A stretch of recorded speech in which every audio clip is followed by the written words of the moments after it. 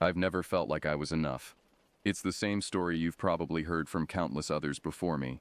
When I was presented with what I wanted to do versus what I should probably do, I chose the practical route, joining the rat race because it meant food on the table and the slim chance of having enough income to fund what I really wanted to do. Too bad there's absolutely no sculpting work in Pine Ridge, Colorado, which is where I'm from. Being enrolled at the local community college with an accounting major certainly isn't filling the missing part of myself that seems to keep growing every day. Neither is being stuck driving for rideshare apps to pay for it all. Knowing that money could go towards materials, a promoter, or fees to have my work featured at expos over in Denver, but instead goes towards tuition, books, and whatever new software program my professors make us buy, which are only ever used for one semester and never touched again. It kills me inside. Especially when it means dealing with all the nonsense I face every day at work. Whether it's rude customers, unprompted one-star ratings, or people leaving garbage in my car, I question why I decided to make driving strangers my means for getting through college in the first place. For every pleasant conversation or good joke, I get about 30 of the aforementioned instances and then some. That particular night in early 2022, no matter how much sleep aid I took, rest wouldn't come. I found myself thrown into another existential spiral, asking myself over and over if I would ever be where I wanted to be in life. I know we've all had those moments, but mine seem to get uglier and uglier the older I get. For those who don't know, when you drive rideshare, you're given the option of participating in a promotion each week. For instance, if you make 50 trips, you earn an extra $200. Or if you drive 70 trips, you make $300, and so on. That night, as I lay awake in bed knowing I was only a good 5 trips away from making an extra $350, I figured I could get up, complete those rides, and maybe even take a few days off. God knows waking up at 4 in the morning every day makes you appreciate rest on a level you never had before. With that, I grabbed my keys and headed out to work. Fast forward 3.5 hours later, I was in the middle of taking my last customer of the night to his mountainside cabin, having picked him up from Denver. On one hand, I hated these trips because they always took you far out and away from literally everywhere else.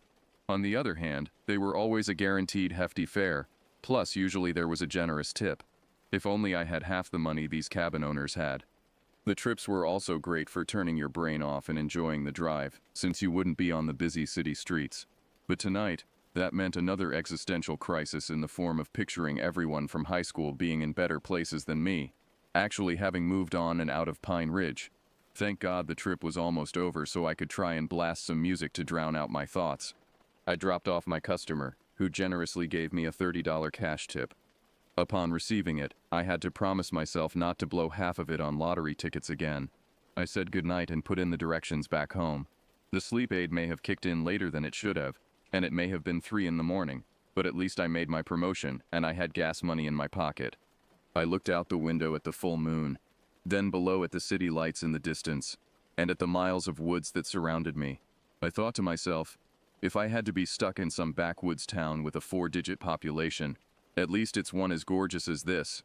Driving down a mountain when your eyelids feel like they weigh 100 pounds each is a position you don't want to find yourself in, unless you want to unintentionally give in to that urge to drive off the edge.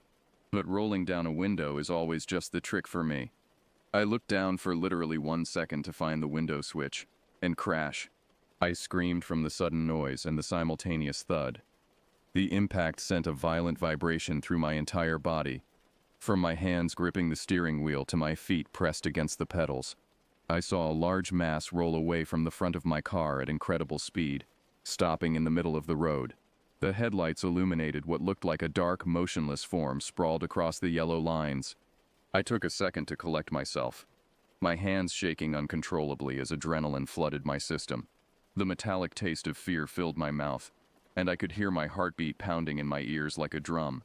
At that moment, I thanked my stars that I had full coverage on my car. After taking a moment to breathe and stop the trembling, I came to the realization that whatever I hit was probably dead, judging from its lack of movement. The night air was unnaturally quiet, no insects chirping, no wind rustling through the trees, just an eerie stillness that made the hair on my arms stand up. Figuring leaving a dead deer in the middle of a downward mountain road could mean life or death for another driver, I got out of the car to drag it off the road. After briefly analyzing the damage to my bumper and hood, a spider web of cracks across the headlight, a significant dent in the metal that would cost me hundreds to repair. I turned to move what I assumed was a deer to the side of the road. At about 30 feet away, I thought to myself, how am I going to move this thing? I can barely see it from here. The darkness seemed to swallow the form whole, making it appear and disappear depending on how the moonlight hit it. As I walked closer, each step crunching on gravel that sounded unnaturally loud in the silence, I took notice of something that made my stomach clench with unease. This deer looked to have black fur. Nothing unheard of, I thought, trying to rationalize what I was seeing. Nothing I'd ever personally seen before, but surely it wasn't an impossibility. At 20 feet away, I began to understand that this was not a deer.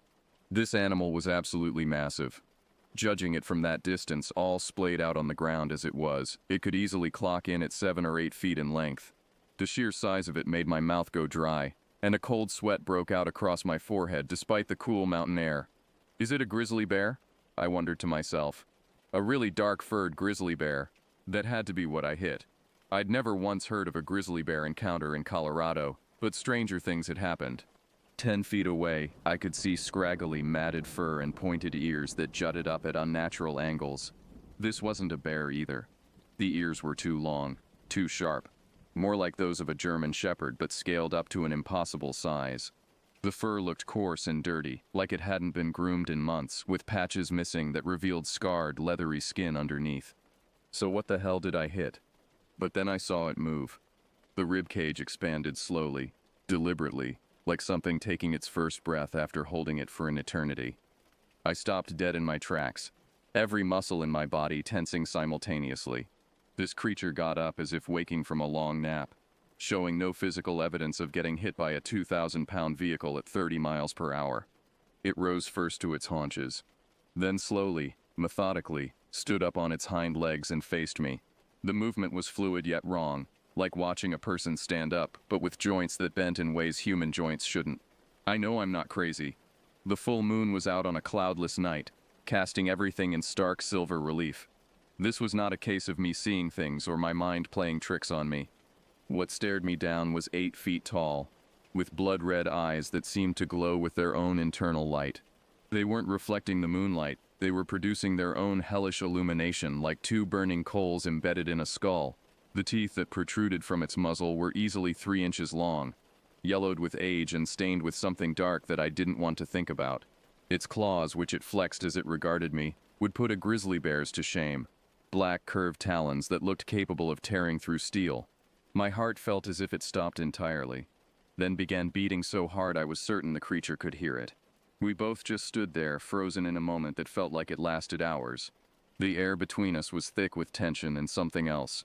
A smell that was part wet dog, part decay, and part something indescribably wrong. Then it hit me like a physical blow. There's no way in the world I was looking at what I thought I was looking at.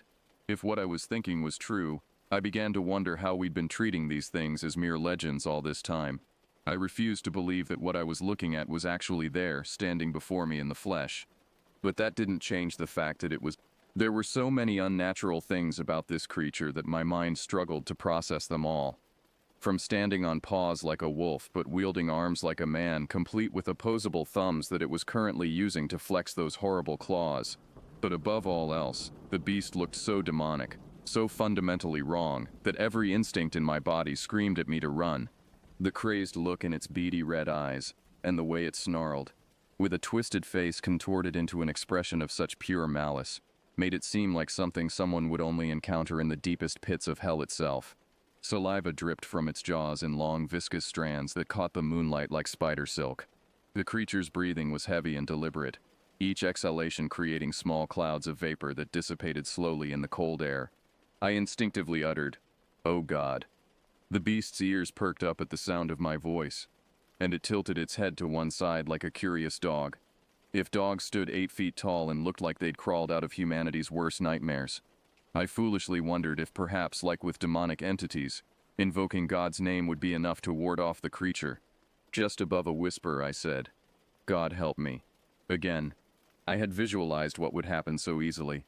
It would grimace, shake its head, then just run off into the woods. But I was dead wrong. Instead, I swear that thing smiled at me. The most hideous and deranged smile I've ever seen or ever will see. revealing rows of teeth that seemed to go back impossibly far into its throat. It was as if it was amused by my prayer, entertained by my desperation. The smile stretched its muzzle in ways that looked anatomically impossible, creating deep creases in its face that looked like old scars. Slowly, I took a step back, keeping eye contact. I'd recalled this from my time spent at summer camp when I was a kid. Keep eye contact and don't break into a run and panic. The creature mirrored my actions, taking a step toward me with deliberate, measured movements. Its gait was wrong, too fluid for something so large, like it was floating rather than walking. I took 2 steps back. It took 2 steps forward, the sound of its claws clicking against the asphalt echoing through the night air.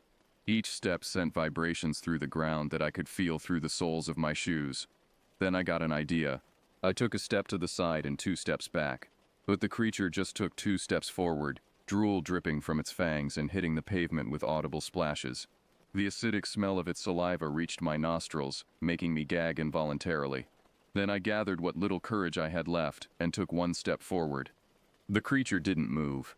Instead, it lowered itself slightly, like a cat preparing to pounce, muscles bunching under its matted fur. That's when I realized my mistake.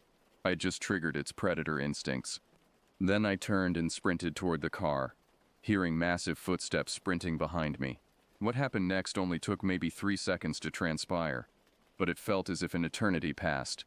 As I was 20 feet away from the car, its steps were loud and powerful, each one creating a small crater in the asphalt. I could feel the earth shaking beneath its feet, the vibrations traveling up through my legs. At 10 feet away, the power in its step was cut in half, but its speed had tripled as I heard it drop from 2 legs to 4 with a heavy thud that sounded like a boulder hitting the ground. The change in its movement pattern was terrifying. What had been deliberate and menacing was now pure, predatory efficiency. 5 feet away, I stuck my arm out to grab the car door, which thank God I'd left open. I could feel hot breath on the back of my neck, could smell the rotten meat on its breath, the decay and death that seemed to emanate from its very being. The stench was so overwhelming that my eyes began to water, and I had to fight the urge to vomit. I jumped into my car, slamming the door shut and locking it. But the beast was so close to me that I caught its muzzle in the door before closing it completely. The creature let out a roar of pain and rage that shattered the remaining silence of the night, a sound so loud and filled with fury that it made my ears ring. I only realized the true terror of what happened next later on. The creature began trying to open my door with the handle, its claws scraping against the metal as it fumbled with the mechanism. The fact that I was facing a creature with such strength, speed, and senses, now paired with the intelligence of a human being, would later make my skin crawl with a fear so deep it felt like it was carved into my bones. It punched its massive clawed fist through the window, sending glass shards flying into my face and lap. I felt several small cuts open up on my cheek, the warm trickle of blood mixing with the cold sweat already covering my skin. I shifted into drive and floored the gas pedal, almost causing my transmission to slip as the engine screamed in protest. I screeched away from the creature, more shaken up than I'd ever been in my entire life. I'd hidden in cellars from tornadoes as a kid, and I'd had a close encounter with a predator when I was 12. But nothing had left my core as brittle and broken as this encounter. As I sped away, tires squealing against the asphalt, I thought I was safe, but I was dead wrong. I looked in the rearview mirror and saw 2 glowing red eyes following me, getting larger and brighter with each passing second. This monster was still chasing me, and on all fours it had no problem keeping up with my car. The sight of those eyes in my mirror, never wavering, never falling behind, filled me with a despair so complete that I momentarily considered just giving up. I pressed harder on the gas. Going 60 now. I flashed back to hearing about a classmate in high school who died in a crash after going 50 on a downward mountainside road. The irony wasn't lost on me. I might die in the exact same way, but for a completely different reason. The beast went from directly behind my car to right beside me, running alongside my vehicle like some hellish escort. I was going 70 then, and the creature moved with such grace and power that it looked almost effortless. Its red eyes never left me, boring into me with an intensity that made me feel like my soul was being flayed. I sped up to 80, and it still showed no difficulty keeping up with me. It was so close now that I could see the individual muscles working under its fur, could see the way its mouth hung open, tongue lolling out as it ran. With no glass window any longer to offer even the most pathetic barrier between me and it, I was completely exposed. I saw those red eyes up close, and I realized that what I'd mistaken for anger or hatred was something far worse. It was hunger, not just for food, but for violence, for the kill itself. This thing didn't just want to eat me, it wanted to tear me apart slowly, to savor my terror and pain. I knew I had to focus on the road. Going down a mountainside at 80 miles per hour was practically guaranteed death, so I forced myself to look ahead despite every instinct screaming at me to keep watching the monster beside me. I was cautious and crept up to 90, but the beast kept up. Granted, it looked like it was taking some effort to do so now, but nothing that wasn't manageable for this monster. The trees and rocks were flying past me, in a blur of silver and black. I swear if I'd let this monster startle me and have my arms twitch in reaction, I would have flown off the edge of that mountain and become nothing more than a twisted piece of metal at the bottom of a ravine. The road began to curve to the left. I had to slow down or risk becoming a statistic. If I didn't reduce my speed, I would certainly die, either from the crash or from whatever this thing would do to me after pulling me from the wreckage. I had no choice but to push down on the brake. The beast caught up again and began to snap its jaws through the broken window. Each chomp was accompanied by a wet, tearing sound, and its viscous drool flew into my face with each attempt to bite me. The saliva burned slightly where it hit my skin, like it was mildly acidic. Then, a miracle. Before I had time to even mentally process that it was there, an 18-wheel semi-truck appeared, passing through the oncoming lane, previously hidden by the curve of the mountainside. The beast noticed and moved away as much as it could, but we were both going so fast it could only go so far. It slowed down and moved a bit to the right, but the truck hit it with a sound like thunder. I watched it launch into the air like a rag doll, its body spinning end over end before disappearing into the darkness beyond the road. I gave a nervous laugh of relief, though part of me wondered if even that would be enough to stop this thing. If I'd been given more time to actually let everything that happened sink in, I would have cried. I thought to myself that this would make one hell of a story to tell. A story that, unbeknownst to me at the time, had hardly begun. A few minutes passed, and while I may have lost the creature, I was still driving way too fast down the mountain to avoid any chance of it catching up. Unfortunately, I'd forgotten about a deep puddle that I remembered spotting on the way up the mountain. Before I knew it, water shot up from the sides of my car, and any control I had was lost. I crashed into the metal barrier, and by some divine intervention, I was going slow enough that I didn't end up catapulting myself over the edge of the mountain. After collecting myself for what felt like the millionth time in the past hour, I knew that my car was definitely finished, judging by all the warning lights that had illuminated my dashboard like a Christmas tree. I got out of my car and didn't even bother to look at the damage. Every panel I could see was dented or scraped, and steam was rising from under the hood. I took out my phone, screenshotted my coordinates, and figured I'd call my insurance company the next day. I looked at how far away I was from my house. To my surprise, I was only a 5-mile walk away from my own place. I lived right at the edge of the woods that I was standing in front of, so I made the decision to walk home through the forest. I just wanted to keep moving, get home as soon as possible, rather than wait around in my disabled car for a tow truck, playing with the chance of that creature finding me again. So into the woods I went, each step taking me deeper into what felt like the monster's natural domain. 2 hours later, I had about a mile to a mile and a half left of walking before I reached my house. I was still having trouble comprehending everything that had happened on that mountain. The rational part of my mind kept trying to find explanations. Maybe it was a bear. Maybe the moonlight had played tricks on me. Maybe the trauma had made me see things that weren't really there. But deep down, I knew exactly what I had encountered. The way it had moved, the intelligence in its eyes, the deliberate way it had tried to open my car door. No ordinary animal behaved like that. The thought that such creatures actually existed, that they were real and walking among us, made me question everything I thought I knew about the world. Was I understanding this correctly? Were the old legends true? Why had it wanted to kill me so badly? Was that trucker who hit it okay? These questions could only be asked every 20 minutes or so. If I thought about them for too long, then every sound I heard in the distance would have my heart beating out of my chest all over again.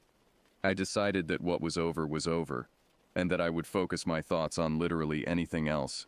So I began to think about which frozen dinner I would heat up when I got home. God knows I wouldn't be able to sleep for the next week, if ever. As I walked deeper into the woods, following a familiar hiking trail I'd used since childhood. I noticed something that made every hair on my body stand on end. The crickets, owls, and every other woodland animal went completely silent all at once. It was as if someone had turned off a radio. One moment the forest was alive with its usual nighttime symphony, and the next there was nothing but the sound of my own footsteps on the leaf-covered path. The lesson from summer camp came crashing down on me like a boulder. If everything just went silent like that, there was a good chance that meant a large predator was nearby. My mouth went dry, and I could taste copper, the metallic flavor of pure fear. Then I heard it. The sound that will haunt my nightmares for the rest of my life. The loudest, most unholy howl echoed through the woods. This was nothing like any wolf howl I'd ever heard, or even those found in typical horror movies. This sounded so unnatural, so filled with pain and rage that it seemed to come from something that had been tortured for centuries. The howl started low and built to a crescendo that seemed to shake the very trees around me. It was the sound of something that was in constant agony, but had learned to use that pain as fuel for its hatred. The notes were wrong, too. They wavered and cracked in ways that no earthly throat should be able to produce. I stopped dead in my tracks, feeling my heart sink into my stomach while doing so, because that howl didn't sound very far away. In fact, it sounded like it was coming from multiple directions at once, as if the creature was somehow surrounding me. The echo effect in the forest made it impossible to pinpoint the exact location, which only made it more terrifying. I stood motionless for a moment, every nerve in my body screaming at me to run. Then, without thinking, I just took off, crashing through the underbrush like a madman. Back on the mountain, everything had happened so fast and so suddenly that I didn't have time to process it all. I'd been numbed by adrenaline combined with fight-or-flight instinct. But now that I'd calmed down somewhat, and I knew that it was approaching again, my mind began to run along with my body. It had found me. It had survived a hit from a semi-truck, something that should have killed any living creature, and it had tracked me down. It must have caught my scent and gone out of its way to hunt me down like some sort of supernatural bloodhound. Another howl, so much closer this time that I could hear the individual notes vibrating through the air. Even with thick woods to navigate through, and an infinite number of low-hanging branches to dodge, this monster was making serious ground at an alarming rate. I could hear it crashing through the forest behind me, breaking branches that would require significant force to snap. 1 second I was running. The next I was on my back, warm liquid dripping down my face. It took a moment for me to comprehend what had happened in the haze of panic and pain, but I quickly figured out I'd run straight into one of the lower hanging branches. The impact had been solid enough to knock me completely off my feet, and when I touched my forehead, my fingers came away slick with blood. I slowly got up, my head spinning from the impact. Things were quiet again, but not as ominously quiet as before. To my side, I could hear the sound of rushing water. There was a waterfall, maybe 30 feet in height, about 10 feet from where I'd fallen, and a rather rapidly flowing river at the bottom of it. The white noise of the falling water was almost comforting after the supernatural silence that had preceded it. For a second, the sound of rushing water calmed me down. The familiar noise reminded me of family camping trips when I was younger, when the biggest worry I had was whether my marshmallow would catch fire. But that moment of peace was shattered when I heard a deep and guttural growl that seemed to come from the very bowels of hell itself. If pure malice and malevolence could be brought to life through sound, that's exactly what I heard emanating from the darkness behind me. It wasn't a short growl lasting a second or two. This went on for what felt like minutes, growing more and more aggressive with each passing moment. The sound built in intensity until it felt like it was coming from inside my own head, vibrating through my skull and down into my bones. I knew that running was no longer a viable option. The creature was too close, too fast, and I was already injured and disoriented from my collision with the branch. I only had 2 realistic ways out of this: jump down into the river below, or climb up the tree that had just knocked me senseless. I had no idea how deep the river was, or what kind of rocks might be lurking beneath the surface. If the water was too shallow, or if I landed wrong, I knew that a 30-foot fall would mess me up badly enough that I'd have no chance of making it out of the woods alive. But staying on the ground meant certain death. With that realization, I jumped as high as I could, grabbing a branch above the one I'd run into and pulling myself up with strength I didn't know I still possessed. My arms burned with the effort, and I could feel my hands being scraped raw by the rough bark, but I managed to haul myself up just as the beast leaped out of the underbrush. If I'd waited even one more second, it would have tackled me to the ground, and this story would have ended very differently. I started climbing the tree as fast as my battered body would allow, praying with every fiber of my being that this thing wouldn't follow me up. The bark was rough and provided good handholds, but my palms were already slick with sweat and blood from my earlier fall, making each grip uncertain and potentially fatal. How wrong I was about the creature's limitations. With absolute ease, the monster began climbing after me, following me up the tree like some sort of 8-foot-tall demonic squirrel. Its claws found purchase in the bark effortlessly, and it moved with a fluid grace that defied its massive size. It moved slower when climbing than when running, so I did have more of a chance of staying ahead of it, but it was still far faster than I could manage. My muscles were already burning from exertion and terror, while this thing seemed to have an endless reservoir of energy fueled by its hatred. I looked down at it as I climbed, and the sight nearly caused me to lose my grip entirely. I could see bits of fabric hanging from its teeth, torn pieces of clothing that looked disturbingly fresh. I prayed that wasn't from the trucker who had hit it, though the dark stains on the fabric suggested otherwise. Up in the tree with no car for protection and no possibility of outrunning this monster, flight was no longer a viable option. Then I came up with quite possibly the craziest idea I'd ever had in my life. With no more than a second's worth of planning, I made a decision that was either going to save my life or end it in the most spectacular way possible. I jumped off the branch I was on, pulling my knees in as close to my chest as possible. For a moment, I was in free fall, watching the creature's red eyes grow larger as I plummeted toward it. Then, at the last possible second, I shot my legs out as straight and as fast as I could, aiming for the center of the creature's mass. Somehow, despite it outweighing me by at least 150 pounds, I was able to knock it out of the tree. The impact sent shockwaves through my legs and up into my spine, but the satisfaction of seeing the surprise in those glowing red eyes made it worth it. The thing tumbled to the ground with a crash that shook the earth, then rolled right off the cliff into the rapids below. The sound it made as it hit the water was tremendous. A splash followed by what sounded like boulders being thrown around in a washing machine. Miraculously, I was able to grab onto a branch after kicking the creature, avoiding the same fate by mere inches. The branch held my weight, though barely, and I could feel the tree sap making my hands sticky as I struggled to maintain my grip. The thick resinous substance actually helped me hold on better than I'd expected. The water below was moving so fast that I only caught a glimpse of the creature being swept away in the distance, its dark form disappearing around a bend in the river. For a moment, I allowed myself to hope that this was finally over, that the current would carry it so far away that I'd never see it again. I let go of the branch, hitting the ground much harder than I'd anticipated. The impact drove the air from my lungs and sent jolts of pain up through my legs. But I was alive and the monster was gone. My only goal now was to get out of these woods as soon as possible. So that's exactly what I did. I pressed forward, traumatized to the point of mental and emotional numbness. The beast might have been swept away, but everything about it was still haunting me, embedded in the darkest corners of my psyche like shards of glass. Every sound I heard was that unholy howl. Every little reflection of light was those cursed red eyes. Even the memory of the stench of its breath had taken up permanent residence in my nostrils, a smell of decay and death that I feared I might never be rid of. After what felt like an eternity to my aching feet, yet only minutes to my traumatized mind, I made it out of the woods. And there it was, sitting in its little clearing like a beacon of hope, home. Even the feelings of misery and dissatisfaction that usually plagued me in that house were completely absent. In their place stood sanctuary and safety, concepts that had taken on entirely new meaning after this night. The fall from the branch had left my ankle sore and possibly sprained, so I limped toward my house as quickly as my injury would allow. There was a field between my house and the woods that stretched about half a football field, and I was maybe 3/4 of the way across when I felt it again. That sensation of being watched, of being hunted. At that point, it was unmistakable. In hindsight, maybe I'd heard footsteps before, the soft padding of massive paws on grass, but I'll never know for sure.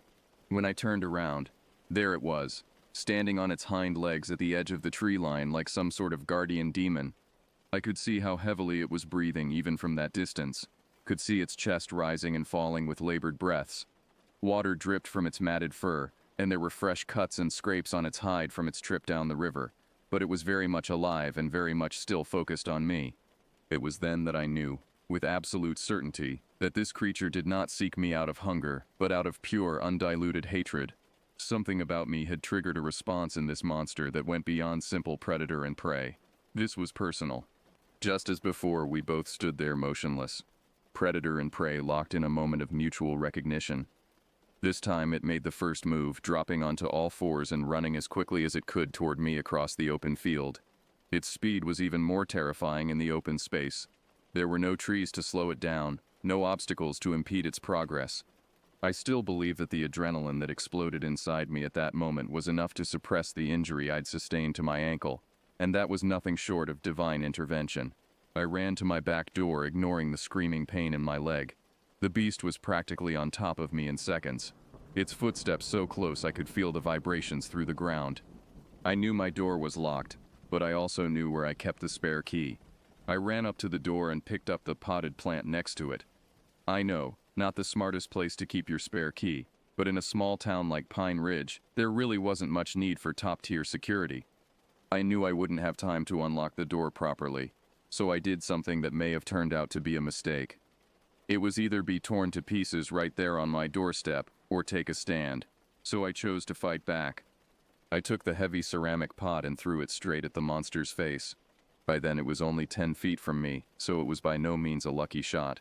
The pot connected with a satisfying crack, sending soil and ceramic shards flying in all directions.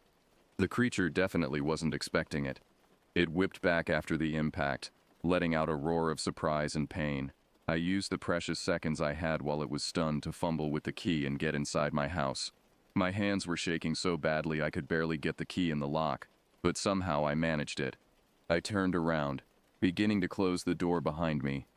I got it just 3 inches from being fully closed when something began to push against it from the outside. That creature was far stronger than me. Its raw power was incredible, and it was able to inch the door open against my full body weight. I knew that I couldn't win this contest of strength. My feet were sliding on the hardwood floor as the creature pushed against the door with relentless force.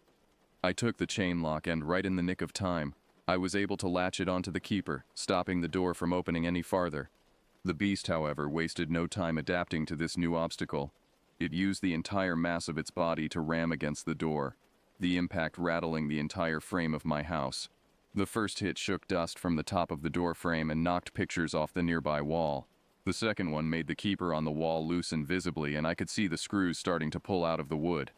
Between the second and third impacts, I managed to close the door completely and engage the deadbolt. It hit the door a third time, but the solid wood held. The fourth hit accomplished nothing but another thunderous boom. After a fifth and unsuccessful attempt, the assault stopped completely. I dared not look out the window to see if it had given up. The mere sight of me seemed to anger the creature beyond reason, and I didn't want to provoke it further. Instead, I made my way upstairs to the second floor, intending to peek out the window from behind the safety of my bedroom curtains. Halfway up the stairs, I nearly had a heart attack. A loud crash shattered the short-lived silence, the sound of breaking glass mixing with the splintering of wood. The monster must have burst through my kitchen window, and from the sounds of destruction that followed, it was making itself at home among my belongings. With no time to recover from the shock, I ran up the remaining stairs and into my bedroom, where I kept my .38 special revolver for home defense. I made it to my room, closed and locked the door behind me, though I knew it wouldn't hold the creature for long if it decided to come upstairs. Then I hurried to my bedside table drawer and pulled out my gun, my hands shaking so violently I could barely grip it properly. After turning off the safety with trembling fingers, I checked the cylinder. It was fully loaded with 6 rounds. I hoped it would be enough, though given everything I'd witnessed tonight, I had serious doubts that even a direct hit would stop this monster. I could hear all sorts of furniture crashing and glass breaking downstairs. The sounds of systematic destruction as the creature tore through my home. It sounded like it was searching for something, or someone. I figured if that rampage was keeping it occupied for now, so be it. But of course it didn't last. Eventually, the creature came for the one thing it really wanted, me. I heard it slowly stomp its way up my stairs, the old wooden steps creaking and groaning under its massive weight. I could tell it was on its hind legs again, judging by the deliberate pace and the heavy footfalls. Each step sounded like a death knell, bringing my doom closer and closer. Memories of cowering at the very thought of the boogeyman when I was a kid came rushing back to me as I now hid in my room, trembling on the verge of tears. The rational adult part of my mind kept insisting that monsters weren't real, but the evidence of my senses told a very different story. It systematically broke down the door to my study room, and I could hear it trashing the space much like it had done downstairs. Books were torn from shelves, my computer was smashed against the wall, and my desk was overturned with a crash that shook the entire house. Then the bathroom door was destroyed with similar efficiency. The creature was methodical in its search, checking every room to ensure I had nowhere left to hide. It knew I was up here somewhere, and it was going to find me no matter how long it took. I knew that even with all 6 rounds, a creature that big and that ferocious would not be easily taken down.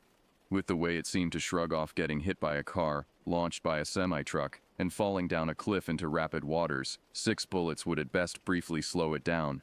I knew I was going to die.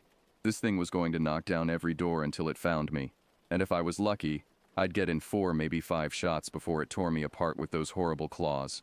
Then I remembered that my bedroom was directly above the steel cellar doors outside my home.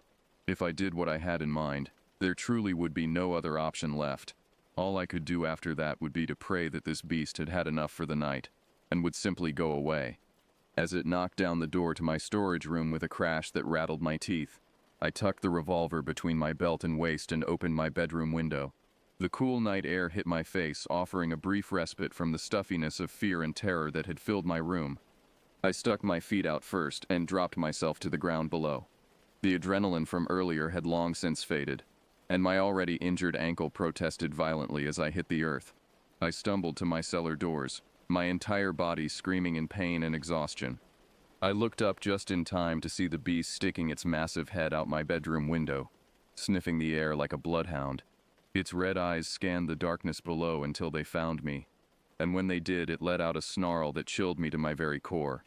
With a growl that sounded like it came from the depths of hell itself, it brandished those bloody teeth in what might have been a smile. I almost froze entirely at that moment, paralyzed by the sheer malevolence in its gaze. It pulled its head back inside, and I knew it was coming for me. This was my last chance. I yanked open the heavy cellar doors and practically threw myself down the concrete steps, slamming the doors shut above me and engaging the heavy-duty locks. This cellar had been built to withstand Category 4 tornadoes, with reinforced steel doors and concrete walls thick enough to stop a tank. But even those monstrous storms were natural phenomena. This was something else entirely. The creature burst through my bedroom window seconds later, crashing down on the ground above the cellar with an impact that I felt through the concrete floor. Almost immediately, it began banging against the doors with the full force of its body, each impact sending vibrations through the entire structure. I wish I could tell you how many times that thing hurled itself against the cellar doors, but I honestly lost count after 40. The sound was like being inside a drum during an earthquake, a constant barrage of impacts that made my ears ring and my bones ache. By the time I'd counted to 40, the heavy steel doors had already begun to bend inward, the metal groaning and protesting under the relentless assault. That memory serves as my personal definition of hell, a creature with nothing more than a hunger for violence slowly breaking its way into your final refuge while you cower in the darkness knowing that it's only a matter of time. Each impact brought those doors closer to failure, brought me closer to a death that would be neither quick nor merciful. I could see the locks starting to strain, could hear the metal beginning to fatigue under the constant stress. Suddenly there was a pause. A minute passed in blessed silence, and after having a moment to process my situation, I decided that if I was going to die, I wasn't going to go out cowering in a hole like a frightened animal. I'd never felt as if I'd done enough with my life anyway, and I decided then that for once, I was going to take control and prove to myself that I had it in me to not let something keep me down. I would use this moment of quiet to catch the creature by surprise. It seemed as if one of us had to die for this to end, and I was going to do whatever it took to ensure that wasn't me.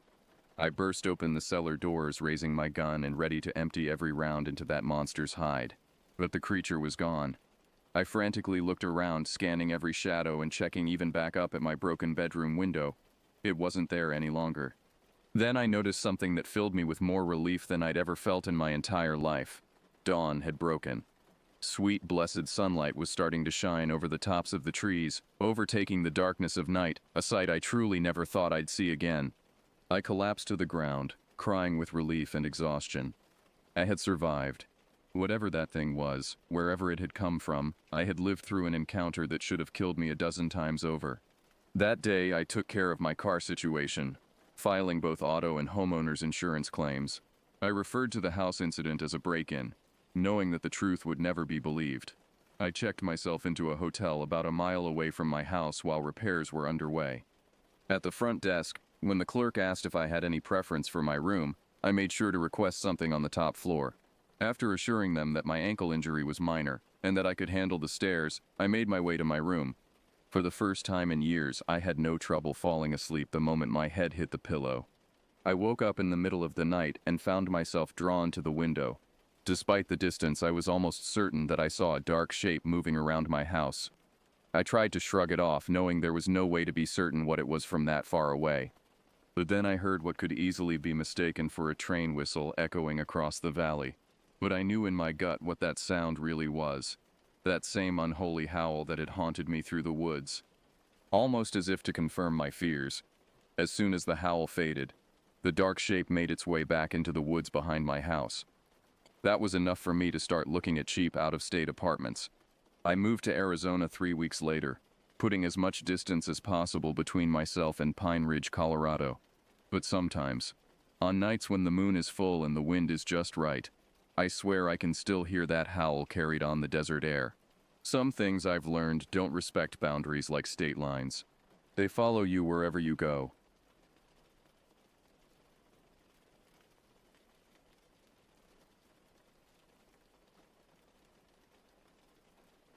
This story happened about 2 years ago, and I still wake up in cold sweats thinking about those 7 days that changed everything. My best friend Tyler and I had been looking forward to Pine Ridge summer camp for months.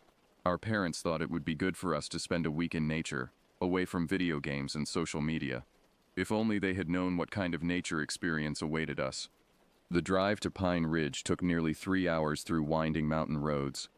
Tyler and I spent most of the journey excitedly discussing what activities we'd try first. Rock climbing was at the top of my list, while Tyler couldn't wait to test his skills on the archery range. The camp brochures had made everything look so inviting.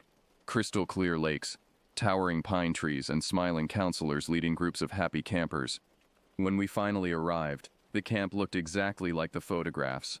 Rustic wooden cabins dotted the landscape, connected by well-worn dirt paths. A large lodge sat at the center of everything, its wraparound porch decorated with hanging flower baskets. The lake sparkled in the late afternoon sun, and I could see a few canoes already out on the water. Everything seemed perfect. Our parents gathered around a folding table where camp administrators had spread out registration forms and liability waivers. I watched my mom carefully read through each document, her teacher instincts making her scrutinize every detail. Dad just wanted to sign and get back on the road before traffic got heavy. Tyler's parents were asking questions about meal plans and emergency procedures. "Don't worry, Mrs. Anderson," said the camp director, a friendly woman in her 50s with sun-weathered skin and kind eyes. "We've been running this camp for over 30 years. Your boys are in excellent hands." After what felt like an eternity of paperwork, our parents finally said their goodbyes. Mom hugged me tight and whispered reminders about sunscreen and calling if I needed anything. Dad ruffled my hair and told me to have fun but stay safe. As their car disappeared down the dusty road, I felt that familiar mixture of excitement and homesickness that comes with any new adventure. Tyler and I were assigned to Cabin 7, along with 8 other boys around our age. The cabin was exactly what I'd expected. Bunk beds with thin mattresses, rough wooden walls covered in decades of carved initials, and windows that didn't quite shut properly. The smell of pine sap and old wood filled the air, and I could hear the lake lapping against the shore just beyond the tree line. That's when we met our cabin leader. Vincent appeared in our doorway as we were claiming our bunks and unpacking our duffel bags. He was tall and lanky, probably in his early 20s, with shoulder-length black hair that looked like it hadn't been washed in days. His skin was unnaturally pale for someone who supposedly spent all summer outdoors, and it had an almost waxy quality that made him look like he'd been carved from soap. "Welcome to Cabin 7, gentlemen," he said, his voice carrying a strange flat tone that made my skin crawl. "I'm Vincent, and I'll be your guide for the next week." Something about the way he said guide instead of counselor or leader struck me as odd. He stood perfectly still in the doorway, not moving to help us with our bags or offering the kind of enthusiastic camp spirit I'd expected. His dark eyes seemed to scan each of us methodically, like he was taking inventory. Tyler elbowed me and whispered, "This guy gives me the creeps already."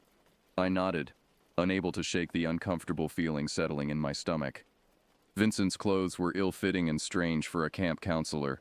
Dark jeans and a long-sleeved black shirt despite the warm weather. Most disturbing were his hands, which were unusually large and pale, with fingernails that looked like they'd been chewed down to the quick. "Dinner's in an hour," Vincent announced, still not moving from his position. "Don't be late. I don't like it when my boys are late." The way he emphasized my boys made several of us exchange glances. There was something possessive and uncomfortable about it, like we were objects rather than kids at summer camp. After Vincent finally left, the cabin erupted in nervous chatter. A kid named Brandon from Colorado said Vincent reminded him of his weird uncle who always stared too long at family gatherings.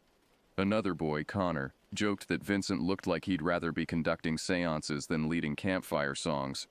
But it was Tyler who voiced what I think we were all feeling. That dude shouldn't be working with kids.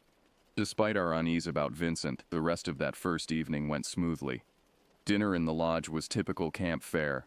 Hamburgers, potato salad, and fruit punch served on paper plates. Vincent sat at the head of our table but barely spoke, instead watching us eat with those unsettling dark eyes. The camp director gave a welcome speech about safety rules and expectations. She talked about the buddy system, staying within designated areas, and always informing a counselor before going anywhere alone. Standard camp rules that I'd heard variations of at day camps and youth group retreats. After dinner, we had a campfire by the lake where counselors led sing-alongs and told ghost stories. Vincent sat slightly apart from the other counselors, not participating in the songs or joining in the laughter when kids got scared by the stories. He just watched, his face expressionless in the flickering firelight. As we walked back to our cabin that night, I couldn't shake the feeling that Vincent was studying us, memorizing our routines and personalities. When he said goodnight and turned off the cabin lights, I lay in my top bunk staring at the ceiling for a long time, listening to Tyler's steady breathing below me and wondering what the rest of the week would bring.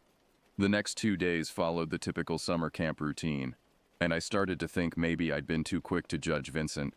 We had morning activities like canoeing and rock climbing, followed by lunch, rest time, and afternoon adventures.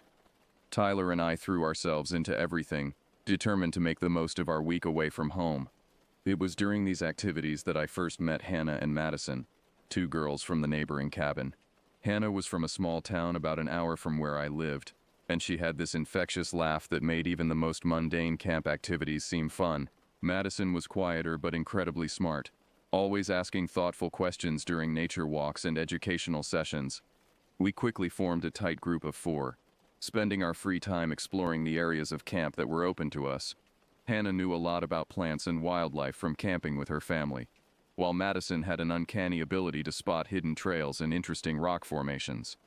But even during these good moments, I kept noticing Vincent. He had this way of appearing wherever we were, always at the edge of my vision. If we were at the lake, I'd glance up from skipping stones to see him standing among the trees, watching. During meals, I'd feel eyes on me and turn to find him staring from across the lodge, his food untouched on his plate. At first, I thought it was just coincidence. Camp counselors were supposed to keep track of their campers, after all. But Vincent's watching felt different, more intense and focused than the casual supervision I'd experienced at other camps.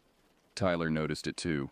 "That guy is always lurking," he said, as we walked to archery practice on our 3rd day. "It's like he's studying us or something." "Maybe he's just taking his job seriously," I replied, though I didn't really believe it. "Seriously creepy, you mean?" The archery range was set up in a large clearing surrounded by tall pines. The instructor, a cheerful college-aged woman named Amy, was teaching us proper stance and aim. I was concentrating on hitting the target when I felt that familiar sensation of being watched. I turned around, and there was Vincent, standing about 50 feet away at the tree line. He wasn't watching the group or checking on all his campers. His gaze was fixed directly on me. When our eyes met, he didn't look away or wave like a normal person would. He just kept staring with that blank, unsettling expression. "Earth to Space Cadet," Tyler said. nudging me. "It's your turn to shoot." I tried to focus on the archery lesson, but I could feel Vincent's eyes boring into my back. My shots went wide, and Amy had to correct my stance multiple times. When I finally worked up the courage to look back toward the trees, Vincent was gone. That afternoon, Hannah suggested we explore the trail that led to an overlook above the lake. It was one of the approved hiking areas, and the view was supposed to be spectacular. The four of us set off after lunch, following a well-marked path that wound uphill through dense forest. About halfway to the overlook, Madison stopped suddenly.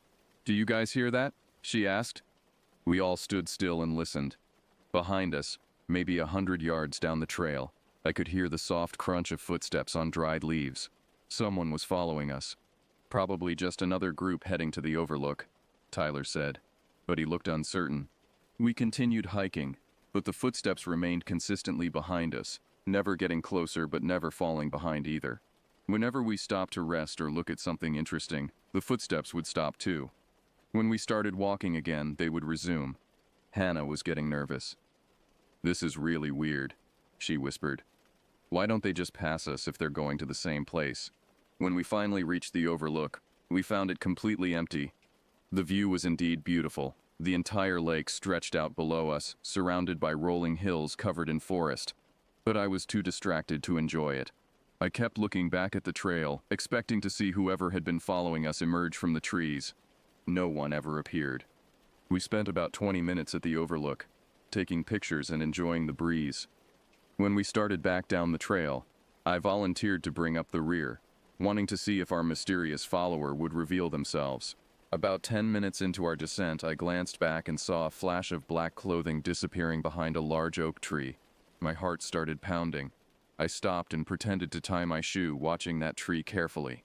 After a few seconds, I saw a pale hand reach around the trunk, and then Vincent's unmistakable face peered out at us. He was following us, deliberately, hiding behind trees and staying just out of sight. I hurried to catch up with the others, my mind racing. What kind of camp counselor stalks his own campers? The whole situation felt wrong, but I didn't know what to do about it. If I told the other counselors, would they believe me? Vincent hadn't technically done anything against the rules. He was just being incredibly creepy. That night at dinner, Vincent seemed more agitated than usual. He kept fidgeting with his food and looking around the lodge like he was searching for something. When it was time to head back to our cabin, he walked closer to our group than normal, and I could smell something unpleasant, a sour, unwashed odor that made my stomach turn. As we prepared for bed, Tyler pulled me aside. "You saw him today, too," he whispered, during swimming. "He was just standing there watching us from the dock." "He followed us on the hike," I admitted. "He was hiding behind trees." Tyler's face went pale. "Dude, this is seriously messed up. Should we tell someone?" I wanted to say yes, but something held me back. Vincent hadn't broken any official rules, and I was worried that complaining would make things worse. What if he decided to target us specifically? "Let's just try to stay in groups," I said, "and avoid being alone with him." Neither of us slept well that night. By the fourth day, Vincent's behavior had escalated from merely unsettling to genuinely frightening. He'd started showing up in places where he had no legitimate reason to be, always with that same blank stare and complete lack of normal social responses. During morning swimming, I noticed him standing waist-deep in the lake, about 20 feet from where our group was playing water volleyball. He wasn't supervising or participating, just standing there motionless, water lapping around his black shirt. When other counselors called out friendly greetings, he didn't acknowledge them. Amy, the archery instructor, seemed to notice Vincent's odd behavior too. I overheard her talking quietly with another counselor about how he'd been lurking around the archery range, even when his cabin wasn't scheduled for that activity. "He gives me the creeps," she said, not realizing I was within earshot. There's something not right about that guy. The validation that an adult had noticed Vincent's strangeness was both reassuring and terrifying. If the other counselors were starting to talk about his behavior, it meant I wasn't imagining things, but it also meant the situation was serious enough for them to be concerned. That afternoon, Hannah and I ended up sitting by ourselves on a fallen log near the lake while Tyler and Madison were at a craft session in the lodge. It was one of those perfect summer moments. Warm sun filtering through the pine branches, the gentle sound of water against the shore, and the distant laughter of other campers enjoying their activities. Hannah was telling me about her grandmother's cabin, which was apparently located just a few miles from our camp. "We come up here every summer," she said. "Grandma makes the most amazing blueberry pancakes, and there's this rope swing over a swimming hole that's been there since my mom was a kid." I was enjoying listening to her stories, feeling more relaxed than I had in days. That's when I noticed the figure standing on the path about 30 yards away from us. Vincent. He was partially hidden behind a cluster of birch trees, but I could see his pale face and dark clothing clearly. He wasn't moving, wasn't doing anything that could be considered normal counselor behavior. He was just watching us with that same intense predatory stare that had been haunting me all week. My stomach dropped, and I felt that familiar cold sensation spreading through my chest. How long had he been there? Had he followed us? Was he listening to our conversation? "Hannah," I said quietly, trying not to let panic creep into my voice. "Don't look back, but Vincent is watching us from the path." She started to turn her head, but I grabbed her arm gently. I said, "Don't look. Just trust me." Hannah's face went pale, and I could see fear flickering in her eyes. "What should we do?" "Let's just walk back toward the lodge," I said, standing up as casually as I could manage. "Act normal, but stay close to me." We started walking back along the shore, taking a different path than the one where Vincent was stationed. I couldn't resist glancing back once we'd put some distance between us and his hiding spot. He was still there, still watching, and something about his posture looked tense and angry. Hannah was quiet for most of the walk back, but just before we reached the lodge, she grabbed my arm. "That wasn't normal behavior, was it?" she asked. "Counselors don't usually hide in the trees and spy on campers." "No," I said. "It's not normal at all." "I want to tell someone," she said firmly. "This whole thing is really scary." Part of me wanted to agree with her, but a larger part was terrified of making Vincent angry. What if reporting him made things worse? What if he decided to retaliate somehow? "Let's think about it," I said. "Maybe we should talk to Tyler and Madison first." That evening at dinner, I found myself constantly looking over my shoulder, checking to see where Vincent was and what he was doing. He sat at his usual spot at the head of our table, but his behavior was even more erratic than before. He kept muttering under his breath and occasionally laughing at nothing. His food remained untouched, and he spent the entire mealtime staring at different campers around the lodge. When it was time for evening activities, Vincent announced that our cabin would be skipping the planned campfire and doing a special night hike instead. Several of the boys groaned. We'd all been looking forward to the campfire, and the idea of spending more time alone with Vincent in the dark woods was deeply unsettling. "I don't think that's on the schedule," said Connor, the boy from earlier who'd made jokes about Vincent conducting seances. Vincent's head snapped toward Connor with frightening speed, and for a moment his blank expression was replaced by something that looked almost violent. "I make the schedule for my boys," he said, his voice carrying a dangerous edge that made everyone at the table fall silent. The night hike was a disaster from the beginning. Vincent led us onto a trail that I'd never seen before, one that seemed to lead away from all the main camp areas. The path was barely visible in the darkness, and several times boys stumbled over roots or rocks that Vincent seemed to navigate effortlessly, almost like he'd walked this route many times before. About 20 minutes into the hike, we were deep in the woods with no sight of the camp lights behind us. The only illumination came from our flashlights and Vincent's small camping lantern, which cast eerie shadows on the surrounding trees. That's when Vincent stopped walking and turned to face us, his pale face looking ghostly in the lantern light. "This is where things get interesting," he said, and his smile was the most terrifying thing I'd ever seen. Vincent's smile revealed teeth that seemed too large for his mouth, and in the dim lantern light his eyes looked completely black. The 10 of us stood clustered together on the narrow trail, suddenly very aware of how isolated we were from the rest of the camp. "What do you mean?" Tyler asked, his voice higher than usual. Instead of answering, Vincent began walking in a slow circle around our group, the lantern swinging back and forth in his hand. The moving light created a disorienting effect, making the trees seem to shift and dance around us. "Tell me," Vincent said, his voice now carrying a sing-song quality that made my skin crawl. "What are you most afraid of?" None of us answered. The question was so unexpected and inappropriate that we all just stood there staring at him. "Come now," he continued. "Don't be shy. Everyone's afraid of something. Spiders? Heights? The dark?" He paused directly in front of me. "Being alone? Brandon, the kid from Colorado, spoke up with forced bravery. This is stupid. I want to go back to camp. Vincent's head tilted to an unnatural angle, like a bird examining prey. But we're just getting to know each other, and knowledge is so important, don't you think? Knowing someone's fears, their weaknesses, He paused, seeming to savor the word. Vulnerabilities. Connor stepped forward, and I could see he was trying to take charge of the situation. Look, Vincent. This is weird, okay? We're supposed to be learning about nature and doing normal camp stuff. Can we please just go back? For a moment I thought Vincent might actually listen. His expression seemed to flicker between anger and something that might have been disappointment. Then his face went completely blank again, and he nodded. Of course, he said in his normal flat tone. Back to camp. The walk back was even more unsettling than the hike out. Vincent moved faster than before, forcing us to half-jog to keep up with him. He kept the lantern low, making it difficult to see the path, and several boys tripped and fell. When Connor scraped his knee on a rock, Vincent didn't stop or offer help. He just kept walking like nothing had happened. By the time we reached our cabin, we were all exhausted and shaken.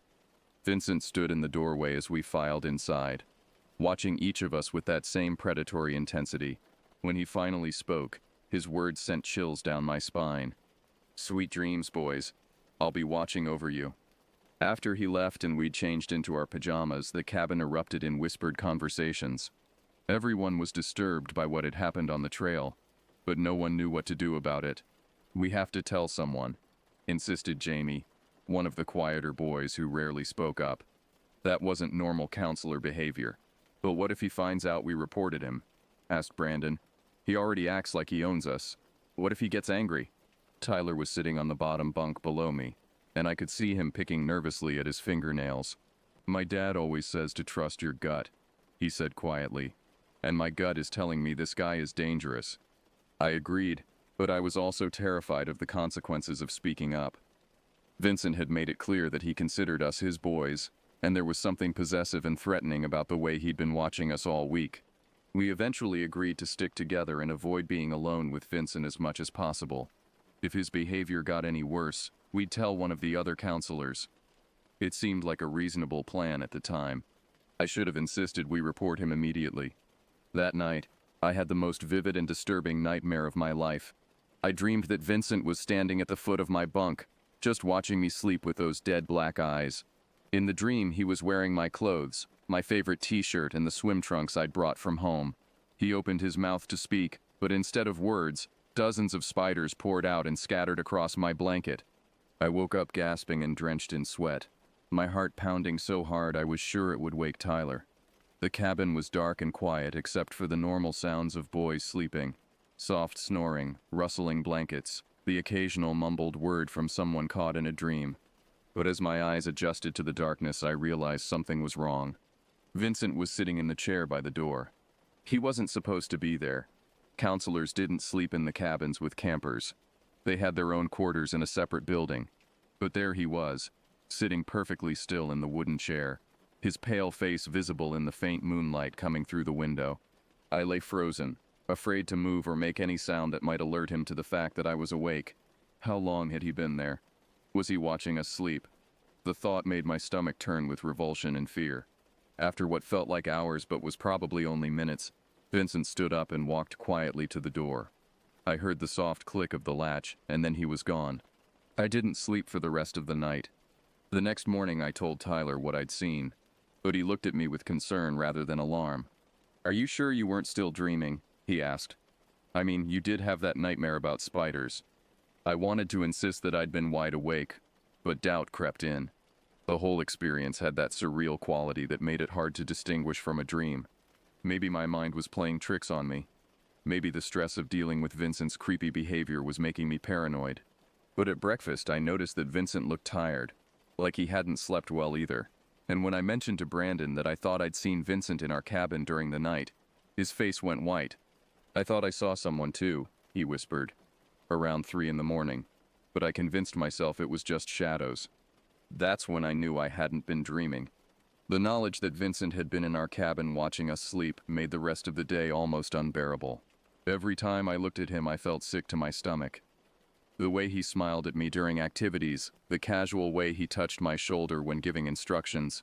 It all felt contaminated now, loaded with sinister meaning. Hannah and Madison could tell something was wrong when we met up during free time. I'd become jumpy and distracted, constantly looking over my shoulder and scanning the tree line for Vincent's familiar silhouette. "You look terrible," Hannah said bluntly. "What happened?" I told them about the midnight visitor, and both girls looked horrified. "That's it," Madison said firmly. "We're telling someone. This has gone way beyond creepy counselor behavior. This is really, really wrong." But before we could decide on a plan of action, Vincent appeared on the path behind us. We hadn't heard him approaching, and his sudden presence made all four of us jump. "There you are," he said, his voice carrying that false cheerfulness that was somehow more unsettling than his usual monotone. "I've been looking for you." The way he said looking for you was clearly directed at me specifically, not the group. His dark eyes were fixed on my face with an intensity that made me want to run. "We were just talking," I managed to say. "About what?" Vincent asked, taking a step closer. "Anything interesting?" None of us answered, and the silence stretched uncomfortably. Vincent's smile faded, and his expression became cold and calculating. "I hope you're not spreading stories," he said quietly. "People might get the wrong idea about our friendship." The word friendship made my skin crawl. There was nothing friendly about Vincent's behavior, and the way he said it sounded like a threat. "We should get back," Tyler said, grabbing my arm. "Don't want to be late for dinner." Vincent stepped aside to let us pass, but as I walked by him, he leaned close to my ear and whispered, "We need to talk later, just you and me." That night, the tension in our cabin was visible. Word had spread among the boys about Vincent's midnight visit, and everyone was on edge. Connor had developed a nervous tic where he kept checking the locks on the windows. Brandon refused to change into his pajamas until the lights were out. Tyler suggested we take turns staying awake to keep watch, but none of us were brave enough to volunteer for the first shift. Vincent seemed to sense our collective unease, and it appeared to amuse him. During his usual evening inspection of our cabin, he moved more slowly than usual, taking extra time to examine each boy's belongings and asking uncomfortable personal questions about our families and home lives. When he finally left and turned out the lights, we all lay in our bunks listening to his footsteps fade away. The normal camp sounds, crickets, the distant laughter from other cabins, the gentle lapping of the lake, seemed muted and ominous. I tried to stay awake, determined to catch Vincent if he returned to our cabin. But exhaustion from days of stress and fear eventually overcame my vigilance, and I drifted into an uneasy sleep filled with dark dreams. I woke up several hours later with an urgent need to use the bathroom. The cabin was dark and quiet, and I could hear the steady breathing of the other boys around me. I lay in my bunk for several minutes, hoping the feeling would pass, but it became clear that I would have to get up. Camp rules required us to wake up a counselor or use the buddy system when leaving the cabin at night. But everyone was sleeping so peacefully that I couldn't bring myself to wake them. It would just be a quick trip to the bathrooms and back. What could happen? I slipped out of my bunk as quietly as possible, grabbed my flip-flops and crept to the door. The night air was cool against my skin, and the moon provided enough light for me to see the path to the bathroom building clearly. The bathrooms were located about 50 yards from our cabin, a small cinder block building that served several of the boys' cabins in our area.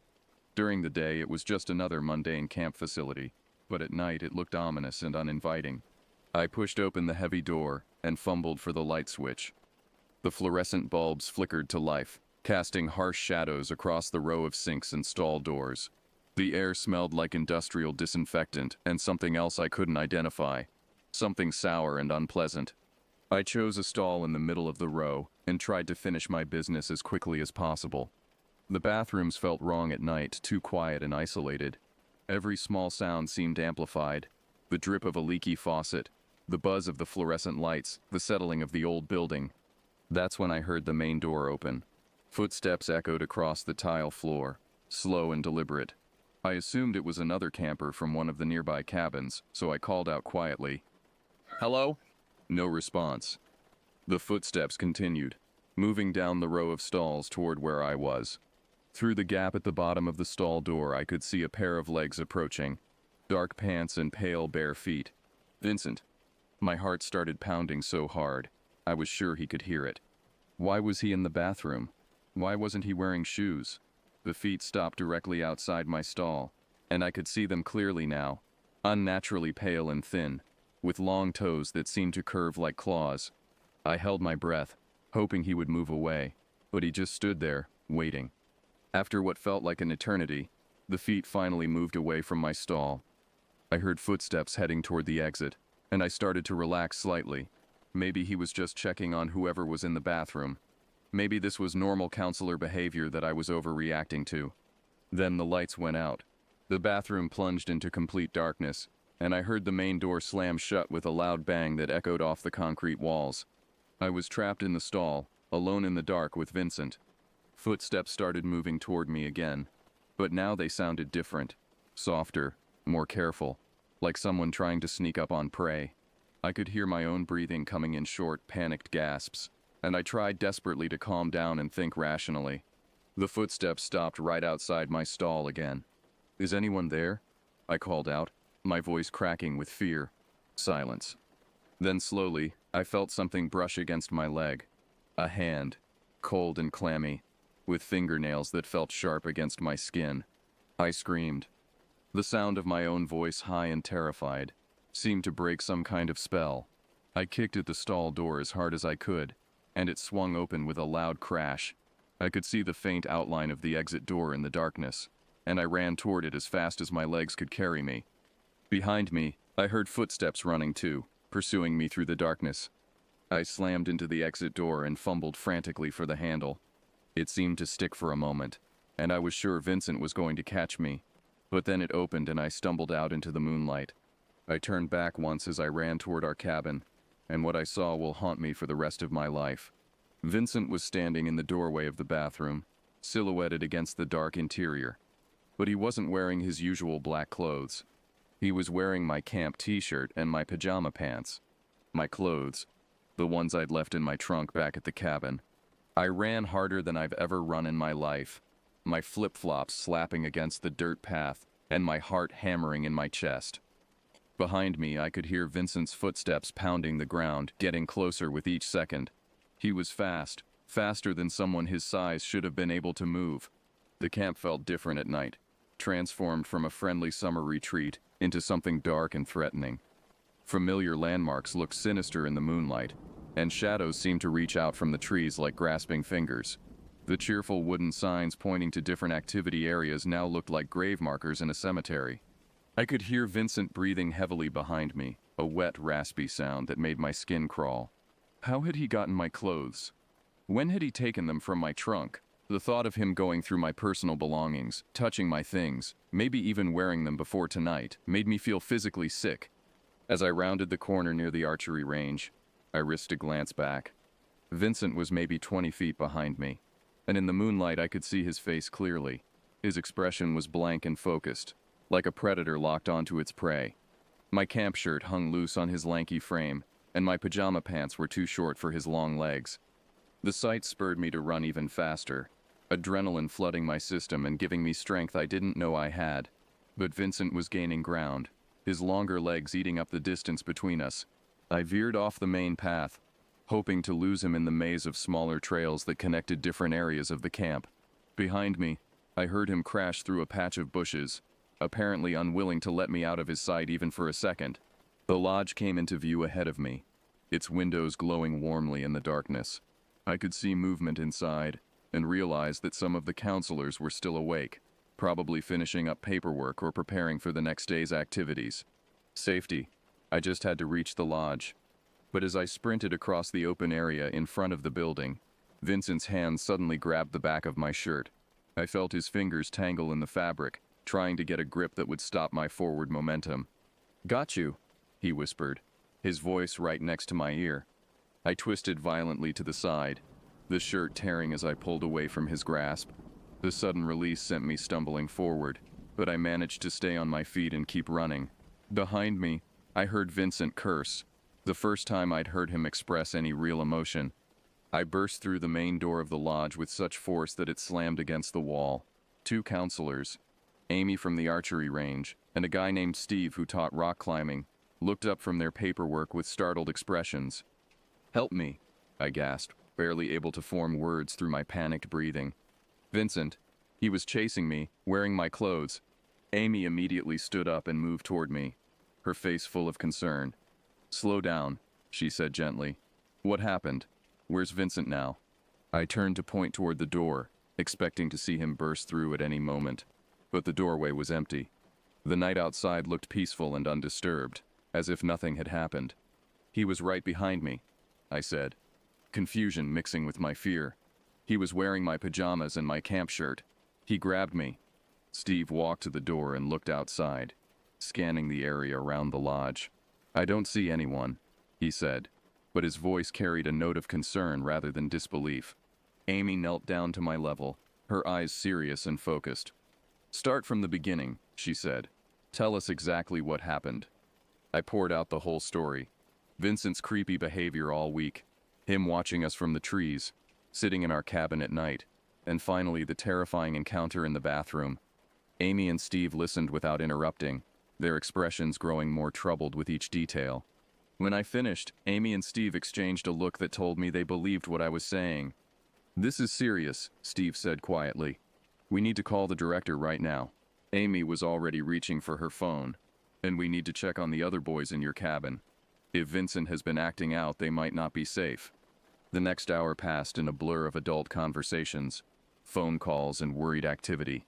The camp director arrived within minutes, still wearing her pajamas but alert and focused. She listened to my story again, taking notes and asking specific questions about dates and times.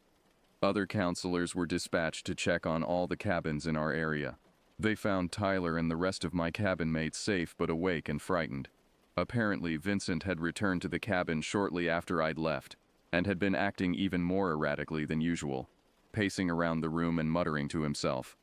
When the counselors had asked him where I was, he'd claimed not to know, and had seemed agitated by the question.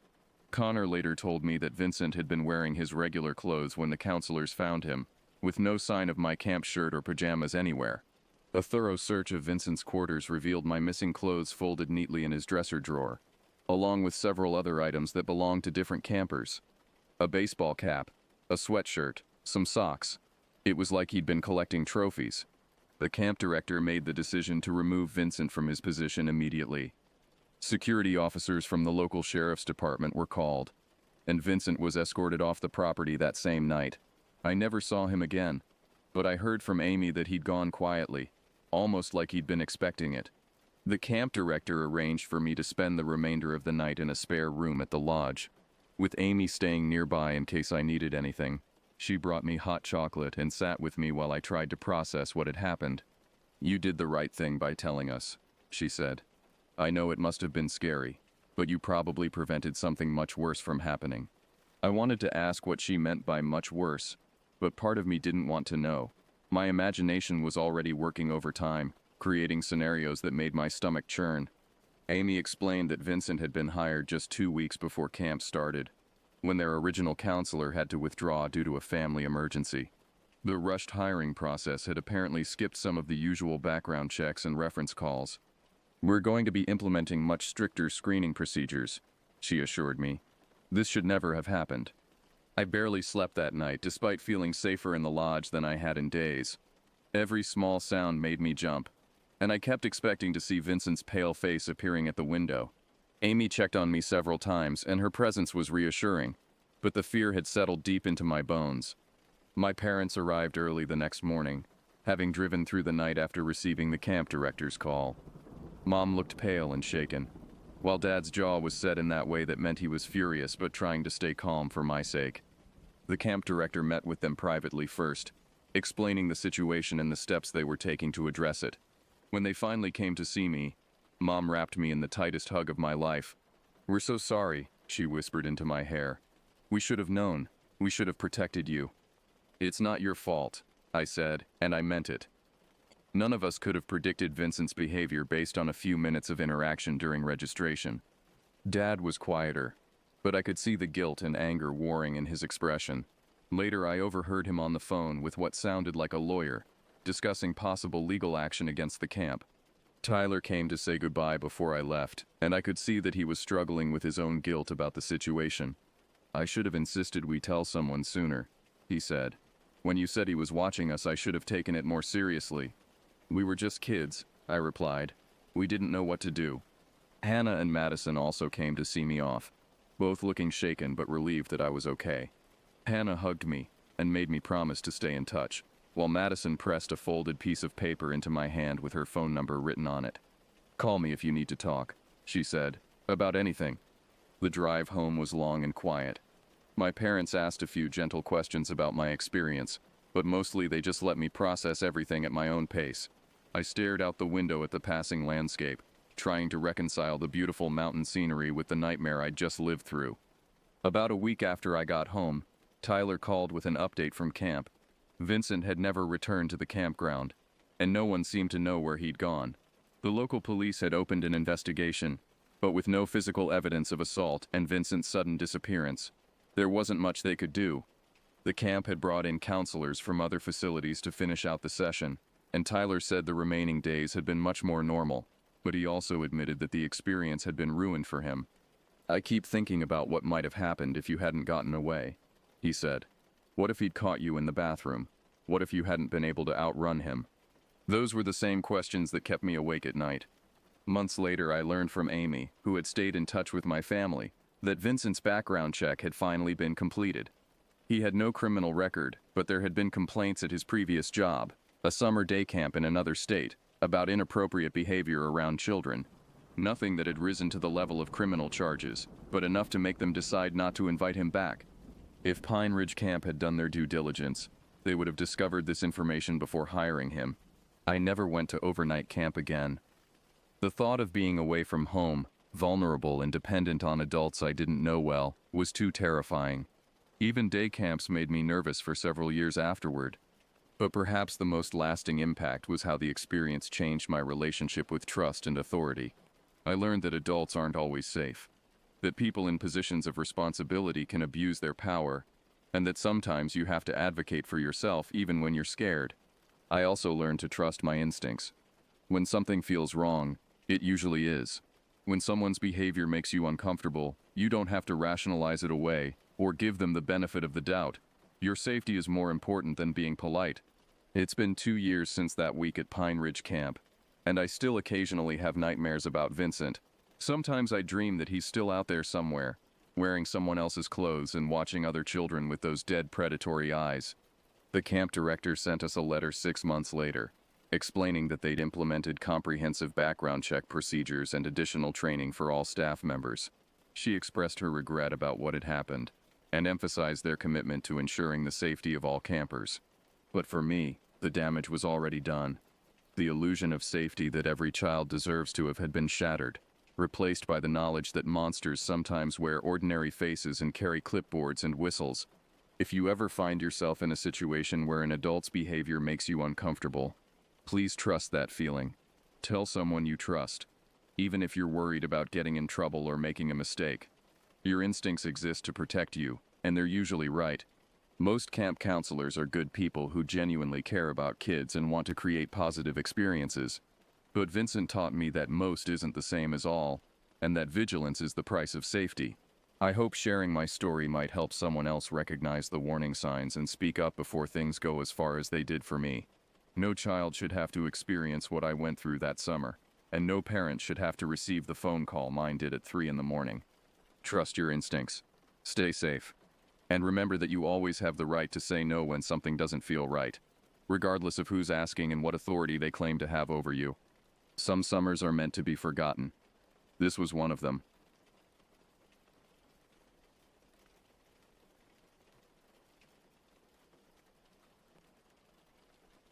My name is Barry Cooper, and I am 70 years old. What I'm about to tell you happened to me on August 17th, 19... Back then, I was just an ordinary guy working a 9-to-5 job in Chicago. There was nothing special about me, really. I like to spend my weekends out in nature, camping, and getting away from the hustle and bustle of city life. This particular time, I decided to venture out to a place called Medicine Bow National Forest in Wyoming. It was quite a long drive, but I was up for the adventure. I hit the road in my old RV, which I had affectionately named Betsy. Betsy had been with me through thick and thin, rain, snow, and sunshine. She wasn't the prettiest vehicle out there, but she got the job done. I left Chicago early on a Friday morning, with a thermos full of coffee and a playlist of classic rock to keep me company. The drive was long, but I enjoyed watching the landscape change as I headed west. The flat prairies of Illinois gave way to the rolling hills of Iowa, then the rugged terrain of Nebraska, and finally the majestic mountains of Wyoming. By the time I reached the forest, it was late afternoon. The place was as beautiful as I'd imagined, maybe even more so. Tall pines stretched towards the sky, their branches swaying gently in the breeze. The air was crisp and clean, filled with the scent of pine and wild herbs. I found a secluded spot by a small lake to set up camp. There were no other campers in sight, which was just the way I liked it. I parked Betsy, stretching my legs after the long drive. My joints creaked a bit, a reminder that I wasn't as young as I used to be. But the fresh air and the excitement of being in nature made me feel reinvigorated. I set about setting up my little campsite, unfolding my camp chair and gathering wood for a fire. That first night was peaceful. I cooked some canned beans over the campfire, watching as the sun slowly sank behind the mountains, painting the sky in brilliant shades of orange and pink. The lake mirrored the colorful sky, creating a breathtaking scene.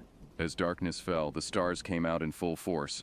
Away from the city lights, the night sky was a spectacle, with countless stars twinkling above. I sat there for a while, sipping on a beer and marveling at the beauty of it all. When I finally turned in for the night, the sounds of the forest lulled me to sleep. The gentle lapping of the lake water against the shore, the rustle of leaves in the breeze, and the occasional hoot of an owl created a soothing natural symphony. I slept like a baby, feeling more relaxed than I had in months. The next morning I woke up with the sun. After a quick breakfast of instant oatmeal and coffee, I decided to go for a hike. I packed a small bag with some water, trail mix, a couple of sandwiches, and my trusty Swiss Army knife. I also grabbed my old Kodak camera, hoping to capture some of the beautiful scenery. I set off into the woods, following a trail that seemed to be used mostly by animals. The forest was alive with activity. Squirrels chattered in the trees, birds sang their morning songs, and occasionally I'd catch a glimpse of a rabbit darting through the underbrush. I took my time, stopping often to admire the wildflowers that dotted the forest floor, or to watch a butterfly flit from bloom to bloom. As I hiked deeper into the forest, the trees grew denser, and the light took on a green, filtered quality. It was cooler here, and the air felt damper. I came across a small clearing where a fallen log provided a perfect spot for a rest. I sat down, munching on my trail mix, and taking in the peacefulness of my surroundings. It was then that I noticed something odd. There were footprints in the soft earth near the log. They were large prints, much bigger than my own, and they didn't look like they belonged to any animal I knew. They were almost human-like, but too big and too spaced out. I leaned in for a closer look, feeling a slight chill despite the warm day. I tried to rationalize it. Maybe it was just a very large person who had passed through recently.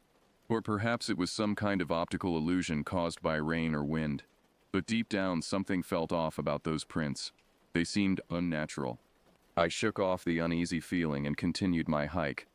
But I couldn't help noticing that the forest seemed quieter now. The bird songs had faded, and even the rustling of small animals in the underbrush had ceased. It was as if the whole forest was holding its breath.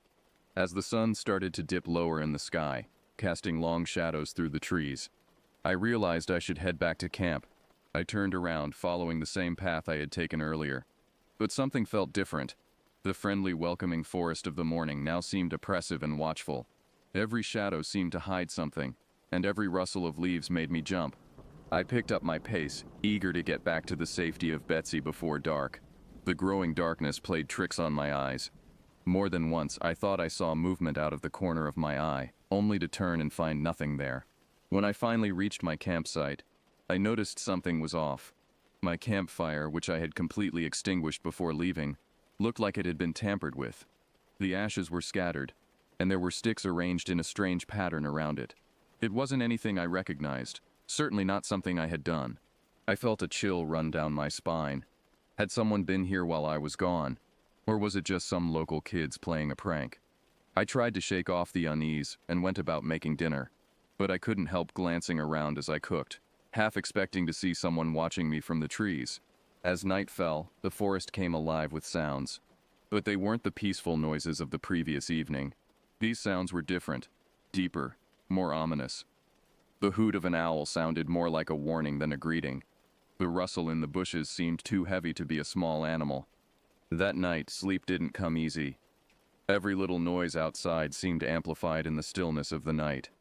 I tossed and turned, unable to shake the feeling that something was out there, watching and waiting. Around midnight, I heard something that made my blood run cold. It was a low, rumbling sound, almost like a growl, but deeper and more resonant than any animal I'd ever heard. I sat up in my bed, heart pounding, and listened. The sound came again, closer this time. I grabbed my flashlight and knife, trying to steady my shaking hands. I didn't have a gun, never felt the need for one before. Now, I was regretting that decision. I crept to the window and shone the flashlight outside. The beam cut through the darkness, illuminating the trees and the empty campsite. Then I saw it.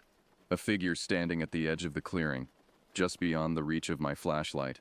It was tall, much taller than any person I'd ever seen, with broad shoulders and long limbs. The light reflected off its eyes, which glowed an eerie yellow. "Who's there?" I called out, my voice trembling. The figure didn't move, just stood there, watching. I took a step back, my mind racing. Was it some kind of animal? A bear, maybe? But no, it didn't move like any bear I'd ever seen.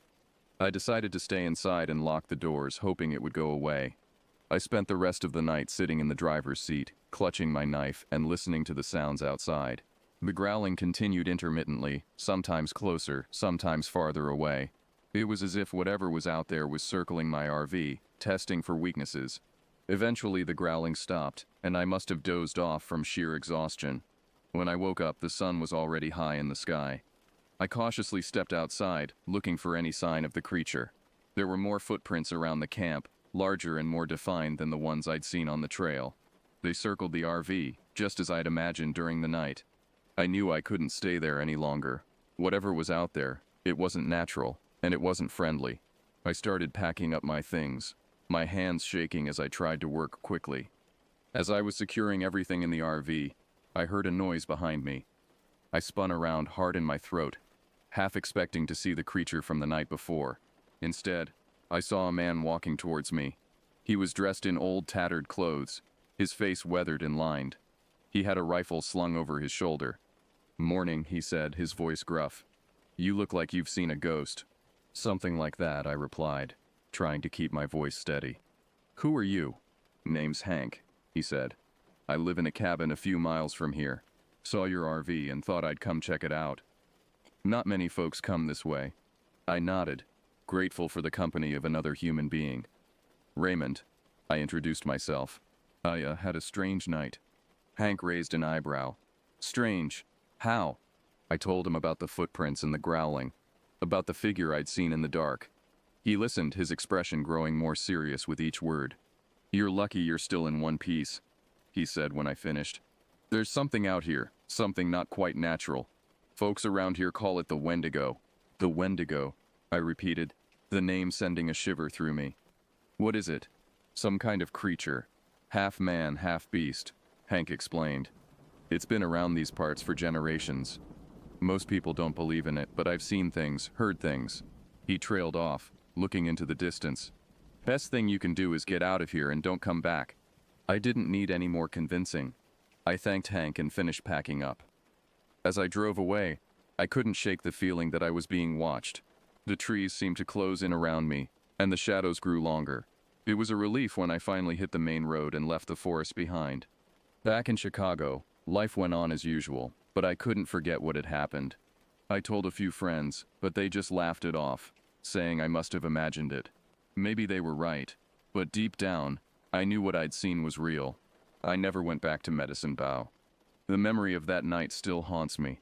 The sight of those glowing eyes and the sound of that inhuman growl. I don't know what it was, and I hope I never find out. A few months later, I heard about a hiker who went missing in that same forest. The search parties found no trace of him, just his abandoned campsite and those same strange footprints. I couldn't help but wonder if he had encountered the same creature. I suppose we'll never know for sure. All I can do is share my story, and hope that others take it seriously. There are things out there in the wilderness that defy explanation, things that we may never understand. For me, the forest is no longer a place of peace and solitude. It's a place of shadows and whispers, a place where something ancient and malevolent still roams. The name Hank mentioned, the Wendigo, stuck with me. It's a name that carries a weight, a sense of dread. It's not just a name, it's a warning. So if you ever find yourself in the deep woods, far from civilization, keep your eyes open and your wits about you. You never know what might be watching from the darkness. And if you hear a deep, inhuman growl in the night, don't investigate. Run. Run as fast and as far as you can. That's my story. A cautionary tale from an old camper who learned the hard way that some legends are rooted in truth. If you ever hear the name Wendigo, remember my words and steer clear. Some mysteries are better left unsolved, some creatures better left unseen. As I sit here now, years later, I can still feel the chill of that night. The memory hasn't faded, and I doubt it ever will. Sometimes, on quiet nights, I think I can hear that growl again carried on the wind. And I wonder, not for the first time, if what I encountered in those woods is still out there, waiting for its next victim. I've never told this story in full before, and I probably never will again, but I hope that by sharing it, I might save someone else from experiencing what I did. The wilderness is beautiful, but it's also dangerous, and sometimes the greatest dangers are the ones we can't explain. So the next time you're planning a camping trip, remember my story. Enjoy nature, but respect it too. And always be aware of your surroundings. Because you never know what might be lurking just beyond the light of your campfire.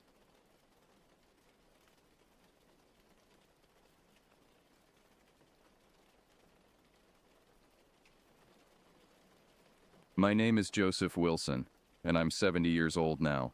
What I'm about to tell you happened to me back in 1992, but the memory of it is as fresh as if it were yesterday.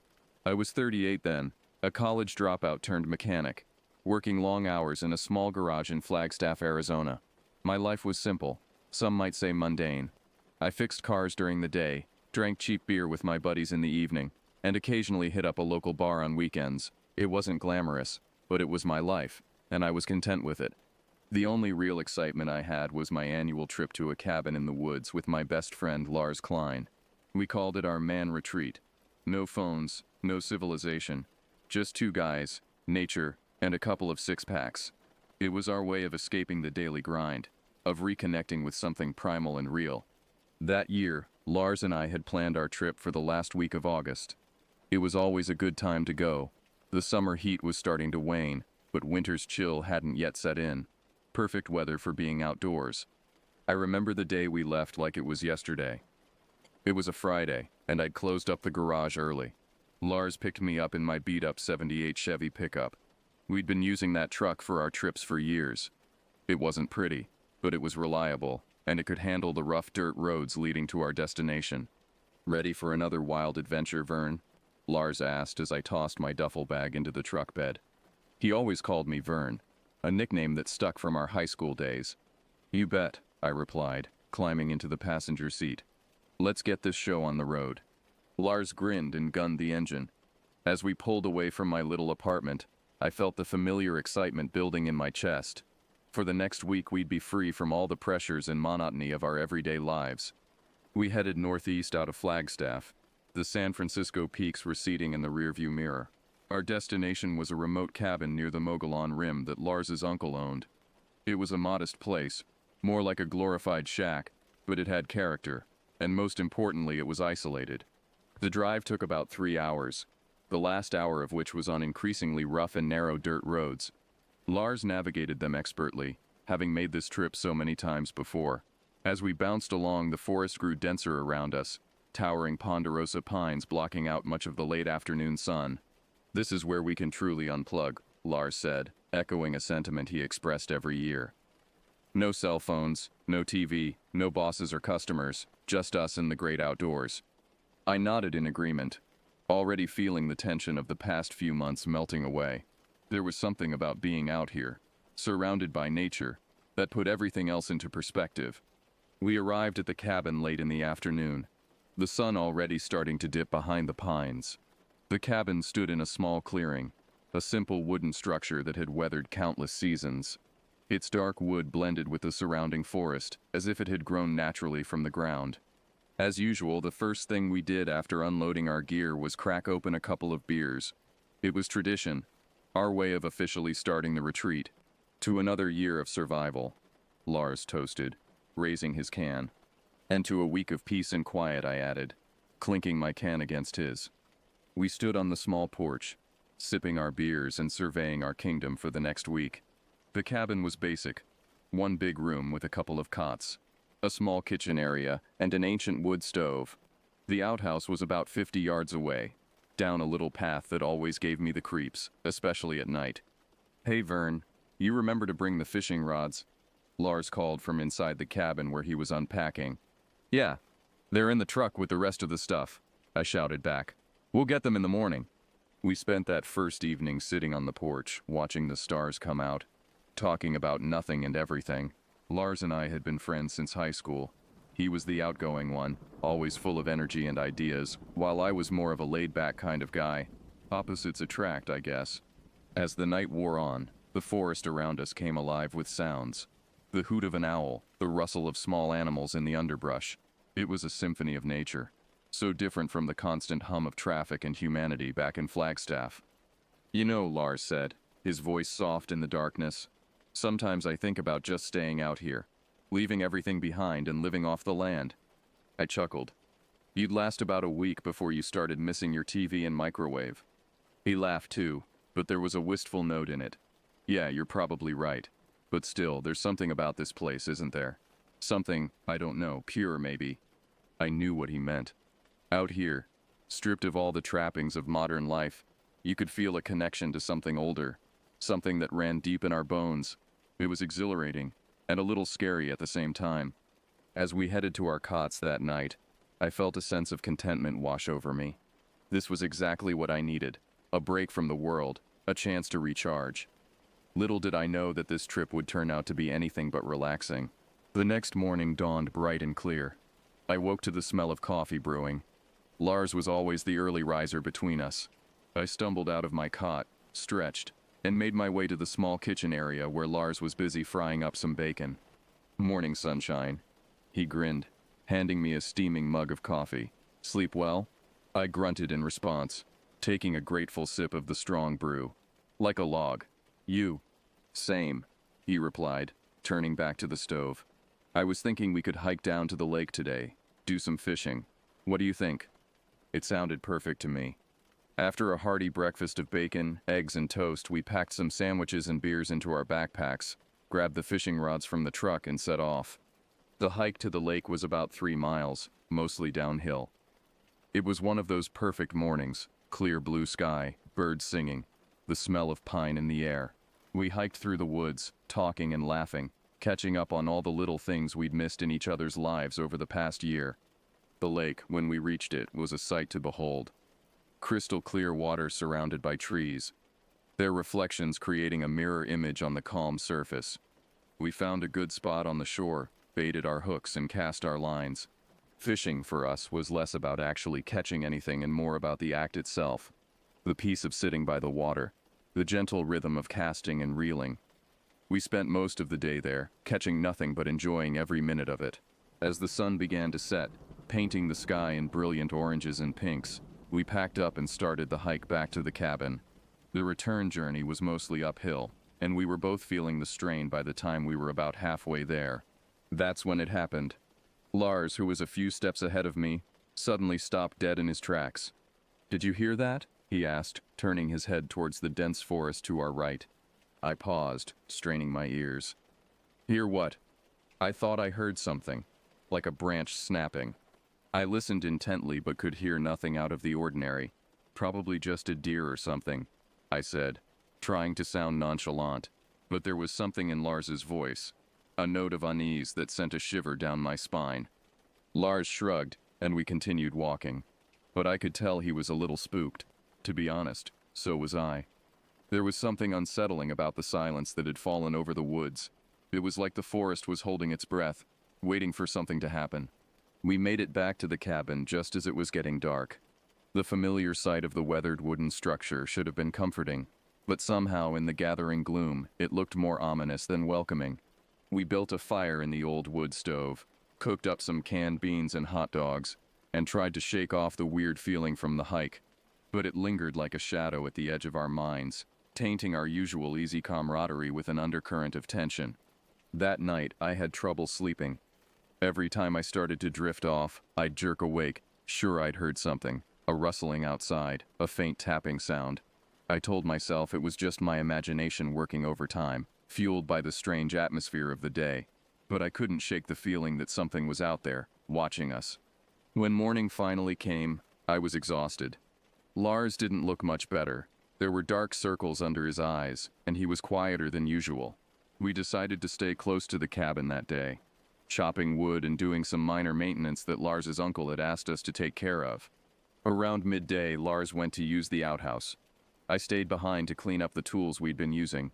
After about 10 minutes, I heard him shout, "Vern, get out here." There was an urgency in his voice that had me dropping everything and running down the path to the outhouse. When I reached it, Lars was standing outside, pale as a ghost, holding a piece of paper in his shaking hand. "What's wrong?" I asked, looking around nervously, half expecting to see some kind of threat. Wordlessly, he handed me the paper. It was old and weathered, the edges crumbling slightly. On it, written in shaky handwriting, were 5 words that made my blood run cold. "Stay away. Danger in the woods." "Where did you find this?" I asked, my mouth suddenly dry. "It was stuck to the inside of the outhouse door," Lars said, his voice barely above a whisper, hidden behind some old cobwebs. "Jesus, Vern, what the hell is going on?" We stood there in silence, the weight of the message sinking in. Someone had been here before us, someone who had encountered something that scared them enough to leave this warning. But what kind of danger were they talking about? As we walked back to the cabin, I couldn't shake the feeling that we were being watched. The forest, which had always seemed so peaceful before, now felt oppressive and threatening. Every shadow seemed to hide a potential danger. Every rustle of leaves a portent of something sinister. We spent the rest of the day in a state of uneasy vigilance. Every sound, every movement in the forest put us on edge. We tried to rationalize it. Maybe it was just a prank by some previous visitors, or a warning about bears or other wildlife. But deep down, we both knew it was something more than that. By the time night fell, we were both exhausted but too scared to sleep. We sat in the main room of the cabin, a lantern casting flickering shadows on the walls, neither of us willing to voice the fear that was growing with each passing hour. It was around midnight when we heard it. A low guttural sound coming from the woods. It was unlike anything I'd ever heard before. Not quite animal, not quite human. It raised the hair on the back of my neck and sent a chill down my spine. Lars and I exchanged a look of pure terror. "What the hell is that?" I whispered, afraid that whatever was out there might hear us. "I don't know," Lars replied, his face pale in the lantern light. "But we need to get inside. Now." We bolted for the cabin, slamming the door shut behind us. Lars grabbed the hunting rifles his uncle kept there for emergencies, handing one to me. We huddled in the center of the room, our ears straining for any sound. For hours we sat there, clutching our rifles, waiting. The noises continued, rustling, scraping, that faint growling sound that seemed to come from everywhere and nowhere at once. It felt like an eternity before the first light of dawn began to creep through the windows. When the sun finally rose, we cautiously stepped outside. The forest was quiet, too quiet. There were no birds singing, no squirrels chattering. It was as if all the wildlife had fled. We decided it was time to leave. We didn't want to stick around to find out what had made those noises or what kind of danger the note was warning about. We packed up our gear in record time, tossing everything haphazardly into the truck. As we were about to get in, I noticed something on the ground near the cabin. At first, I thought it was just an oddly shaped shadow, but as I looked closer, my heart nearly stopped. It was a series of footprints, leading from the edge of the forest to right up beside the cabin. But these weren't human footprints, nor were they from any animal I recognized. They were large, easily twice the size of my own foot, and showed clear imprints of long curved claws. "Lars, look at this," I said, pointing to the tracks. He looked down and swore under his breath. "We need to go, now." We jumped in the truck and sped down the dirt road, not daring to look back.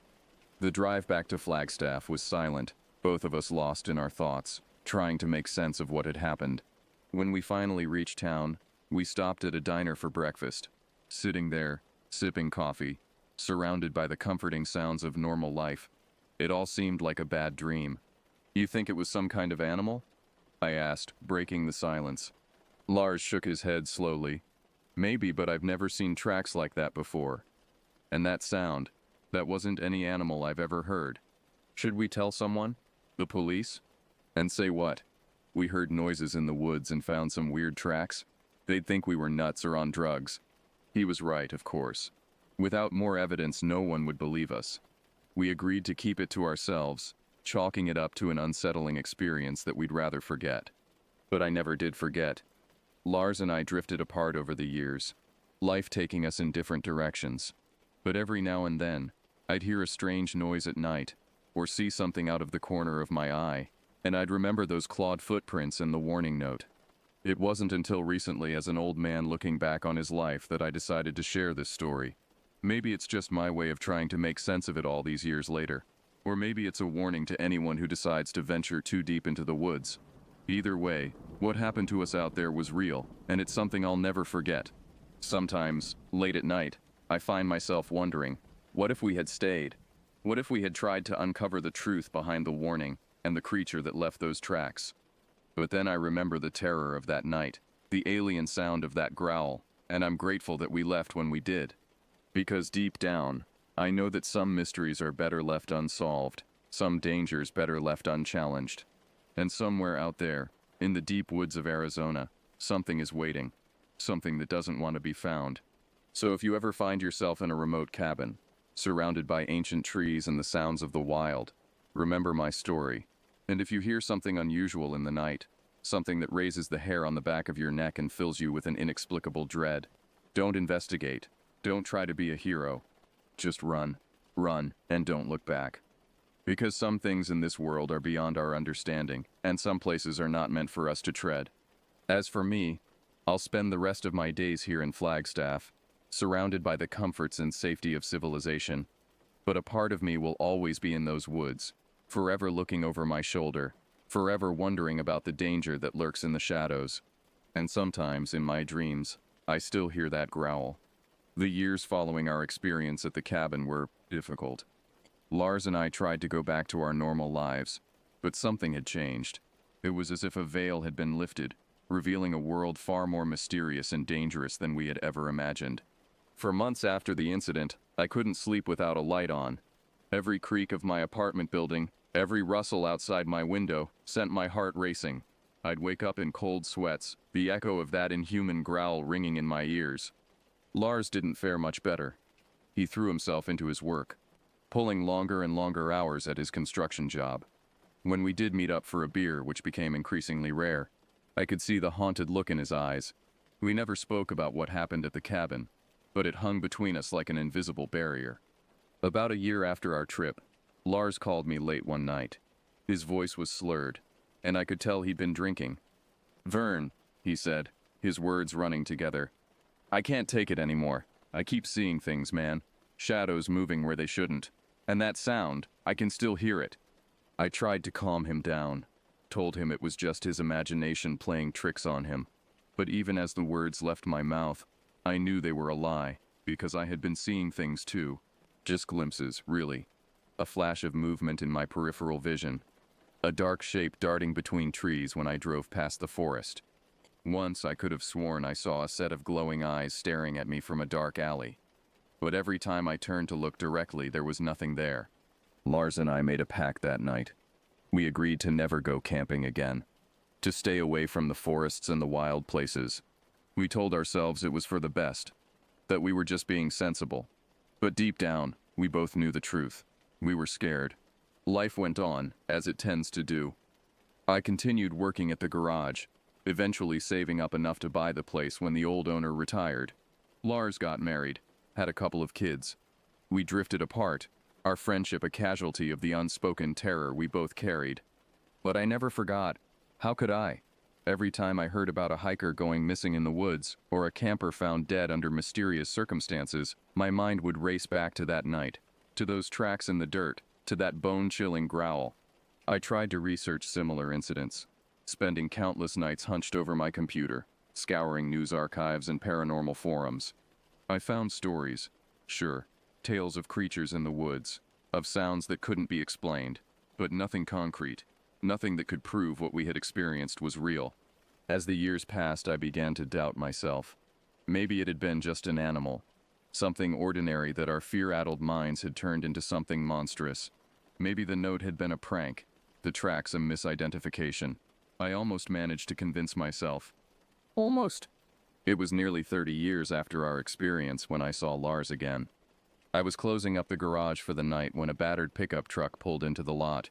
At first, I didn't recognize the gray-haired man who stepped out. But then he smiled, and I saw the ghost of my old friend. "Hey, Vern," he said, his voice rougher than I remembered. "Long time no see." We ended up at a local bar, nursing beers and catching up on 3 decades of life. Lars had retired early. His wife had passed a few years back, and his kids were grown with families of their own. As the night wore on and the beers kept coming, our conversation inevitably turned to that fateful trip. "You ever think about going back?" Lars asked, his eyes fixed on his beer bottle. I nearly choked on my drink. "Back? To the cabin? Are you crazy?" He shrugged. "I've been thinking about it a lot lately, about what really happened out there. Don't you want to know the truth?" I did. God help me, I did. But the thought of going back to those woods, of possibly encountering whatever had left those tracks, it terrified me more than anything. "We're old men now, Lars," I said, trying to keep my voice steady. "Whatever's out there, we're in no shape to face it." He nodded slowly, a wry smile on his face. "Yeah, you're probably right. But sometimes I wonder, what if we had stayed? What if we had tried to find out what it was?" We sat in silence for a while, each lost in our own thoughts. Finally, Lars stood up, fishing his keys out of his pocket. "Well, it was good seeing you, Vern," he said. "Take care of yourself." I watched him walk out of the bar, a strange feeling settling in my gut. It felt like goodbye, somehow final in a way. Our gradual drifting apart had never been. 2 weeks later, I got the call. Lars's truck had been found abandoned near the old logging road that led to the cabin. There was no sign of Lars himself. The police conducted a search, of course. They combed the woods for days but found nothing. No tracks, no torn clothing, no signs of a struggle. It was as if Lars had simply vanished into thin air. I knew better, though. In my heart, I knew exactly what had happened. Lars had gone back, driven by the same need for answers that had been gnawing at both of us for decades. And whatever was out there in those woods, it had been waiting. That was 5 years ago. I'm an old man now. My days of adventure long behind me. But I can't shake the feeling that this story isn't over yet. That's why I'm writing this all down, I suppose. As a record, a warning, and maybe, just maybe, as a call for help. Because sometimes, late at night, when the wind is howling and the shadows seem to move on their own, I think I can hear something. A low guttural sound, barely audible but unmistakable. And I wonder, is it coming for me next? So I leave you with this, dear reader. If you ever find yourself in the forests of Arizona, near the Mogollon Rim, be careful. And if you hear something in the night, something that makes your blood run cold and your heart stop in your chest, don't investigate. Don't try to be brave. Run. Run as fast and as far as you can, and pray that it's not already too late. Because out there in the dark, something is waiting. Something old, something hungry. Something that has all the time in the world. And it remembers. Oh yes, it remembers.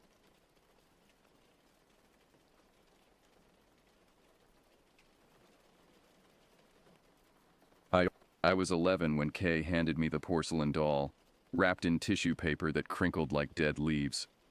The party was winding down, cake crumbs scattered across our kitchen table, and most of my friends had already gone home. But Kay lingered, clutching this final present with an odd intensity that made my stomach flutter with unease. "My aunt gave this to me," she said, her voice barely above a whisper. "But I can't keep it. It watches me when I try to sleep." The doll was beautiful in the way only expensive things can be. Pristine white dress with intricate lace trim, real human hair styled in perfect ringlets, and those glass eyes that seemed to hold depth beyond their painted surfaces. When I lifted it from the wrapping, its weight surprised me. This wasn't some cheap plastic toy. This was crafted with care, meant to last generations. My grandmother inspected it with the practiced eye of someone who knew quality when she saw it. "This is genuine porcelain," she told me, running her weathered fingers along the doll's painted cheeks. "These cost hundreds of dollars. They're not meant for playing. They're collectibles, meant to be displayed and admired." That first night I placed the doll on my dresser, angling it so it faced my bed. The moonlight streaming through my bedroom window caught its glassy stare, creating an almost ethereal glow around its features. I remember lying there studying every detail: the tiny painted lips, the delicate eyebrows, the way its dress fell in perfect folds around its porcelain limbs. Something felt different about my room that night. The familiar creaks and settling sounds of our old house seemed amplified, more pronounced. Every shadow appeared deeper, every corner darker. When I finally drifted off, I dreamed of Victorian parlors and children who never aged, their laughter echoing through empty hallways lined with identical dolls. 3 years later, we moved to the old log cabin nestled in the woods about 20 miles from town. The place had character: hand-hewn beams, a stone fireplace that dominated the living room, and windows that let in filtered sunlight through ancient oak trees. My doll had traveled with me through every move, carefully wrapped and protected in a special box my grandmother had bought specifically for it. By then, I had acquired the second doll, smaller, with auburn hair and a blue velvet dress, as an Easter gift from my parents. Where the larger doll exuded an elegant sophistication, this one possessed an almost childlike mischief in its painted expression. Together, they made quite a pair on my bedroom dresser. The cabin's atmosphere affected everyone differently. My parents loved the rustic charm and the peace of being surrounded by nature. I found it comforting, like living inside a storybook. But when my sisters came to live with us that fall, their reactions to both the house and my dolls were immediate and visceral. The first time my youngest sister entered my room, she stopped dead in her tracks, staring at the dolls with wide, frightened eyes. "Why are they looking at me like that?" she asked, backing toward the door. "Their eyes, they're following me." I laughed it off, explaining that it was just an optical illusion created by the way glass eyes were painted. But even as I dismissed her fears, I noticed something I hadn't before. When I moved from one side of the room to the other, the doll's gazes did seem to track my movement. It was subtle, barely noticeable unless you were specifically looking for it, but undeniably there. My middle sister's reaction was even stronger. She refused to sleep in our shared bedroom, until I agreed to turn the larger doll around to face the wall. "I can feel it watching me," she insisted, her voice shaking. "Even when I close my eyes, I can feel those glass eyes boring into me." To keep peace, I began rotating the doll each night, though I found their concerns somewhat amusing. After all, I'd lived with these dolls for years without incident. They were beautiful objects crafted with skill and artistry. What could possibly be frightening about them? As autumn deepened into winter, my sister's discomfort with the dolls only intensified. They began making specific requests about how the dolls should be positioned, with increasingly detailed instructions about angles and sight lines. The larger doll wore a small velvet hat with a delicate brim, part of its original outfit, and my sisters discovered that pulling this hat down over the doll's eyes seemed to provide them with psychological relief. "Please," my youngest sister would plead every night before bed. "Just pull the hat down so it can't see us while we sleep." I obliged, finding their ritual both endearing and slightly ridiculous. Each evening, I would carefully adjust the tiny hat, pulling it forward until the doll's glass eyes were completely obscured. It became part of our bedtime routine, as regular as brushing teeth or saying prayers. But then strange things began happening. I would wake in the morning to find the hat mysteriously pushed back, the doll's eyes once again visible and seemingly alert. At first, I assumed I hadn't pulled it down far enough, or perhaps the hat had simply shifted during the night due to vibrations from people walking around the house. The third time it happened, I made sure to pull the hat down securely, even tucking the edges carefully around the doll's forehead. The next morning, not only was the hat pushed back, but it was positioned higher than it had ever been before, as if someone had deliberately lifted it to give the doll the best possible view of our bedroom. My sisters noticed immediately. They demanded I move the dolls out of our room entirely, but I refused. These were my possessions, gifts that meant something to me, and I wasn't going to banish them to some dusty closet because of what I still believed were irrational fears. Instead, I began paying closer attention. I started checking the hat's position multiple times throughout the night, getting up at various hours to ensure it remained pulled down, What I discovered made my skin prickle with unease. Without fail, sometime between midnight and dawn, that hat would be repositioned, always in the exact same way, pushed back just enough to fully expose the doll's eyes, angled slightly as if the doll were trying to get a better view of something specific. The summer I turned 16, I traveled to Florida to spend 2 months with my aunts. It was my first extended time away from home, and while I was excited about the beaches and warm weather, I felt oddly reluctant to leave my dolls behind. They had become such a constant presence in my life that their absence felt like leaving part of myself behind. Before departing, I carefully positioned both dolls according to my sister's specifications, facing my bed with the larger one's hat pulled down securely. I even placed them slightly further back on the dresser, thinking that might help my sisters feel more comfortable during my absence. The Florida summer passed in a blur of sun, sand, and family gatherings. My aunts kept me busy with beach trips, shopping excursions, and visits to local attractions. For weeks, I barely thought about the dolls or what might be happening back home. It wasn't until I received a frantic phone call from my youngest sister that the familiar chill of unease crept back into my thoughts. "You need to come home," she whispered into the phone, her voice tight with fear. "Something's wrong with your doll. It's moving around by itself." She described waking up one morning to find the larger doll sitting on the edge of my bed, hat pushed back, appearing to survey the room with those unblinking glass eyes. Both sisters swore they had placed it back on the dresser the night before, face down, hat secured. Yet there it sat, positioned as if it had been watching them sleep. The incidents escalated throughout the summer. My middle sister reported finding the doll in different locations each morning, sometimes on the windowsill, once sitting in my desk chair facing their beds. Another time discovered standing upright near the bedroom door as if it had been trying to leave the room. The most disturbing incident occurred just a week before my return. Both sisters had grown so unnerved by the doll's apparent movements that they decided to contain it more securely. They wrapped it in a blanket and placed it inside my closet, shutting the door firmly and even positioning a chair against it for good measure.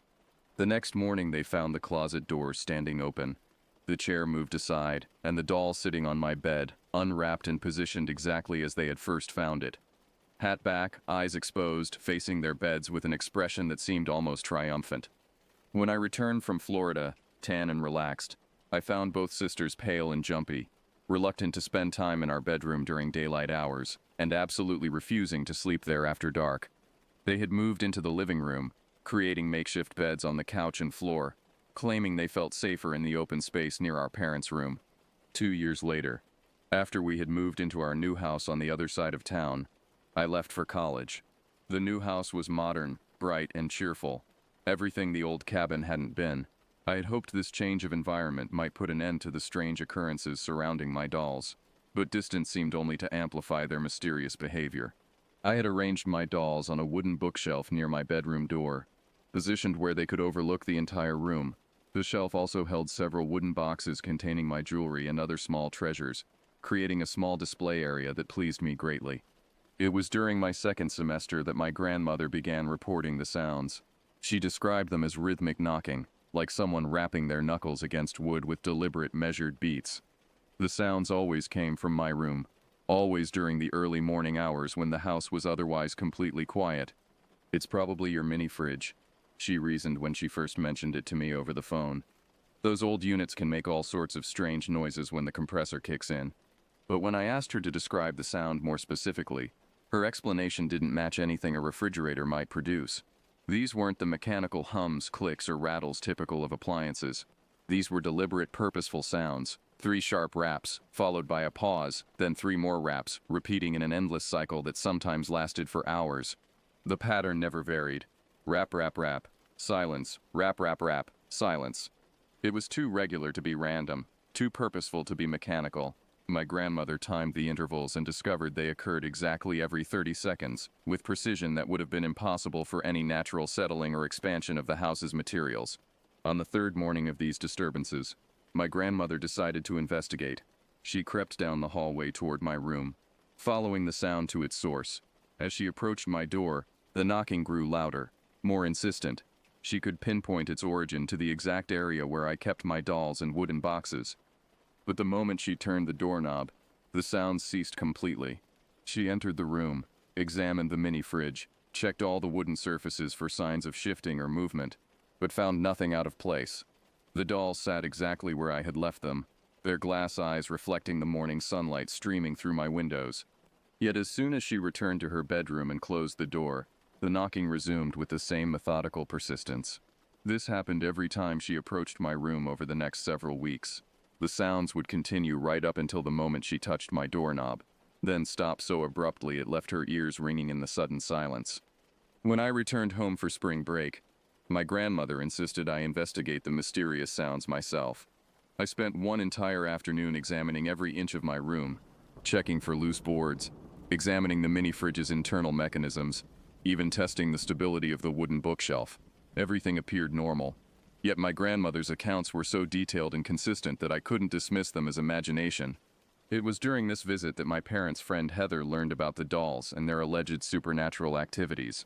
Heather had always been fascinated by ghost stories and claimed to have had several paranormal experiences of her own. When she heard about the moving hat, the changing positions, and the mysterious knocking, she begged me to let her see the dolls for herself. I was reluctant to allow anyone into my room without supervision. These were precious possessions after all, and I didn't appreciate people handling them without permission. But Heather was persistent, and my parents encouraged me to let her satisfy her curiosity. What I didn't know was that Heather had no intention of simply observing the dolls. While I was outside helping my father with yard work, she snuck into my room with her phone camera, determined to capture evidence of supernatural activity. She later described her experience in vivid, unsettling detail. The room had felt oppressive the moment she entered, as if the air itself had grown thick and resistant. The dolls sat on their shelf, the larger one positioned slightly forward, hat pulled back, eyes seeming to track her movement as she approached. Heather lifted her phone and focused on the larger doll's face, zooming in to capture the intricate details of its painted features. Through the phone's screen, she watched the doll's reflection, waiting for any sign of movement or anomaly. What happened next made her drop the phone and flee the room in terror. As she watched through the camera's display, the doll's eyes, which had been staring straight ahead, suddenly shifted to look directly at her. Not the subtle optical illusion that glass eyes sometimes create, but a definite, deliberate movement from one fixed point to another. She managed to take the photo at the exact moment the eyes moved, capturing what she swore was undeniable proof of supernatural activity. When she showed me the image later, I had to admit there was something unsettling about it. The doll's expression seemed more alert, more aware than I had ever noticed before. Its eyes appeared to have depth and intelligence that transcended mere painted glass. But what disturbed me most was realizing that someone had been in my room without permission, handling my possessions and violating my privacy. From that day forward, I made sure my bedroom door was always locked when I wasn't home, and I moved the dolls to a position where they faced the door itself, as if they were now serving as guardians of my personal space. As I entered my senior year of college, the incidents involving my dolls became more frequent and more difficult to rationalize away. During one particularly stressful finals week, I was studying late in my room when I heard a soft thudding sound behind me. I turned to see the smaller doll lying face down on the floor, having apparently fallen from its shelf position. I picked it up, examining it carefully for any damage. The porcelain was uncracked, the clothing intact. But as I held it in my hands, I noticed something that made my pulse quicken. The doll felt warm, as if it had been sitting in direct sunlight, despite the fact that my room was lit only by a desk lamp and the shelf received no direct heat from any source. More disturbing still was the way the doll's hair had become disheveled, as if someone had been running their fingers through it. The strands were tangled and wild, completely different from the neat, styled appearance it had maintained for years. When I tried to smooth the hair back into place, several strands came loose in my hands, far more than normal wear should have caused. As I worked to restore the doll's appearance, I found myself studying its face more intently than I had in years. There was something different about its expression, something I couldn't quite identify. The painted features were identical to what I remembered, yet somehow the overall effect had changed. Where once the doll had appeared sweetly innocent, it now seemed to possess a knowing, almost calculating look. The temperature in my room began to fluctuate wildly during this period. I would wake up shivering despite having gone to sleep in comfortable warmth, or find myself sweating in what should have been cool conditions. My roommates never experienced similar temperature changes in their rooms, and maintenance could find nothing wrong with our heating and cooling systems. Most unsettling of all were the dreams that began occurring with increasing frequency. I would dream of being in vast, dimly lit rooms filled with hundreds of identical dolls, all arranged on shelves that stretched up beyond the reach of any light. In these dreams, I was always searching for something, though I never knew what, while the dolls watched my frantic movements with silent, patient attention. The dreams felt different from normal nighttime imaginings. They possessed a clarity and consistency that made them seem almost like memories rather than fantasy. I would wake with the distinct impression that I had actually been somewhere else, that some part of me had spent the night wandering through those endless galleries of watching eyes. Now, at 22, I continue to live with my dolls despite everything that has happened over the years. They sit in my current apartment, positioned on a shelf near my desk where I can see them as I work. The larger one still wears its velvet hat, though I no longer bother pulling it down to cover its eyes. After more than a decade together, we seem to have reached an understanding of sorts. I've learned to recognize the signs of their activity, the subtle temperature changes, the way shadows seem to shift and dance around their shelf, the occasional sounds of movement when no one else is home. Rather than frightening me, these phenomena have become part of the rhythm of my daily life, like living with peculiar but ultimately harmless roommates. Just last week, as I was writing late into the night, I heard a soft scraping sound behind me. When I turned to look, I could have sworn I saw the smaller doll's position had shifted slightly, its body angled more toward my desk, as if it had been trying to see what I was working on. Instead of alarm, I felt an odd sense of companionship, as if my audience of two had simply been showing interest in my activities. My friends and family still react with varying degrees of unease when they see the dolls. Some refuse to stay in my apartment overnight, claiming the dolls make them uncomfortable. Others are fascinated and ask endless questions about the strange incidents I've experienced. A few have suggested I get rid of them entirely, arguing that no possessions are worth the stress and fear they seem to generate. But I can't imagine parting with them now. They've become an integral part of my identity, witnesses to my growth from childhood through young adulthood. Whatever intelligence or awareness they might possess, I believe it means me no harm. We've coexisted for too many years, through too many changes and challenges, for our relationship to be purely malevolent. Sometimes during quiet evening hours I find myself talking to them, not because I expect responses, but because their constant presence has made them confidants of a sort. I tell them about my day, my worries, my plans for the future. Their glass eyes reflect my words back to me with what I choose to interpret as understanding rather than judgment. There are moments when I catch myself wondering what they might say if they could speak, what stories they might tell about the years we've spent together. But then I remember the old warning my grandmother mentioned long ago, that you should never break a china doll, lest the spirit inside take its revenge. Perhaps some mysteries are better left unsolved. Perhaps some companions are meant to remain beautiful, silent, and slightly unsettling, as long as they continue to watch over me with those enigmatic glass eyes, offering their own form of protection and presence. I think I can live with not knowing exactly what lies behind their painted smiles. After all, everyone needs someone to keep them company in the darkness, even if that someone happens to be made of porcelain and dressed in lace.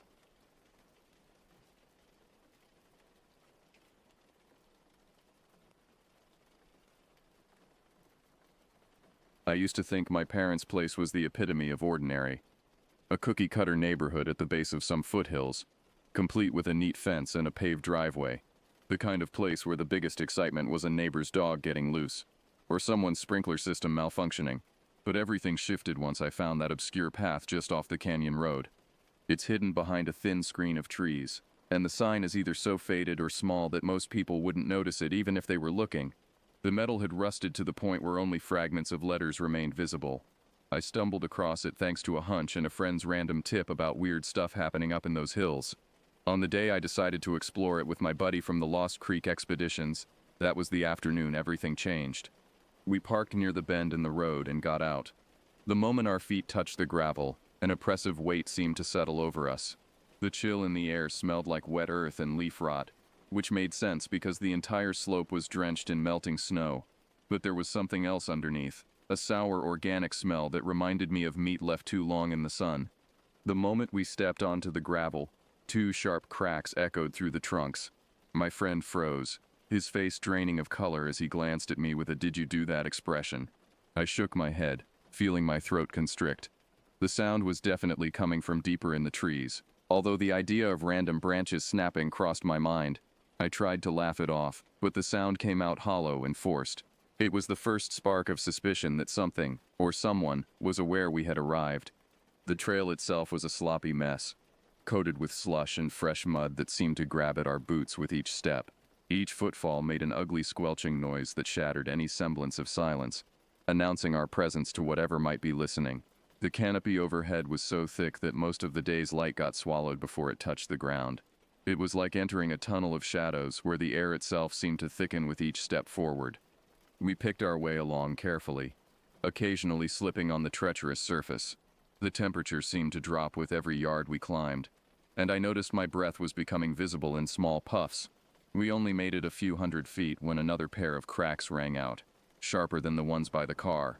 This time they seemed closer, more deliberate.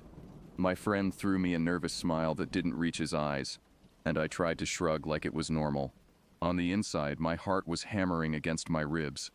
The knocks felt deliberate, spaced just right, almost like signals or warnings. A cold sweat had started between my shoulder blades, and I found myself constantly glancing over my shoulder. We kept moving, telling each other we were just being paranoid. "Sure, it's a remote trail," my friend muttered, his voice barely above a whisper. "Sure, it looks spooky. Could be normal forest sounds, right?" But even as he said it, neither of us believed the words. The deeper we went, the heavier the atmosphere became, like someone had draped a wet blanket over everything. The trees seemed to press in closer with each step.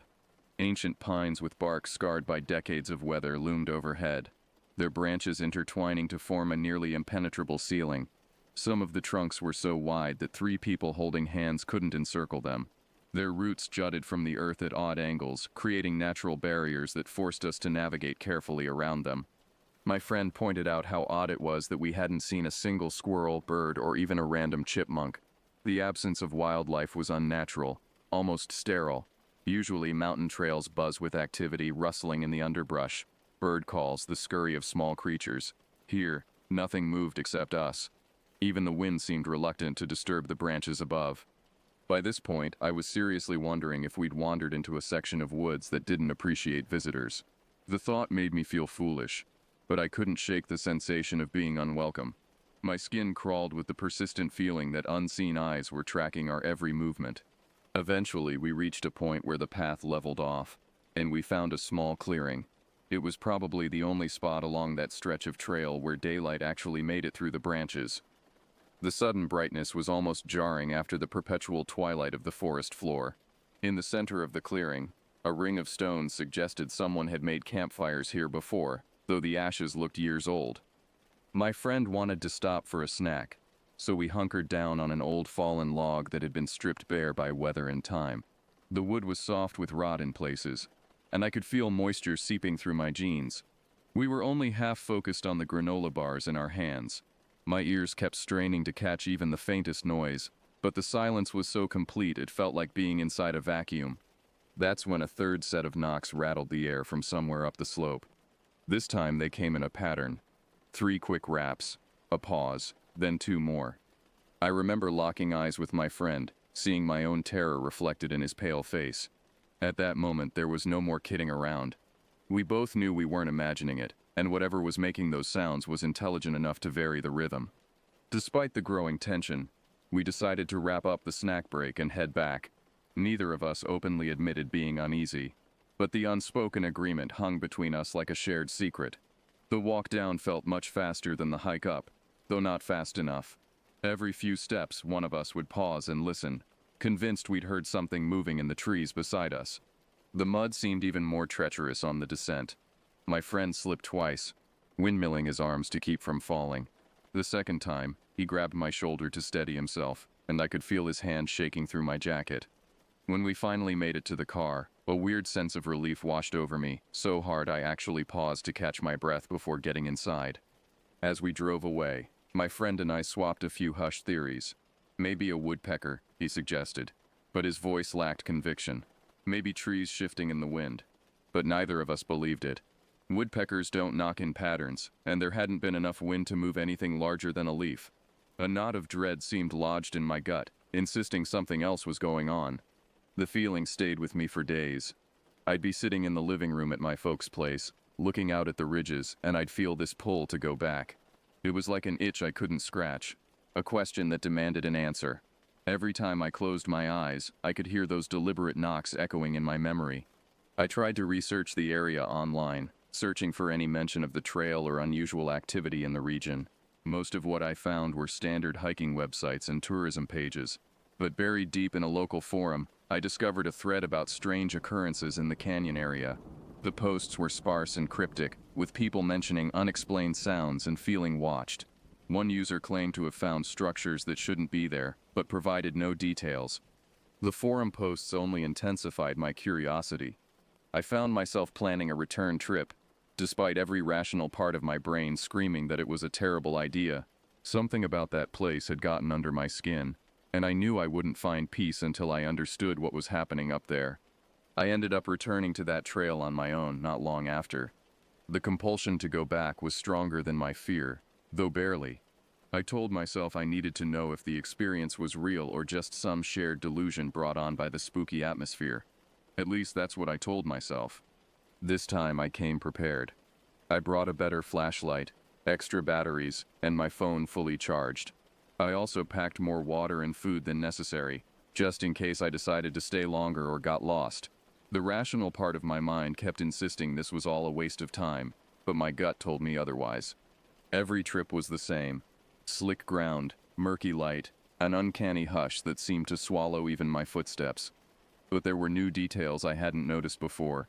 Scratch marks on tree bark at eye level, too deep and too wide to be from normal wildlife. Areas where the underbrush had been flattened in perfect circles, as if something large had bedded down there. The knocks were still there too, echoing sporadically as if they were following my progress up the trail. On my third solo trip, I ventured further than I'd gone before. The trail continued past the clearing we'd stopped at, winding deeper into the mountains. The trees grew even larger here, their trunks disappearing into the shadows above. Some had fallen across the path, creating natural bridges I had to crawl under or climb over. It was here that I made my first truly disturbing discovery. Wedged into the fork of a massive oak tree, about 7 feet off the ground, was what looked like a bundle of sticks. But as I got closer, I realized it wasn't random debris. The sticks had been woven together with strips of bark, creating a crude basket or nest-like structure. Inside, I could see what looked like bones, small ones, possibly from rabbits or other small animals. My hands were shaking as I took out my phone to take pictures. The moment the camera flash went off, the forest erupted in a chorus of sounds. Not knocking this time, but a series of harsh, guttural calls that seemed to come from multiple directions at once. The sounds were unlike anything I'd ever heard, not quite animal, but not human either. They echoed off the trees, creating a disorienting cacophony that made it impossible to tell how many sources there were. I ran. Not a dignified retreat, but a full-on panicked sprint down that muddy trail. I slipped and fell twice, scraping my palms raw on rocks and tree roots. Behind me, the calls continued, growing louder and more aggressive. They followed me almost to the parking area before finally fading away. My mom eventually tagged along on one of these outings. During a cold, overcast morning in late winter, she'd been curious about my frequent trips to that old trail, and I figured having company might make the experience less intense. I was wrong. We didn't talk much on the drive up, both of us lost in our own thoughts. The weather was particularly grim that day, with low-hanging clouds that seemed to press down on the mountains. The air was thick with moisture, and I could smell rain coming. We made it to the top third of the path before anything happened. My mom was breathing hard from the climb, and I suggested we take a break. We'd barely sat down on a moss-covered boulder when the knocks started, but this time was different. Instead of the sporadic random sounds I'd grown accustomed to, these came in rapid sequences from multiple directions. It was like being surrounded by an invisible orchestra of percussion instruments. My mom's face went white. She gripped my arm so hard I could feel her nails through my jacket. "What is that?" she whispered, her voice barely audible above the sounds echoing through the trees. I could only shake my head. The knocks continued for what felt like hours but was probably only a few minutes, growing more complex and layered. Sometimes they seemed to answer each other, creating an intricate rhythm that suggested communication. Neither of us dared speak above a whisper after that. We sat frozen on that boulder, both afraid to move and afraid to stay. The knocks eventually faded, but the silence that followed felt even more ominous. It was pregnant with possibility, as if something was waiting for us to make the next move. When we finally worked up the courage to leave, my mom walked so close behind me that she kept stepping on my heels. Every few steps she'd grab my shoulder and we'd both freeze, listening for any sign of pursuit. The walk back to the car felt like it took forever, and neither of us said a word during the drive home. That evening my mom pulled me aside. "I don't want you going up there alone anymore," she said, her voice shaky but firm. "There's something wrong with that place, something dangerous." I wanted to argue, to tell her it was probably just natural forest sounds, but the words stuck in my throat.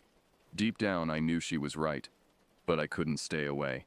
The trail had become an obsession, a puzzle I couldn't solve. Against my better judgment and my mom's warnings, I found myself returning again and again. Each visit revealed new details, new mysteries that demanded investigation. It was during one of these solo expeditions that I discovered the first structure. I'd been following a game trail that branched off from the main path, curious to see where it led. The trail wound through a grove of aspens, whose white bark seemed to glow in the filtered sunlight. It was here, in a small depression surrounded by these ghostly trees, that I found it. At first glance, it looked like a natural formation, a cluster of fallen branches and logs arranged in a rough circle. But as I got closer, the deliberate nature of the construction became obvious. Long straight branches had been carefully balanced against each other, creating a dome-like structure about 6 feet across. Smaller branches had been woven between the larger ones, filling in gaps and creating walls. The whole thing was covered with sheets of bark that had been stripped from nearby trees and laid like shingles. The craftsmanship was impressive and deeply unsettling. This wasn't the random work of someone playing in the woods. It showed planning, skill, and purpose.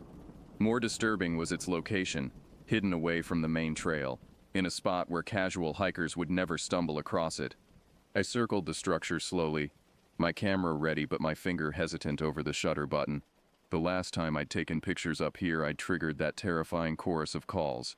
But my curiosity won out. I snapped several photos from different angles, documenting every detail I could see. The entrance faced away from the trail, toward the deeper woods. Peering inside, I could see it was hollow, with enough space for a large person to sit or crouch. The floor was covered with a thick layer of leaves and what looked like animal fur. There was a smell too, musky and organic, like wet dog mixed with something wilder. As I backed away from the structure, I noticed other details I'd missed at first. The trees around the clearing showed signs of damage. Bark scraped away in long vertical lines, branches broken at uniform heights. Some of the aspen trunks had what looked like claw marks scored deep into the wood. The marks were too large and too high to be from any normal forest animal.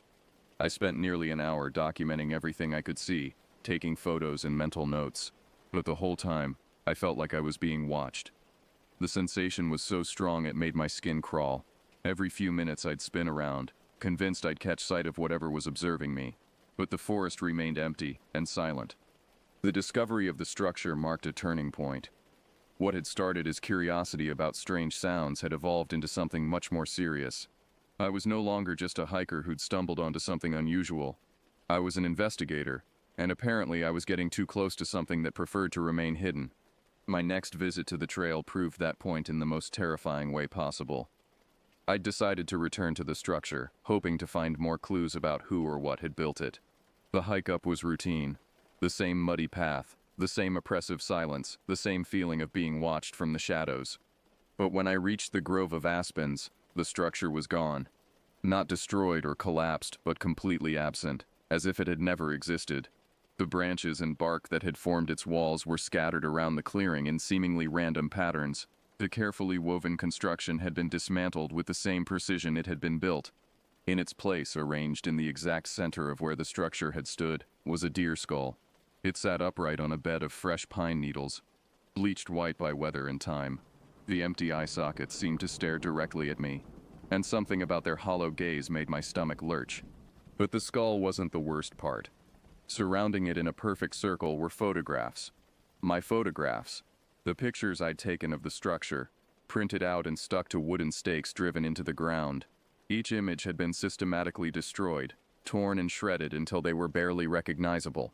It was a message, clear and unmistakable. Stop looking. Stop photographing. Stop intruding. My hands were shaking so badly I could barely work my phone to take pictures of this new arrangement. But even as I did it, I knew I was crossing another line, escalating a conflict I didn't understand. The moment I pressed the shutter button, the forest exploded with sound. This time it wasn't just knocking or calls. It was a full cacophony of noise, branches breaking, heavy footsteps crashing through underbrush, and above it all a sound I can only describe as screaming. Not human screaming, but something primal and enraged that seemed to come from multiple throats at once. I ran harder than I'd ever run in my life. The sounds followed me down the trail, always just behind, always getting closer.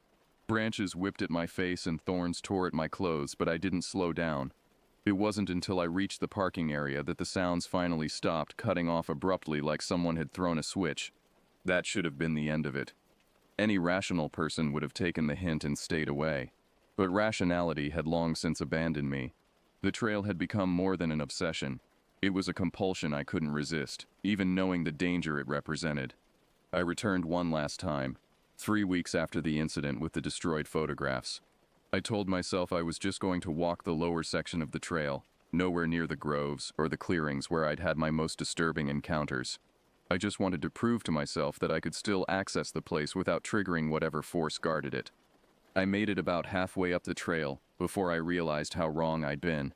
The forest felt different this time, more alive, more aware. Every step I took seemed to generate responses from the woods around me. Twigs snapped in the distance. Leaves rustled without any wind to move them. Shadows seemed to shift and flow between the trees, always just at the edge of my vision. When I reached the clearing where my friend and I had stopped for snacks on that first day, I found another arrangement waiting for me. This one was more elaborate than the deer skull. A rough circle had been cleared in the center of the space, and within it sat a collection of items that made my heart stop. There were bones. Yes, not just deer this time, but what looked like the remains of several different animals. They'd been arranged in neat piles, sorted by type and size, but mixed in with the bones were pieces of fabric that I recognized. A strip of red flannel from the shirt I'd worn on my second visit. A piece of blue denim that matched the jeans I'd had on during my encounter with the structure. Even a fragment of the sole from my hiking boot, carved away with surgical precision. The message was clear. I had been watched, studied, cataloged during every visit. Whatever inhabited these woods knew me as well as I thought I knew it. The arrangement was a demonstration of power, a show of just how closely I'd been monitored without ever knowing it. But the most disturbing item in the collection wasn't bone or fabric. It was a photograph, not one I'd taken, but one that had been taken of me. The image showed me crouched beside the structure I'd discovered, camera in hand, completely unaware that I was being photographed in return. The quality was poor, as if taken from a great distance or in low light, but it was unmistakably me. I stared at that photograph for a long time, my mind struggling to process its implications. Someone or something had been watching me from the moment I'd started visiting the trail. They documented my activities just as I'd tried to document theirs. They'd collected pieces of my clothing, samples of my presence in their domain. The realization hit me like a physical blow. I wasn't the investigator in this scenario. I was the subject being studied, the specimen being observed and cataloged. Whatever intelligence inhabited these woods was far more sophisticated and patient than I'd ever imagined. I backed away from the arrangement slowly, fighting every instinct that screamed at me to run. This time I forced myself to leave with dignity, to show respect for whatever boundaries I'd been foolish enough to cross. As I walked down the trail for what I promised myself would be the final time, the forest remained silent. No knocking, no calls, no sounds of pursuit. It was the silence of something satisfied, something that had made its point and expected it to be heeded. I haven't returned to that trail since. The compulsion is still there, stronger some days than others, but it's tempered now by a healthy respect for forces I don't understand. That photograph sits in my desk drawer, a reminder of how much I don't know about the world around me and how dangerous curiosity can become when it ventures into territories that were never meant for human exploration. Sometimes late at night I wonder what would have happened if I'd kept pushing, kept investigating, kept trying to solve the mystery of that trail.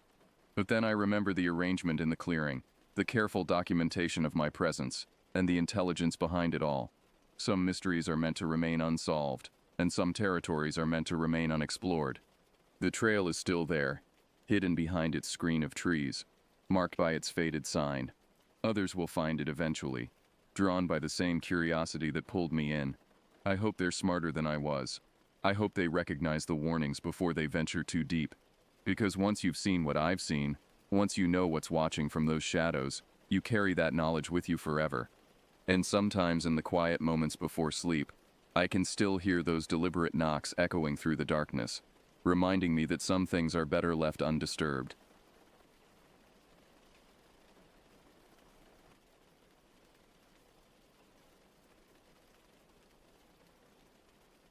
The foreclosure notice arrived on a Tuesday morning in October 2014, crisp and official, bearing the seal that would forever change my life. I stood in my empty kitchen, holding that piece of paper with trembling hands, watching the last remnants of my former existence crumble around me. The house that Jennifer and I had called home for 12 years was no longer mine. 2 years had passed since the cancer took her. 2 years of stumbling through each day like a ghost haunting my own life. The medical bills had drained our savings first. Then came the funeral expenses.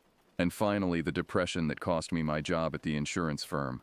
I'd worked there for 15 years, but grief makes you unreliable, makes you forget important meetings and miss deadlines. They were understanding at first, offering condolences and time off, but patience has its limits in the corporate world. When the last box was loaded into my rusted pickup truck, I called my old college roommate Vincent, who'd moved to Arkansas decades ago. He owned property out in the Ozarks, a hunting cabin that had belonged to his grandfather. It's not much, he warned me over the phone, his voice crackling through poor reception, but it'll keep the rain off your head while you figure things out. Rent it for whatever you can manage. The drive to Arkansas took 8 hours, winding through mountains that grew more isolated with each mile. The October air bit at my skin through the truck's failing heater, and by the time I reached the gravel road that would become my new address, darkness had settled over the landscape like a heavy blanket. My headlights carved a weak path through the pressing wilderness, illuminating twisted branches that seemed to reach for the truck with gnarled fingers. The cabin materialized from the gloom like something from a nightmare. It was smaller than I'd imagined, with a sagging roof and windows that reflected my headlights like dead eyes. The porch tilted at an alarming angle, supported by posts that had seen better decades. Paint peeled from the siding in long, curling strips, and the front steps groaned ominously under my weight. Inside, the musty smell of abandonment filled my nostrils. Dust motes danced in the beam of my flashlight, and every floorboard announced my presence with sharp creaks and groans. The furniture was sparse and ancient, a moth-eaten couch, a wooden table scarred by years of use, and a bed that sagged so deeply it resembled a hammock. The kitchen consisted of a propane stove, a rattling refrigerator from the 1980s, and a sink that dripped with metronomic persistence. But it was mine, at least temporarily, and after months of uncertainty, even this decrepit shelter felt like salvation. I unloaded my belongings by flashlight, the darkness beyond the porch seeming to press against the feeble illumination like a living thing. The silence was absolute, broken only by the settling of old wood and the distant hoot of an owl. That first night, exhaustion overcame my apprehension about the unfamiliar surroundings. I collapsed onto the sagging mattress fully clothed and fell into a dreamless void, too tired to notice the scratching sounds that came from somewhere beneath the cabin as the hours crept toward dawn. My first week in the cabin passed in a haze of adjustment and desperate job hunting. Each morning, I would drive the winding mountain road to the public library in Hartwell, a sleepy town 45 minutes away, where I could access the internet and send out resumes. The librarian, a kindly woman named Patricia, took pity on me and allowed me to use their facilities for hours at a time. The routine became my lifeline. Wake at dawn, drive to town, spend the day applying for jobs that seemed increasingly unlikely to materialize, then return to the cabin as the sun painted the mountains in shades of amber and crimson. The isolation was profound, but I told myself it was temporary, just until I could rebuild my shattered life. It was during my second week that I first noticed the disturbances. I'd been sitting on the tilted porch, nursing a cup of instant coffee and watching the sun disappear behind the tree line, when I heard something moving in the underbrush. At first I assumed it was a deer or perhaps a raccoon. The woods were alive with wildlife, and I'd grown accustomed to the rustling and occasional glimpse of creatures moving through the shadows. But this sound was different. Heavier, more deliberate. The footsteps, if they could be called that, moved with a strange rhythm. Not the quick, light steps of a deer, nor the shuffling gait of a bear.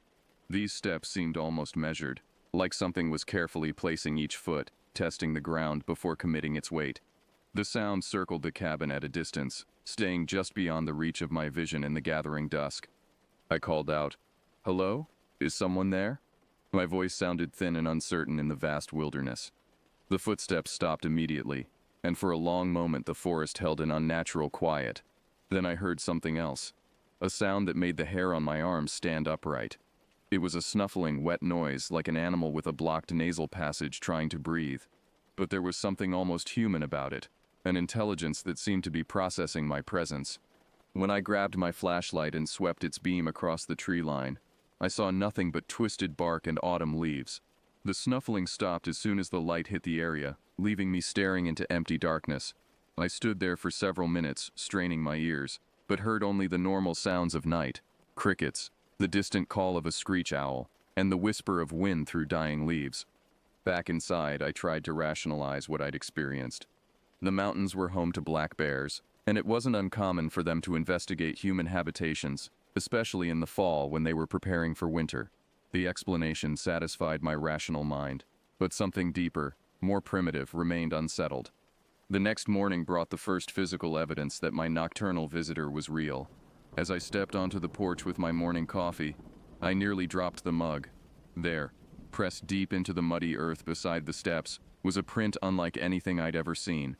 It was large, nearly the size of a dinner plate, and vaguely resembled a human footprint, but wrong in every crucial detail. The toes were too long, ending in what appeared to be claw marks in the soft earth. The arch was unnaturally high, and there were what looked like remnants of webbing between the digits. Most disturbing was the depth of the impression. Whatever had made this print was heavy, much heavier than any human. I knelt beside the print, my hands shaking as I held a ruler against it for scale. 13 inches long, 7 inches wide, pressed nearly 2 inches into rain-softened ground. I photographed it with my old digital camera, though the image seemed to lose something of the print's unsettling presence.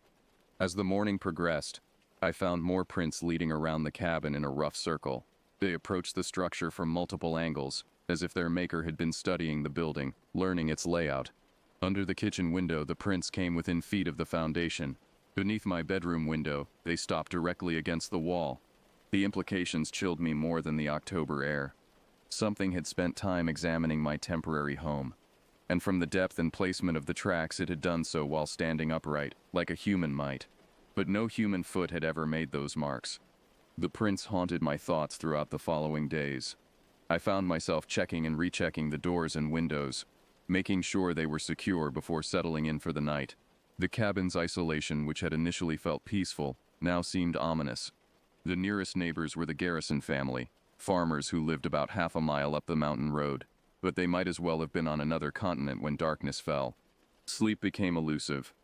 Every creak of the old cabin's settling timbers, every gust of wind through the eaves, every natural sound of the forest night seemed magnified and threatening. I found myself lying rigid in the sagging bed, listening for any sound that didn't belong, any indication that my visitor had returned. On Thursday night of that week, my vigilance was rewarded with terror. I'd been dozing fitfully when a sound jolted me to full alertness. Something was scratching at the exterior wall of the cabin, just inches from where my head rested on the pillow. The scratching was rhythmic and persistent, like long nails or claws being drawn across wood in deliberate strokes. My heart hammered against my ribs as I lay frozen, afraid to move, afraid to breathe too loudly. The scratching continued for several minutes, moving along the wall from the bedroom toward the kitchen. I could hear the wood splintering slightly under whatever was making those marks. Could imagine deep gouges being carved into the cabin's weathered siding. When I finally summoned the courage to creep to the window and peer through the curtains, I saw nothing but darkness, but the scratching continued, now coming from the kitchen area. Whatever was out there was systematically working its way around the entire structure. I grabbed the baseball bat I'd taken to keeping beside the bed and made my way through the cabin, following the sound. In the kitchen, the scratching was directly beneath the window, close enough that I could hear the creature's labored breathing between the scraping sounds. Each breath was a wet, congested wheeze that spoke of diseased lungs or damaged airways. The urge to look outside was overwhelming. but every instinct screamed against drawing attention to myself. Instead, I pressed my back against the far wall and waited, gripping the bat with white knuckles, sweat beading on my forehead despite the cool night air. The scratching stopped abruptly. For several heartbeats, there was only silence. Then I heard something that nearly stopped my heart. A sound like knuckles rapping against the kitchen window, slow and deliberate. 3 measured knocks, a pause, then 3 more. It knew I was inside. It was trying to communicate, or perhaps trying to frighten me. The knocking continued for what felt like hours but was probably only minutes. Each set of 3 raps separated by ominous silence. I remained motionless against the wall, hardly daring to breathe, until finally the sounds ceased. When morning came, I found fresh scratches carved deep into the cabin siding. They ran in parallel lines, 4 grooves side by side, as if made by claws or unusually long fingernails. The marks were at shoulder height for an adult human, but the spacing and depth suggested something with longer, stronger appendages than any person possessed. More disturbing were the smears around the kitchen window. A translucent, oily substance had been smeared across the glass, leaving streaks that caught the morning light with an iridescent sheen. The smell was indescribable, a mixture of wet fur, rotting meat, and something else. Something that reminded me of the morgue where I'd gone to identify Jennifer's body. I spent that day in town, avoiding the cabin until necessity forced my return. At the library, I researched local wildlife, trying to find some rational explanation for what I'd experienced. Black bears could scratch and mark territory, but they didn't tap on windows with the measured patience I'd witnessed. Mountain lions were rare in Arkansas, and their claws wouldn't leave marks as deep and wide as what I'd found. As the sun set on my drive back to the cabin, dread settled in my stomach like a stone. Whatever was visiting me wasn't content to simply investigate anymore. It was escalating, becoming bolder, more assertive, and I had nowhere else to go. The weekend brought no relief from my tormentor's attention. If anything, the encounters became more frequent and more aggressive. Saturday night, I was awakened not by scratching or tapping, but by the sound of something heavy moving across the roof. The footsteps above my head were ponderous and deliberate, each one causing the old rafters to groan in protest. Whatever was up there was testing the roof's integrity, searching for weak spots. I listened in horror as it moved from one end of the cabin to the other, occasionally stopping to scratch or scrape at the shingles. At one point, debris began falling down the chimney, leaves, twigs, and what sounded like chunks of mortar from the old stonework. The creature was investigating every possible entry point, probing for weaknesses in my shelter's defenses. I spent the night huddled in the living room, clutching my baseball bat and staring at the ceiling, tracking the thing's movement by sound. Toward dawn, I heard it climbing down, the scrape of claws against the cabin's exterior walls making my teeth ache. Then came the worst sound yet, a low rumbling vocalization that seemed to come from deep within a massive chest. It wasn't quite a growl, wasn't quite a moan. It was the sound of something in pain, or perhaps expressing frustration at being unable to reach its goal. The sound raised every primitive alarm in my brain, triggering responses that predated human civilization. This was the sound of a predator, and I was trapped in a flimsy shelter that suddenly felt as insubstantial as paper. Sunday morning revealed new evidence of the night's activities. The roof showed obvious signs of damage. Several shingles had been torn away, and deep scratches marked the gutters.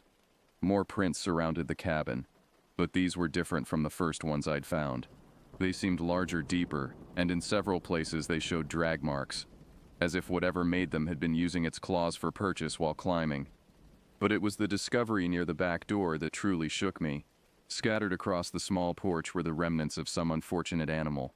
Bones, mostly, picked clean and arranged in a rough pile. The skull appeared to be from a raccoon, but the long bones were cracked and splintered, suggesting they'd been broken to extract marrow. The arrangement wasn't random. The bones had been placed deliberately, almost like an offering or a warning. The message was clear. This is what happens to small, vulnerable creatures in these woods. That evening, I made a decision that in retrospect seems incredibly foolish. Instead of cowering inside the cabin, I decided to confront whatever was stalking me. I armed myself with my baseball bat and a heavy-duty flashlight, positioned myself on the porch, and waited. The sunset was spectacular that night, painting the Ozark Mountains in brilliant reds and golds. As darkness crept across the landscape, I sat in an old rocking chair and tried to project an air of calm confidence I didn't feel. My hands shook slightly on the bat handle, and every shadow seemed to conceal something threatening. I didn't have to wait long. The first sign was the familiar sound of heavy footsteps in the underbrush. But tonight they were closer, more deliberate. Whatever was out there wasn't bothering with stealth anymore. The footsteps approached the clearing where the cabin sat, and I caught my first clear glimpse of my tormentor. It emerged from between two large oak trees about 30 yards away, and my breath caught in my throat. In the fading light, it appeared to be roughly humanoid in shape but wrong in every detail. It was tall, taller than any man I'd ever seen, with proportions that seemed designed by a madman. The torso was barrel-shaped and covered in patchy, diseased-looking fur. The arms hung too long, ending in hands that seemed more like talons. But it was the head that nearly made me drop my flashlight. The skull was elongated, almost lupine, but the snout was shorter and broader, like a pig's. Ears that might have once been pointed now hung in tattered strips, as if they'd been damaged by disease or violence. But the eyes, God help me, the eyes were almost human. They reflected the last rays of sunlight with an intelligence that was undeniably aware, undeniably malevolent. We stared at each other across the clearing for what felt like an eternity. I gripped my bat tighter and tried to keep my breathing steady, knowing that any sign of weakness might trigger an attack. The creature's chest rose and fell with labored breathing, and I could hear that wet, congested wheeze even from 30 yards away. Then it opened its mouth, revealing teeth that belonged in no earthly creature's skull. They were too large, too sharp, arranged in rows like a shark's. When it spoke, and God help me, it did speak, the voice was like gravel being ground in a cement mixer. "Hungry," it said, and the single word carried across the clearing with perfect clarity. So, hungry. My grip on reality wavered. This couldn't be happening. Deceased animals didn't speak.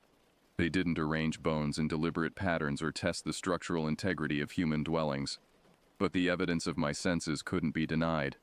The creature took a step closer, then another. Its gait was wrong, like someone learning to walk on legs that didn't quite fit. But it was definitely moving toward me, and I had nowhere to run. Terror has a way of clarifying the mind, and as the creature approached, survival instinct overrode shock. I stood slowly from the rocking chair, keeping the baseball bat ready and the flashlight trained on the thing stalking toward me. The beam seemed to cause it discomfort. It raised one malformed hand to shield its eyes and let out a sound of irritation. "Stay back," I shouted, surprised by the strength in my own voice. "I'm warning you." The creature paused, tilting its elongated head like a dog trying to understand a command. Its lips pulled back in what might have been a smile, revealing even more of those horrific teeth. When it spoke again, the words were clearer, more formed. "Warm," it said, and the longing in that diseased voice was almost pitiable. "Been so cold, so long." Despite my terror, I found myself backing toward the cabin door. The creature matched my movement, maintaining the distance between us but clearly unwilling to let me escape. As my hand found the door handle behind me, I made a crucial mistake. I let the flashlight beam waver. The moment the light left its face, the creature moved with horrifying speed. What had seemed like a shambling, diseased thing transformed into something swift and predatory. It covered half the distance between us in seconds, its movements fluid despite the apparent wrongness of its anatomy. I yanked the door open and threw myself inside, slamming it shut and throwing the bolt just as something heavy crashed against the exterior. The entire cabin shook with the impact, and I heard the creature's frustrated howl, a sound that seemed to come from every direction at once. For the next several hours it circled the cabin like a wolf around a campfire. I could track its movement by sound, the scrape of claws on wood, the wheeze of labored breathing, the occasional impact as it tested doors and windows. At one point it began speaking again, its voice circling the cabin as it moved. "Please," it said, the word distorted by whatever disease had ravaged its throat. "Just warm. Just for a while." The pleading tone was almost worse than the threats had been. There was something genuinely pathetic about the creature's loneliness. Something that spoke to the human part of me that wanted to help suffering beings. But every rational instinct screamed against opening that door. As dawn approached, the sounds gradually faded. When I finally summoned the courage to look outside, the creature was gone, leaving only the now familiar prints and a new arrangement of bones. This time what appeared to be the skeleton of a small deer, positioned directly in front of my door like a grotesque doormat. That morning, I drove to Hartwell with a purpose beyond job hunting. I needed answers, and I suspected I wouldn't find them in any biology textbook. The town library had a local history section, and if there were stories about creatures like the one stalking me, that's where they'd be recorded. Patricia, the librarian, seemed surprised by my interest in local folklore, but she helped me locate boxes of old newspapers, town records, and collections of regional stories. I spent the entire day reading, searching for any mention of unusual creatures or unexplained disappearances in the Ozark region. What I found chilled me to the bone. The stories went back over a century, scattered through various sources but remarkably consistent in their details. The earliest account I could find was from 1887, a newspaper report about a wild man that had been seen near the town of Cedar Falls, about 20 miles from where I was staying. The description matched what I'd seen: tall, covered in patchy fur, with an elongated skull and diseased appearance. But it was the pattern that truly frightened me. The sightings occurred in roughly 20-year cycles, always in the same general area of the mountains. Each cycle began with reports of strange sounds and disturbed livestock, escalated to direct encounters with the creature, and inevitably ended with disappearances. In 1908, 3 members of the Morrison family vanished from their homestead near Willow Creek. The only evidence found was their cabin, torn apart from the inside, and strange tracks leading into the deep woods. In 1929, a hunting party of 4 men disappeared during a week-long trip to the same region. Their camp was found destroyed, equipment scattered, and large quantities of blood soaking the ground. No bodies were ever recovered. The pattern continued through 1951, 1973, and 1995. Each cycle claimed between 2 and 6 victims, always people who were isolated, always in the same rough geographical area. The newspaper accounts grew more skeptical over the decades, dismissing the stories as folklore, or attributing the disappearances to more mundane causes like bears or human predators. But I knew better. I'd seen the thing that stalked these mountains, heard its voice, looked into those almost human eyes. The creature was real, and if the historical pattern held true, it was entering another active phase, with me as its primary target. The most recent account I found was from a local man named Chester Polk, who claimed to have encountered the creature in 1995. His statement, recorded by an amateur historian, described an attack that left him scarred but alive. According to Polk, the thing had cornered him in a cave during a hunting trip, but had mysteriously withdrawn at sunrise, leaving him traumatized but breathing. It spoke to me. Polk's statement read, talked about being hungry, about being cold and alone. But there was something else. Something it wanted more than food. It wanted warmth, not just body heat, but, I don't know how to explain it, like it wanted to be human again. The phrase again stuck with me as I drove back to the cabin that evening. What did that imply about the creature's origins? Had it once been human? Was this some kind of disease or curse that transformed people into the thing I'd encountered? As the sun set behind the mountains, I realized I was returning to face something far worse than I'd imagined. This wasn't just a dangerous animal or an unknown species. This was something that had been hunting in these woods for over a century, something that had claimed dozens of lives, and something that had marked me as its next victim. The knowledge I'd gained from my research brought no comfort, only the terrible certainty that I was living through the opening chapter of another cycle of disappearances. That night I barely slept at all, lying in the sagging bed with my baseball bat across my chest and my ears straining for any sound that didn't belong to the natural rhythm of the forest. The creature returned just after midnight, but its behavior had changed. Instead of the previous night's systematic investigation of the cabin's defenses, it seemed to be testing my psychological limits. It would approach the building, make just enough noise to wake me if I'd managed to doze, then retreat into the darkness for long periods before returning. The psychological warfare was devastatingly effective. Each time I began to relax, each time I started to believe it had finally lost interest and moved on, the sounds would resume. A scrape at the kitchen window, a thud against the back door, the creak of footsteps on the sagging porch. But worst of all were the words. "I know you're awake," it would whisper, its diseased voice carrying through the thin walls with impossible clarity. "Can smell your fear. Tastes like copper pennies and salt." Sometimes it would describe what it wanted to do to me, using language that was both sophisticated and utterly inhuman. Other times it would beg, pleading for warmth, for companionship, for relief from what it described as the endless cold inside. By morning, I was exhausted and shaking, my nerves stretched to the breaking point. The creature had left more gifts, this time the carcass of what might once have been a dog. Though it was so mutilated, I couldn't be certain. The bones were arranged in a pattern that seemed almost ritualistic, surrounding a message scratched deep into the dirt. Soon. I knew I had to get help, but who would believe such an incredible story? The local sheriff would probably assume I was having a breakdown, grief and isolation driving me to delusions. But I couldn't face another night alone with that thing stalking around the cabin. That afternoon, I drove to the Garrison farm and tried to explain my situation to Tom Garrison, the patriarch of the family I'd barely met.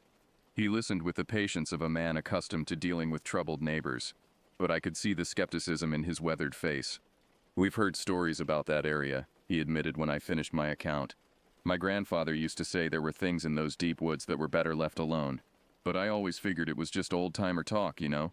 Stories to keep kids from wandering off." Still, he agreed to lend me his shotgun and a box of shells, and he gave me his phone number with instructions to call if things got worse. "Though I should warn you," he added as I was leaving, "phone service can be spotty up in those hills. Sometimes the lines go out for days at a time." That evening, I felt marginally more secure with the shotgun beside me. But I knew that whatever stalked these mountains had survived for over a century. It wouldn't be deterred by conventional weapons. The creature's arrival was announced by a sound I'd never heard before, a keening wail that seemed to come from every direction at once. It was a sound of pure anguish, the cry of something in unimaginable pain. Despite my terror, I felt a stab of sympathy for whatever could produce such a heartbreaking noise. But sympathy vanished when I saw what it had brought me. Through the kitchen window, barely illuminated by the cabin's dim interior lights, I could see the creature standing in the clearing. It held something in its elongated arms, something that it placed carefully on the ground before retreating a few steps.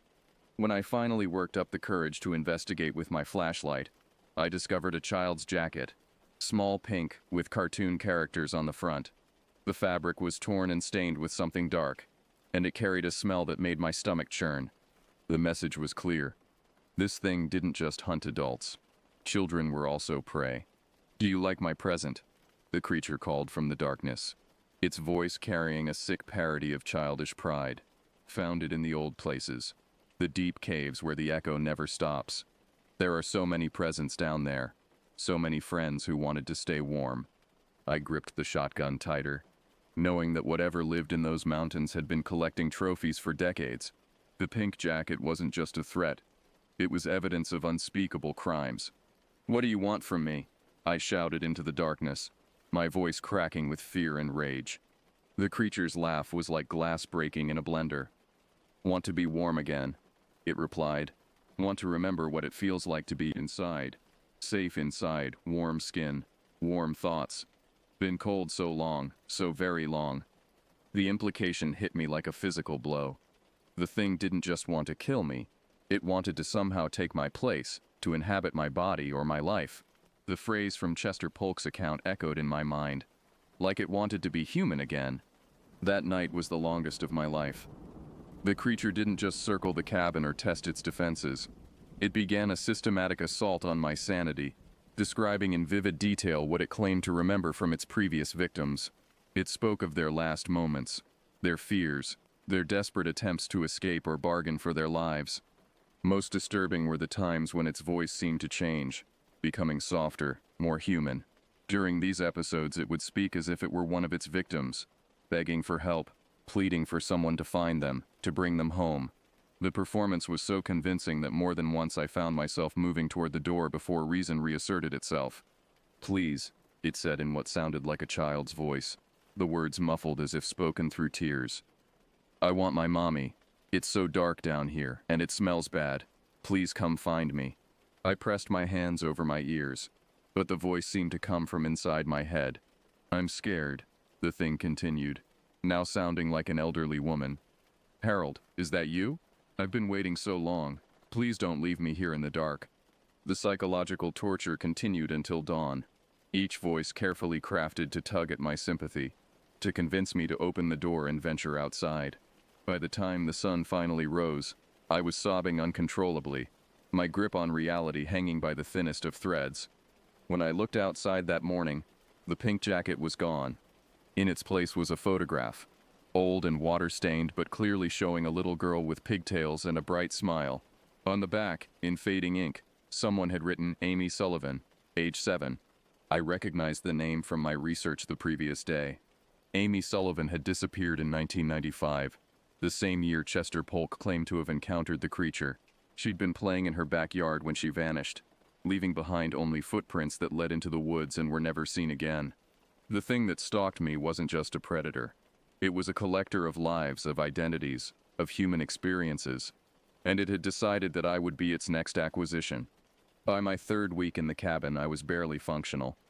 The nightly harassment had taken its toll, leaving me exhausted, paranoid, and increasingly disconnected from reality. I'd lost weight, my hands shook constantly, and I found myself talking to Jennifer as if she were still alive, begging her to tell me what to do.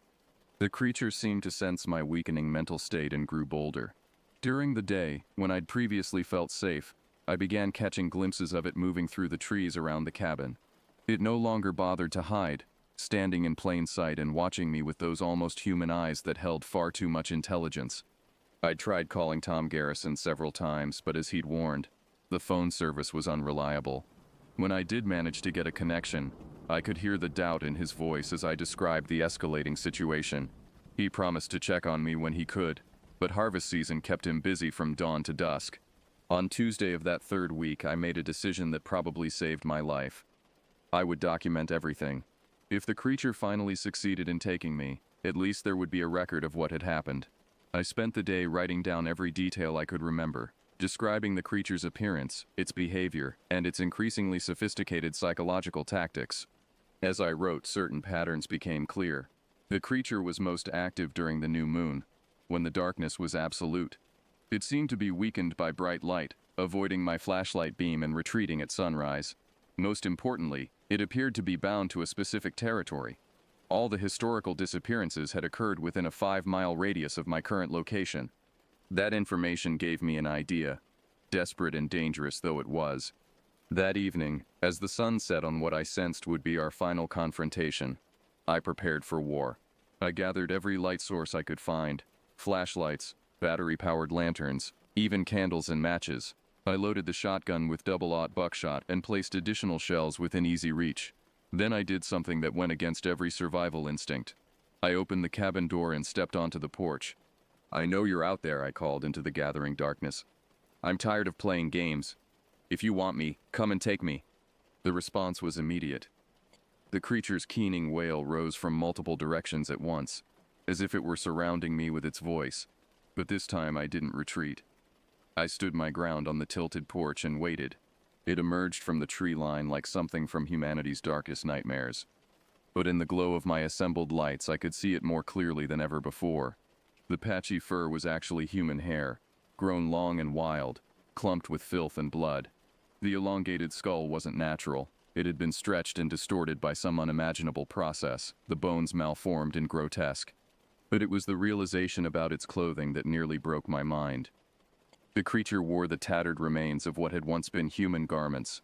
A child's dress here, a man's shirt there, a woman's jewelry draped around its neck like trophies. These weren't just decorations. They were the remnants of its victims, worn like a patchwork skin of stolen identities. "Finally," it said, its voice a horrible mixture of joy and hunger. "No more games. No more waiting. Time to be warm." It began walking toward me, and I raised the shotgun. "Stay back," I warned, though my voice shook with terror. "I'll shoot." The creature's laugh was like breaking bones. "Bullets won't stop the hunger," it said. "Nothing stops the hunger. Been hungry for so long, so very long." When it reached the edge of my light's effective range, about 10 yards from the porch, something remarkable happened. The creature stopped, seeming unable or unwilling to come closer. It paced back and forth at the boundary between light and shadow, its movements becoming increasingly agitated. "Come to me," it pleaded, its voice shifting between different tones and inflections. The voices of its victims, I realized. "Just step into the dark, just for a moment. It won't hurt long."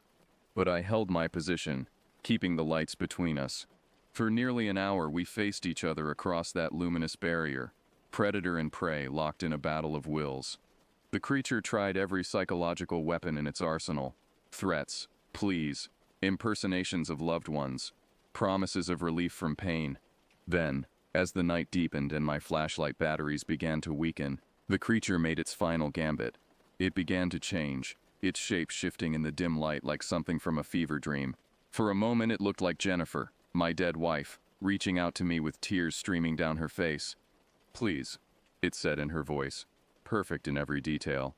"I've been waiting for you. Don't you want to be with me again? Don't you want the pain to stop?" The temptation was overwhelming.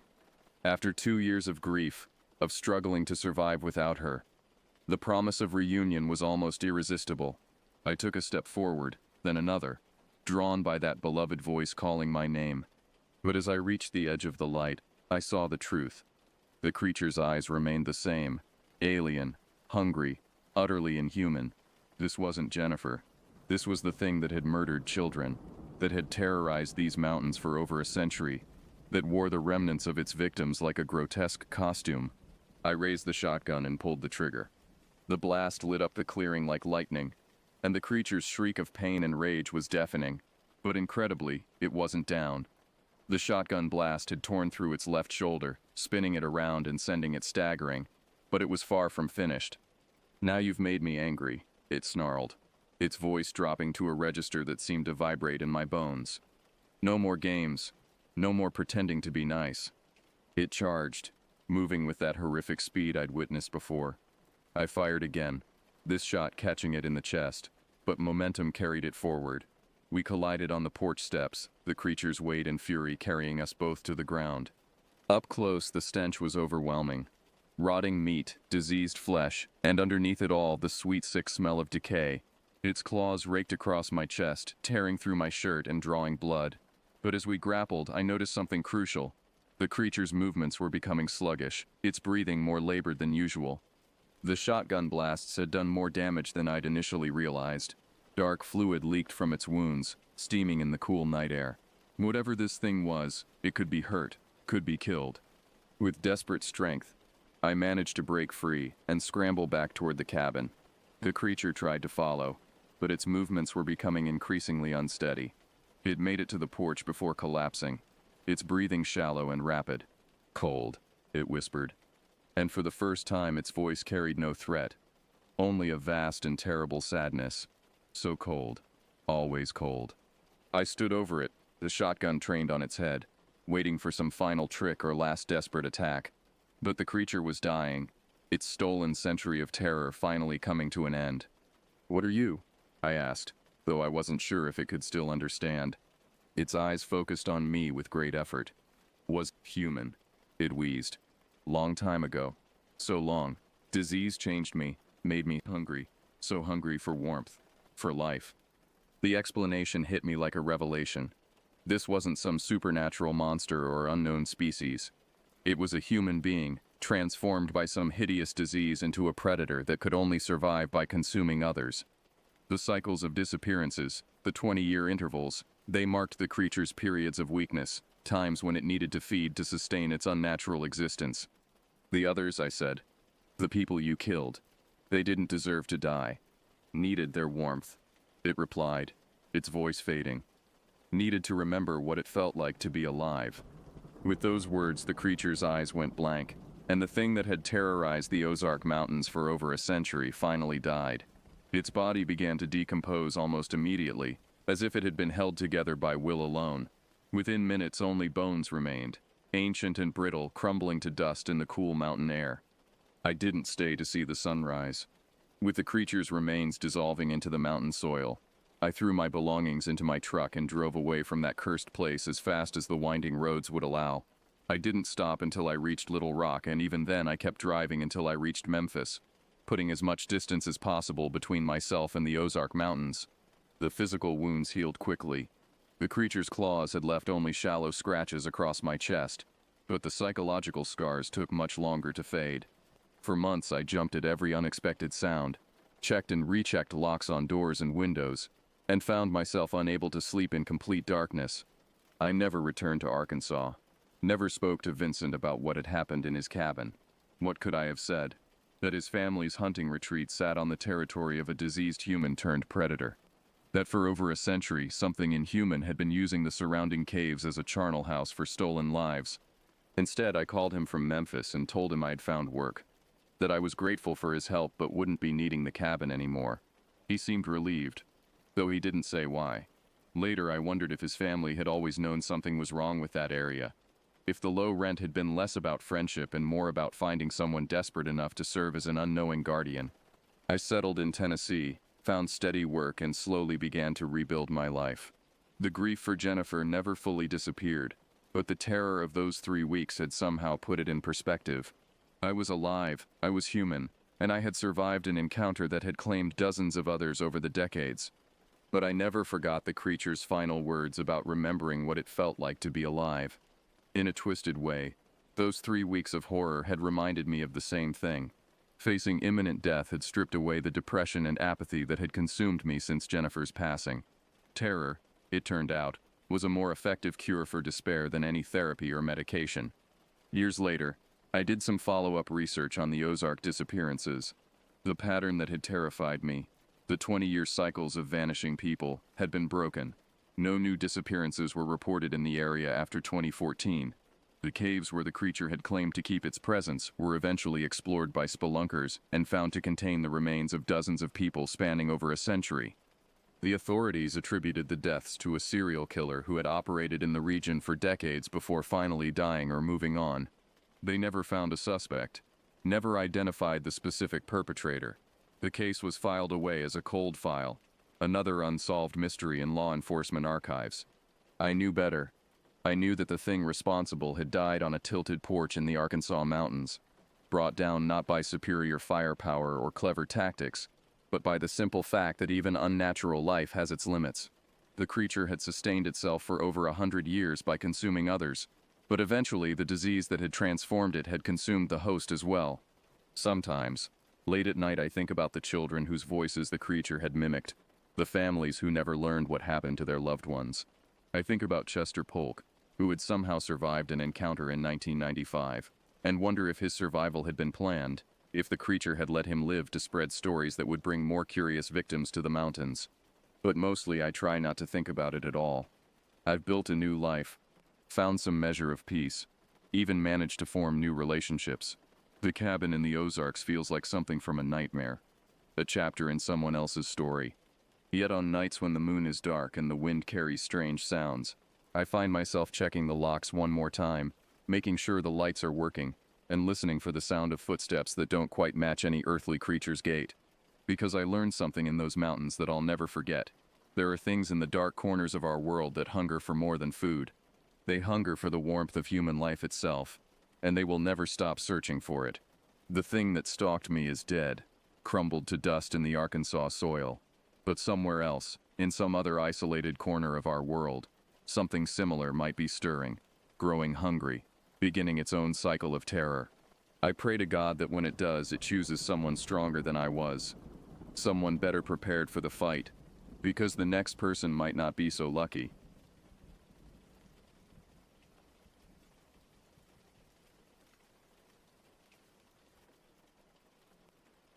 It was September 21st, 1997, when my life changed forever. I'm Ellis, and if I wasn't such a stubborn old mule, I wouldn't have this story to tell. But I do, and it's a tale that still haunts me to this day. I had decided to rent a small cabin tucked along Lake of the Ozarks in Missouri for a month. The plan was simple: do some fishing, enjoy the quiet, and maybe finish that novel I'd been putting off for years. Little did I know that this peaceful retreat would turn into a nightmare that would follow me for the rest of my life. The first few days were uneventful. I set up my fishing gear, stocked the cooler with beer, and settled into a comfortable routine. The tranquility of the lake was a welcome change from the bustling streets of St. Louis where I'd been living for the past decade. My ex-wife always said I had a knack for finding trouble, but out here, surrounded by nature, what could possibly go wrong? As it turns out, everything. It was on the fourth night that I first noticed something was off. The sun was setting, painting the sky in vibrant oranges and pinks, when I felt an inexplicable urge to check the perimeter of the property. Call it instinct or paranoia, but something didn't feel right. I grabbed my flashlight and began to circle the cabin. The woods seemed darker than usual, the shadows deeper and more menacing. As I rounded the back of the property, my light caught something that made my blood run cold. Tracks. But not just any tracks. These were large, like dog prints, but wrong. The claws were too long, the shape of the pad different from any animal I'd ever encountered, and I'd seen my fair share of wildlife over the years. I tried to rationalize it. Maybe it was a deformed coyote or a particularly large wolf. But deep down, I knew I was lying to myself. Whatever made these tracks wasn't natural. That night I tossed and turned, unable to shake the feeling of being watched. The cabin suddenly felt too exposed, its thin walls offering little protection against whatever might be lurking in the darkness. At 2 a.m. I jolted awake, drenched in a cold sweat. Something was moving outside. The sound was faint at first, barely audible over the gentle lapping of the lake against the shore, but it grew closer, more distinct. Heavy footfalls, the snapping of twigs, and a low guttural sound that was unlike anything I'd ever heard before. I lay there frozen in fear, straining my ears to track the movement outside. The cabin was just one big room, with nowhere to hide if something decided to break in. My eyes darted to the rifle I'd left leaning against the far wall. It might as well have been miles away. That's when I saw it. Moonlight filtered through the trees, casting long shadows across the ground. And there, just beyond the tree line, stood a figure. It was hunched over, but still unnaturally tall, with an odd loping gait and a massive head. Even from this distance I could see its eyes reflecting the moonlight, a sickly yellow-green that seemed to glow with an inner fire. And it was staring directly at the cabin, directly at me. My heart pounded in my chest as I watched the creature begin to move. Its steps were deliberate, steady, like a predator circling its prey. This was no panicked animal. This thing, whatever it was intelligent, and it was hunting me. I knew I wouldn't have time to reach the rifle before it got to the cabin, so operating on pure instinct, I did the only thing I could think of. I let out the loudest, meanest yell I could muster. "Get out of here," I roared, my voice cracking with fear and desperation. To my surprise, it worked. Sort of. The creature halted its advance, tilting its head to the side like a confused dog. For a brief moment, I dared to hope that I had scared it off. Then it let out a sound that froze my blood in my veins. It was a bone-deep snarl, filled with rage and hunger. But there was something else mixed in with it, something that chilled me to my core. It almost sounded like laughter, as if my pathetic attempt to scare it away was amusing. The creature took a few more steps forward, then stopped again. I used the moment of hesitation to lunge for my rifle. My hands were shaking so badly I could barely grip the weapon, but I managed to raise it and take aim. I didn't bother with a warning shot. I aimed straight for its chest and pulled the trigger. The sound of the gunshot was deafening in the quiet night. The creature howled, a sound of pain and fury that echoed across the lake. For a split second, I thought I'd done it. I'd wounded the beast, driven it away. Then it started running, straight at me. That was my breaking point. Terror overrode every other instinct. I turned, fumbled with the back door, and bolted into the woods. The creature's roars of rage followed close behind. I don't know how long I ran. Time seemed to lose all meaning as I crashed through the underbrush, tripping over roots and tearing my clothes on thorns. Every time I thought I'd lost it, I'd hear that bone-chilling snarl again, followed by the thunder of its footsteps. Just when I was sure I couldn't take another step, when my lungs were burning and my legs felt like lead, I saw it, a dirt road winding through the trees. Salvation. I burst out of the forest and threw myself across the road, gasping for breath. Headlights suddenly flared to life as a car screeched to a stop mere feet from where I lay. "What the hell are you?" a man's voice started to say. But then he saw my face. The blood, the tattered clothes, the sheer terror in my eyes. "Help me," I choked out, my voice barely more than a whisper. "Something's out there. Something's." That's when the creature emerged from the trees. The man shouted something unintelligible. The car engine revved, and then to my horror he sped away, tires squealing, leaving me sprawled there on the road. I saw the creature loom over me, its teeth gleaming in the darkness. I scrambled backward, my mind blank with terror. I closed my eyes, waited for the pain, for the teeth tearing into my flesh. But it never came. After what felt like an eternity, I opened my eyes. I was alone. The creature had vanished as suddenly as it had appeared. I sat there for what felt like hours, shaking uncontrollably, staring into the woods where the creature had disappeared. Eventually, the shock wore off enough for me to stand. I made my way back to the cabin on autopilot, not even bothering to see if that thing was lurking nearby. My belongings were still inside, untouched. But I couldn't stay. I grabbed my essentials, shoved them into a backpack, and practically ran for the road. By some miracle, I managed to hitch a ride with a trucker hauling lumber. He looked at me like I was deranged, but didn't ask many questions.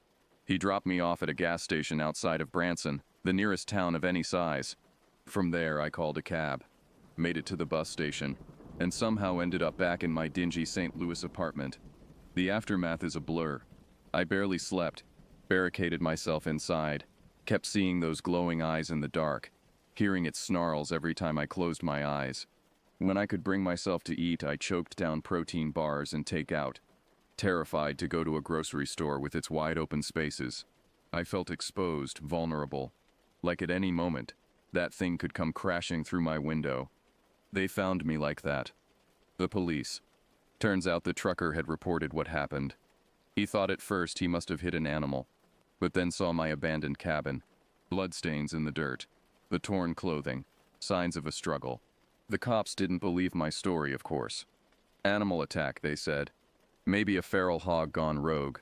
They tried to explain away the eye shine, the tracks that didn't add up. I didn't argue.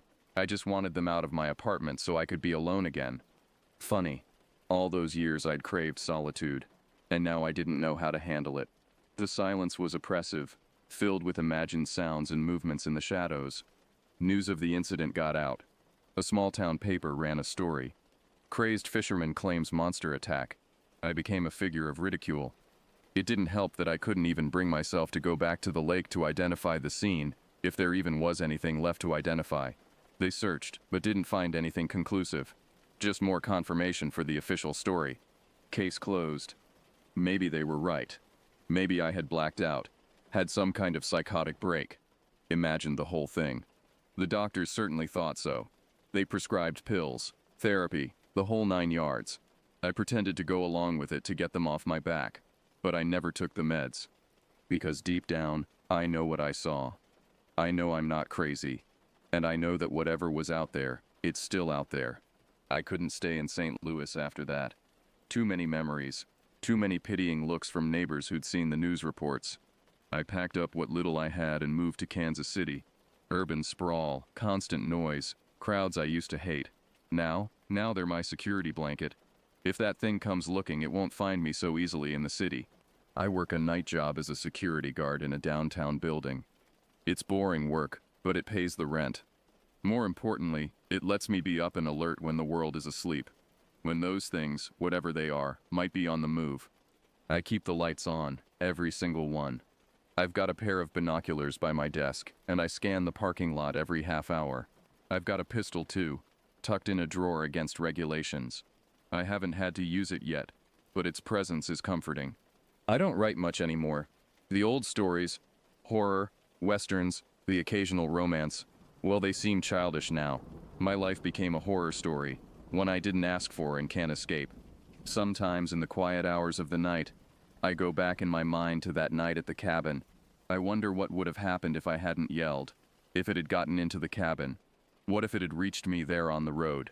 Maybe then somebody would have believed me once they found the remains. Or maybe not. Maybe they just write it off as another weird unsolved case file gathering dust in some forgotten office. Every now and then I'll see something in the news that makes my blood run cold. A hiker gone missing in the Ozarks. Livestock mutilated in some farmer's field. Campers telling tales of strange noises in the night. These stories don't make a big splash. They quickly fade away, replaced by the latest scandal or disaster. But I see them, and I wonder how many others are out there. How many people have seen something like I did? How many have been labeled crazy, unable to let go of what they experienced? I wonder if we'll ever connect, or if we're doomed to carry this terrible knowledge alone. And mostly I wonder if someday those headlights will shine into my building's parking lot. Not those of a random car, but a pair of glowing yellow-green eyes in the darkness. I wonder if when it comes for me, it'll finally be over, one way or another. Until then, I'll keep watching, keep waiting, because I know the truth. The monsters are real, and they're still out there.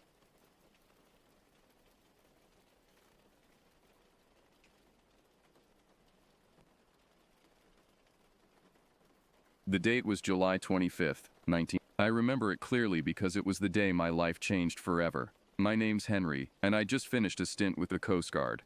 After years of service, I was ready for some peace and quiet. That's why I chose a small cabin outside the little town of Oak Ridge, nestled in the backwoods of Oregon. The cabin itself wasn't much to look at. A weathered two-bedroom structure with a tin roof that sang in the rain and creaked under the weight of winter snow. But it was mine, and it came with 5 acres of densely wooded land that stretched out into the wilderness beyond. As I pulled up in my beat-up Ford pickup, loaded down with what few possessions I'd accumulated over the years, I felt a sense of relief wash over me. The air was crisp and clean, filled with the scent of pine and damp earth. In the distance, I could hear the faint rustling of leaves and the occasional call of a bird I couldn't identify. "This is it," I muttered to myself, climbing out of the truck. Home sweet home. The realtor had left the key under a flower pot by the front door, just as she'd promised. As I turned it in the lock, I couldn't help but feel a twinge of excitement. This was my fresh start, my chance to leave behind the rigors of military life and find some peace. The inside of the cabin was modest but comfortable.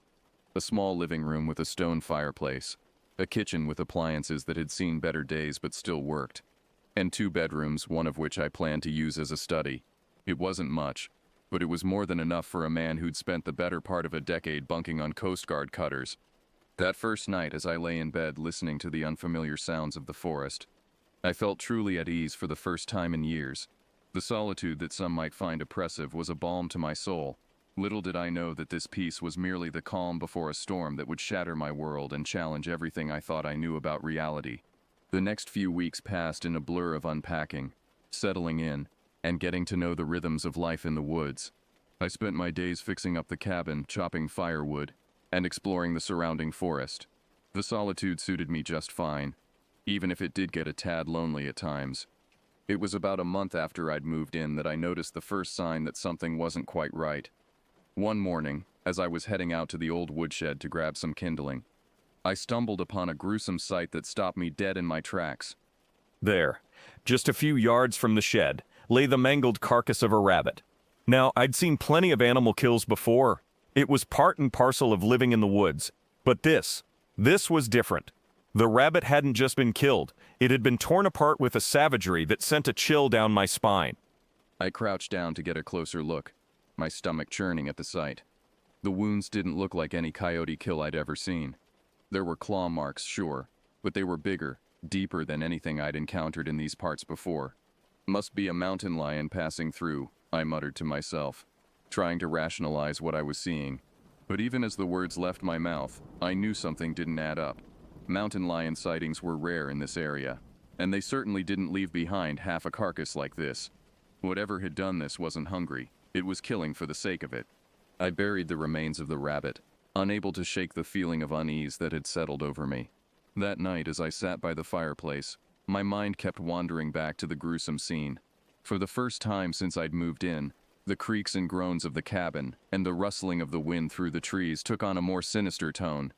I tried to brush it off as paranoia, a holdover from my military days perhaps, but deep down a part of me knew that something had changed. The peace I'd found in these woods suddenly felt fragile, like a thin veneer covering something dark and dangerous lurking just beneath the surface. Little did I know, this was just the beginning. The true horror that awaited me in those Oregon backwoods was beyond anything I could have imagined. A few days after the rabbit incident, I heard the sound of tires crunching on the gravel driveway. It was a welcome distraction from the unease that had been gnawing at me. As I stepped out onto the porch, I saw a battered blue pickup truck pulling up. A man in his late 50s, with a weathered face and calloused hands, climbed out. "You must be the new guy," he called out, his voice gruff but not unfriendly. "Name's Tom. My family's owned the property next door for generations." I walked down to meet him, extending my hand. "Henry, nice to meet you, Tom." We shook hands, his grip firm and calloused. Tom's eyes scanned the property, taking in the changes I'd made and the work still to be done. Places looking better, he nodded approvingly. Old man Jenkins let it go to seed before he passed. We spent the next hour or so talking about typical small-town stuff, the upcoming deer season, the fishing tournament in Oak Ridge, the best places to get supplies. It was nice having a conversation with someone after weeks of solitude, but as Tom was getting ready to leave, his demeanor changed. The easygoing smile faded, replaced by a look of concern that made my stomach tighten. "Listen, Henry," he said, his voice low and serious. "There's something you should know. My brother Bill, he went missing up in the hills about a week ago, was out on a hunting trip, knew these woods like the back of his hand, but he never came back." I felt a chill run down my spine, remembering the mangled rabbit carcass. "Any leads?" I asked, trying to keep my voice steady. Tom shook his head, his eyes distant. "Nothing. Search parties combed the area for days. Not a trace. It's like he just vanished." We stood there in silence for a moment, the weight of his words hanging heavy in the air. Without saying it explicitly, we both knew there was something out there in the woods that wasn't right.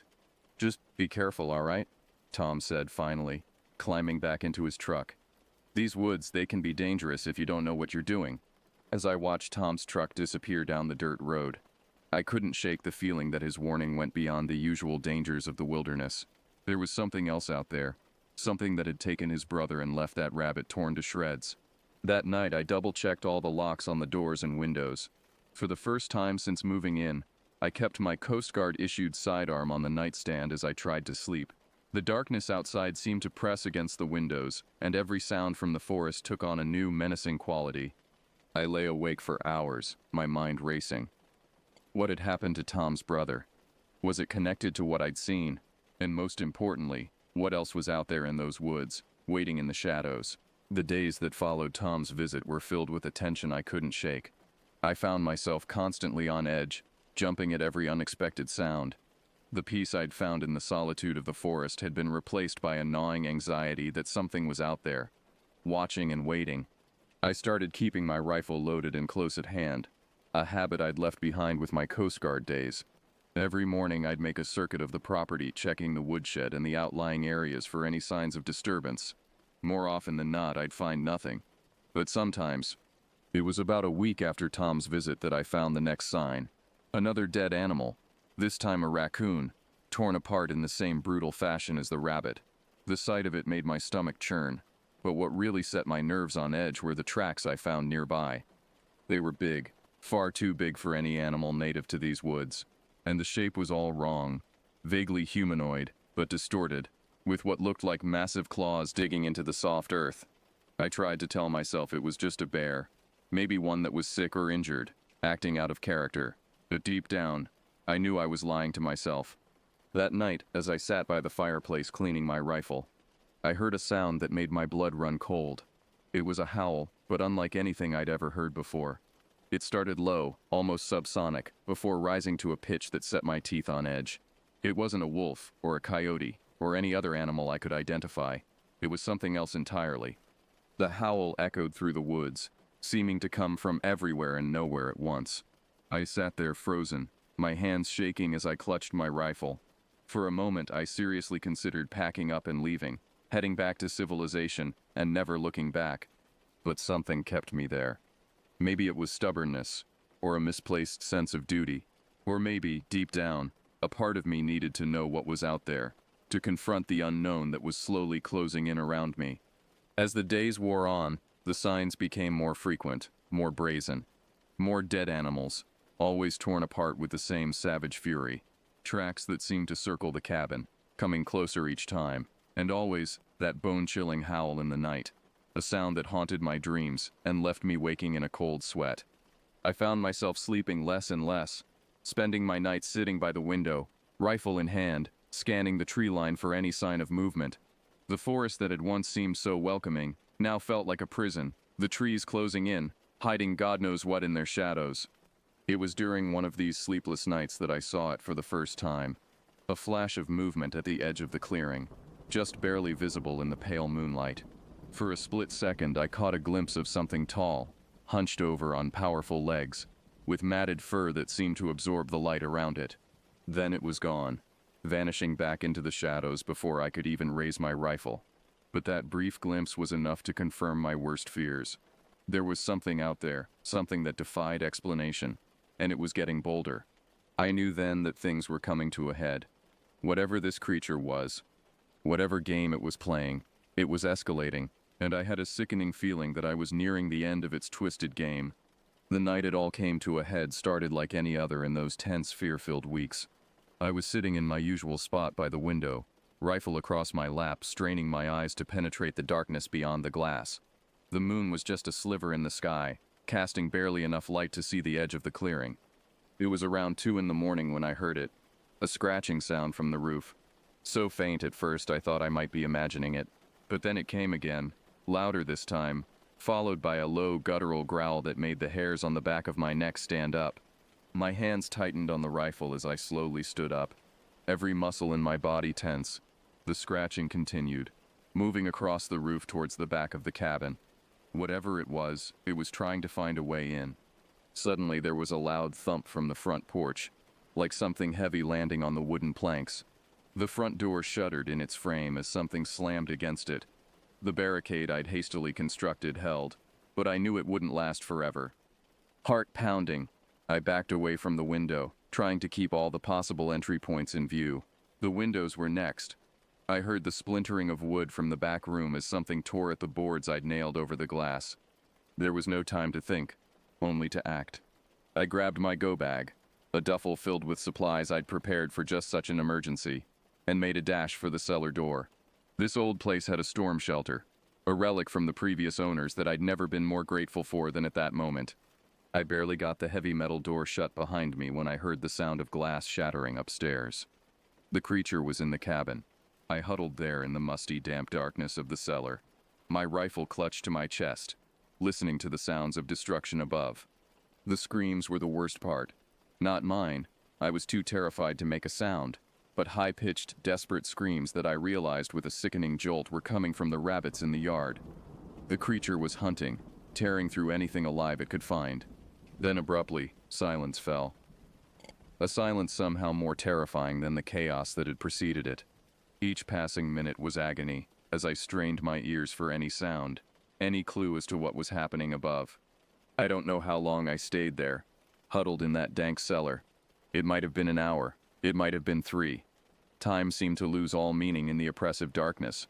Eventually, I couldn't take it anymore. I had to know what was out there. With trembling hands, I reached for the cellar door. My other hand white-knuckled around the grip of my rifle. Slowly, agonizingly, I pushed the door open just a crack, peering out into the cabin above. The first rays of dawn were breaking through the shattered windows, casting long shadows across the devastation. The cabin was a wreck, furniture overturned, claw marks scoring the walls. But it was empty. Whatever had attacked during the night was gone. Cautiously, I emerged from the cellar, my eyes darting to every shadow, every dark corner. The silence was oppressive, broken only by the pounding of my own heart. As I made my way through the ruined cabin, a glint of something caught my eye. There, amidst the debris near the front door, was a patch of fabric. As I drew closer, my blood ran cold. I recognized those boots, that jacket. It was Tom's brother, or what was left of him. The only reason I could identify him was by his clothing. The rest, it was like someone had taken him apart and put him back together wrong. I stumbled back, fighting the urge to vomit. This couldn't be real. It had to be a nightmare.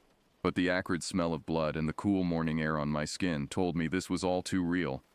As I stood there trying to process what I was seeing, a flash of movement from outside caught my eye.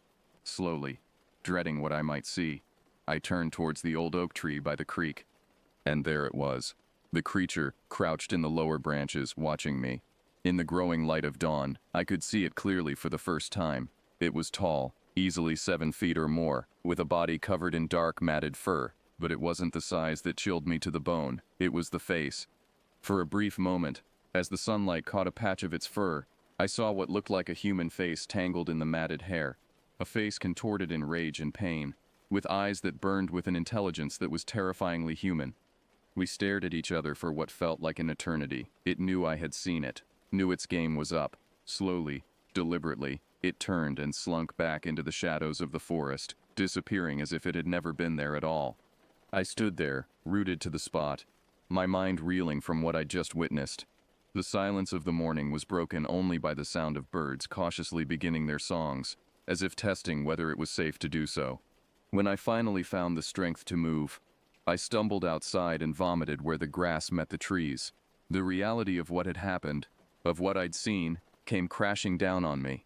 Tom's family deserved to know what had happened to his brother, even if they wouldn't believe a word I said about the creature. As I staggered back to the cabin, a mixture of fear and fury surged within me. This was my home, damn it. I wouldn't be driven off by some monster, no matter how terrifying. But even as I thought it, I knew I was lying to myself. There was no way I could stay here, not after what I'd seen. With shaking hands, I grabbed my truck keys and headed into town. I had to tell someone, had to get help, even if they thought I was crazy. The drive into Oak Ridge was a blur. My hands shook on the steering wheel, and every shadow in the trees seemed to hide that monstrous form. By the time I pulled up in front of the sheriff's office, I was a wreck. Sheriff Johnson was an old friend of Tom's, a burly man with a salt and pepper mustache, and eyes that had seen too much. When I burst into his office, wild-eyed and babbling about monsters in the woods, he looked at me like I'd lost my mind. "Slow down, Henry," he said, his voice calm but firm. "Take a breath and tell me what's going on." I tried my best to explain what had happened, about the creature, the attack on my cabin, and the gruesome remains I'd found. With each word, I could see the disbelief growing in Johnson's eyes. "Look," he said when I'd finished, "I know you've been through something rough. But monsters? In our woods? That's a bit hard to swallow." I felt a surge of frustration. "Then how do you explain Tom's brother?" I demanded. "He's out there torn apart like nothing I've ever seen before." That got Johnson's attention. His face grew serious. "You found Bill?" I nodded, swallowing hard at the memory. "What's left of him?" Johnson was silent for a long moment, his brow furrowed in thought. Finally, he stood up. "All right, Henry, we'll check it out. But I'm warning you, if this is some kind of sick joke." "It's not," I said, my voice barely above a whisper. God, I wish it was. The ride back to my cabin was tense. Johnson had called in a couple of deputies and a local doctor to accompany us. I could feel their skeptical eyes on me, could almost hear their thoughts. They thought I was crazy, or worse, that I had something to do with Bill's disappearance. As we pulled up to the cabin, I felt a chill run down my spine. The place looked different in the harsh light of day, the destruction even more evident. Johnson and his deputies approached cautiously, hands on their holsters. But when we reached the spot where I'd seen Bill's remains, there was nothing there. No body, no blood, not even a scrap of clothing. I stood there, mouth agape, as Johnson and his men searched the area. "I don't understand," I muttered, my mind reeling. "It was right here. I swear it was right here." Johnson's face was grim as he turned to me. "Henry, there's nothing here. No body, no signs of a struggle, nothing." I could see the doubt in his eyes, in all their eyes. They thought I was lying, or worse, that I'd snapped. I tried to explain about the creature, about the claw marks and the destruction inside the cabin, but my words sounded hollow even to my own ears. The doctor, a kind-faced woman named Dr. Reeves, approached me cautiously. "Henry," she said gently, "I think you might be suffering from some kind of stress-induced hallucination. Why don't you come back to town with us? We can get you some help." I wanted to scream, to make them understand that I wasn't crazy, that there was something out there in those woods. But as I looked at their faces, I realized it was useless. They would never believe me, not without proof. As Johnson and his deputies conducted a half-hearted search of the surrounding area, Dr. Reeves tried to coax me into going back to town with them, but I couldn't leave. Not yet. Whatever that thing was, it was still out there, and I had a sickening feeling that it wasn't done with me yet. In the days that followed, a search party was organized. Despite their skepticism, the disappearance of Tom's brother couldn't be ignored. Cops, hunters, and volunteers from Oak Ridge combed the woods, looking for any sign of Bill or the creature I'd described. I went with them, of course.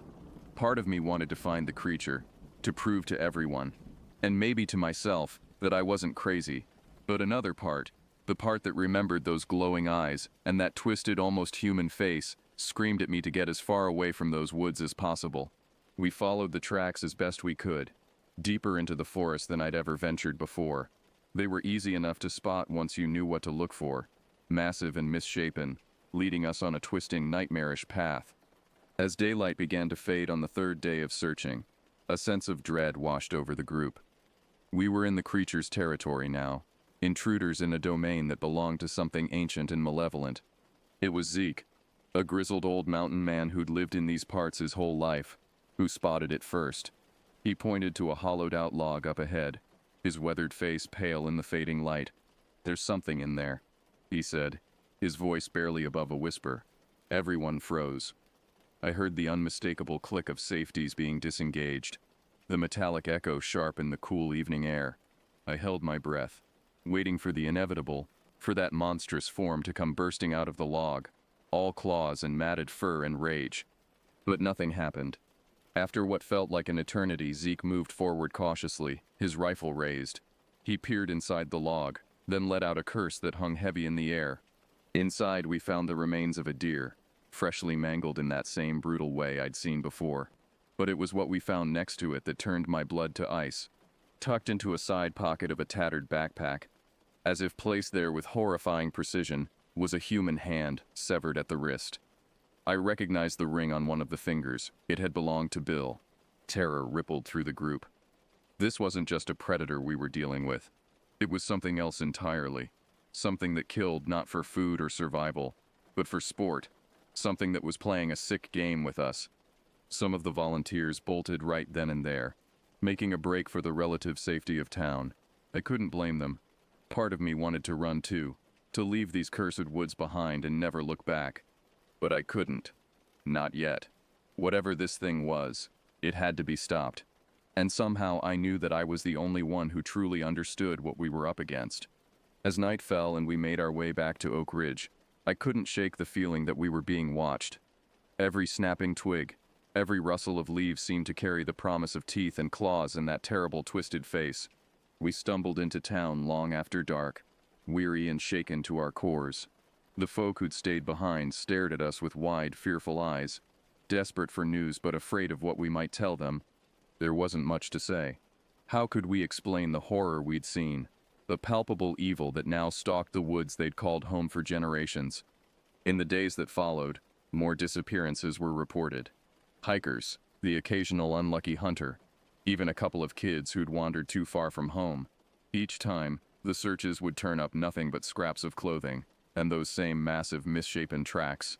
The fear in Oak Ridge was palpable. People started locking their doors at night, something that had never been necessary before. Parents kept their children close, and the woods that had once been a place of beauty and solitude became a no-man's land, avoided at all costs. Through it all, I couldn't shake the feeling that this was somehow my fault. That by coming to these woods, by disturbing whatever fragile balance had existed before, I had awakened something that should have remained dormant. One night about a week after our grisly discovery in the woods, I woke to the sound of scratching at my door. My blood ran cold as I reached for my rifle, my heart pounding in my chest. But when I opened the door, rifle at the ready, there was nothing there. Nothing, that is, except for a small scrap of paper nailed to the doorframe. On it, scrawled in what looked disturbingly like dried blood, were two words that chilled me to my very soul. Come alone. I knew then that the endgame had begun. Whatever this creature was, whatever sick game it was playing, it was time for a final confrontation. And I had a sickening feeling that only one of us would walk away from it. The decision to go into the woods alone was both the easiest and hardest I'd ever made. Easy, because I knew it was the only way to end this nightmare once and for all. Hard, because I knew there was a good chance I wouldn't be coming back. I left a note for Sheriff Johnson, explaining where I'd gone and why. I didn't expect him to believe me. Not really, but I hoped it might at least point them in the right direction, as I stepped into the forest, rifle in hand and pack on my back, I felt a chill that had nothing to do with the cool night air. The woods were eerily silent, as if every living thing was holding its breath, waiting to see what would happen next. I walked for what felt like hours, following a path that seemed to appear before me and vanish behind me. The deeper I went, the more the forest changed. The trees grew taller, older, their branches twisting into shapes that seemed almost deliberate, almost mocking. Finally, I emerged into a clearing I'd never seen before. In the center stood an ancient oak tree, its trunk easily 10 feet across. And there, perched on one of its massive branches, was the creature. In the pale moonlight, I could see it clearly for the first time. It was even more horrifying than I remembered. Its body was a patchwork of fur and skin, as if it had been stitched together from different animals, and possibly humans. Its face was a twisted parody of humanity, with eyes that glowed with an intelligence that was terrifyingly familiar. "You came," it said, its voice a guttural growl that somehow formed words. "I knew you would." I raised my rifle, trying to keep my hands from shaking. "What are you?" I demanded. The creature tilted its head, an almost curious gesture. "I am what I need to be," it said. "A predator, a nightmare, a god." "You're a monster," I spat. It laughed then, a sound that sent shivers down my spine. "Monster, god, the line is thinner than you think, Henry." The use of my name caught me off guard. "How do you know who I am?" The creature's mouth twisted into what might have been a smile. "I know everything about you, Henry. I've been watching you since the day you arrived. You're different from the others. You see me for what I am." "And what's that?" I asked, my finger tightening on the trigger. "The truth," it said simply. "The truth that your kind has forgotten. That nature is not kind. That the world is not safe. That there are things in the dark that hunger." As it spoke, it began to change. Its form shifted and twisted, becoming more human-like with each passing second. Soon, I found myself staring at a mirror image of myself, albeit one with eyes that glowed with an inhuman light. "You see," it said, now with my voice. "I am you. I am everyone. I am the darkness that lives in all of you." I fired then, the sound of the shot echoing through the clearing. The creature, my doppelganger, stumbled back, a look of surprise on its face. But there was no blood, no wound, just a small hole in its chest that quickly closed up. It laughed again, a sound that was equal parts amused and disappointed. "Oh, Henry, did you really think it would be that easy?" What followed was a nightmare beyond anything I could have imagined. The creature attacked with a speed and ferocity that was inhuman, shifting forms with each blow. One moment it was me, the next it was Tom, then Bill, then shapes I couldn't even comprehend. I fought back with everything I had, emptying my rifle, then resorting to my hunting knife when the bullets ran out. But it was like fighting a shadow, a nightmare made flesh. For every blow I landed, it seemed to grow stronger, feeding off my fear and desperation. As dawn began to break, I found myself backed up against the ancient oak, battered and bleeding.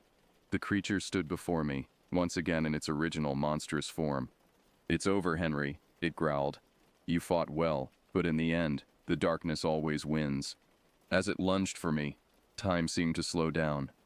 In that moment, I saw everything clearly, the truth behind its words, the nature of the evil I was facing, and I knew what I had to do.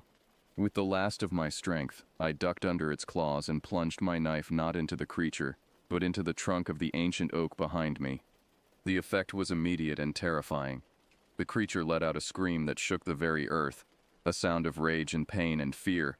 The tree began to wither and die before my eyes, its bark turning black and falling away in chunks. And as the tree died, so did the creature.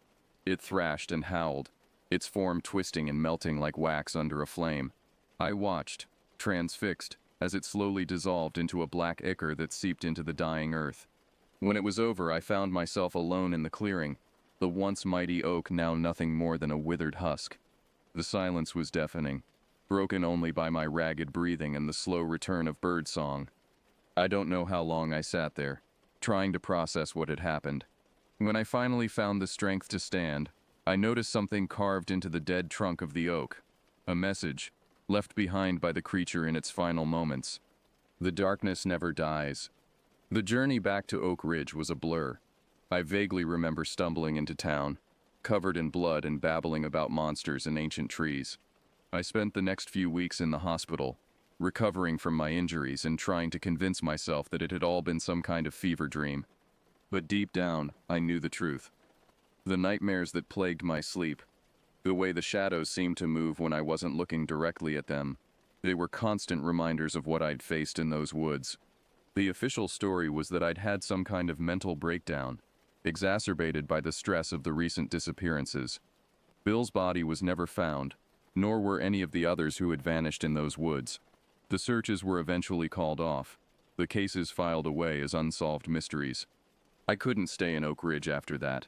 The whispers, the sidelong glances, the barely concealed fear in people's eyes when they looked at me. It was too much, so I packed up what was left of my life and hit the road. I've drifted ever since, never staying in one place for too long. Cities are my refuge now.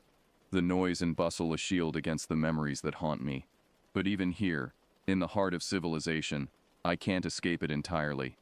Sometimes in the quiet hours of the night I think I hear it, that low guttural growl carried on the wind.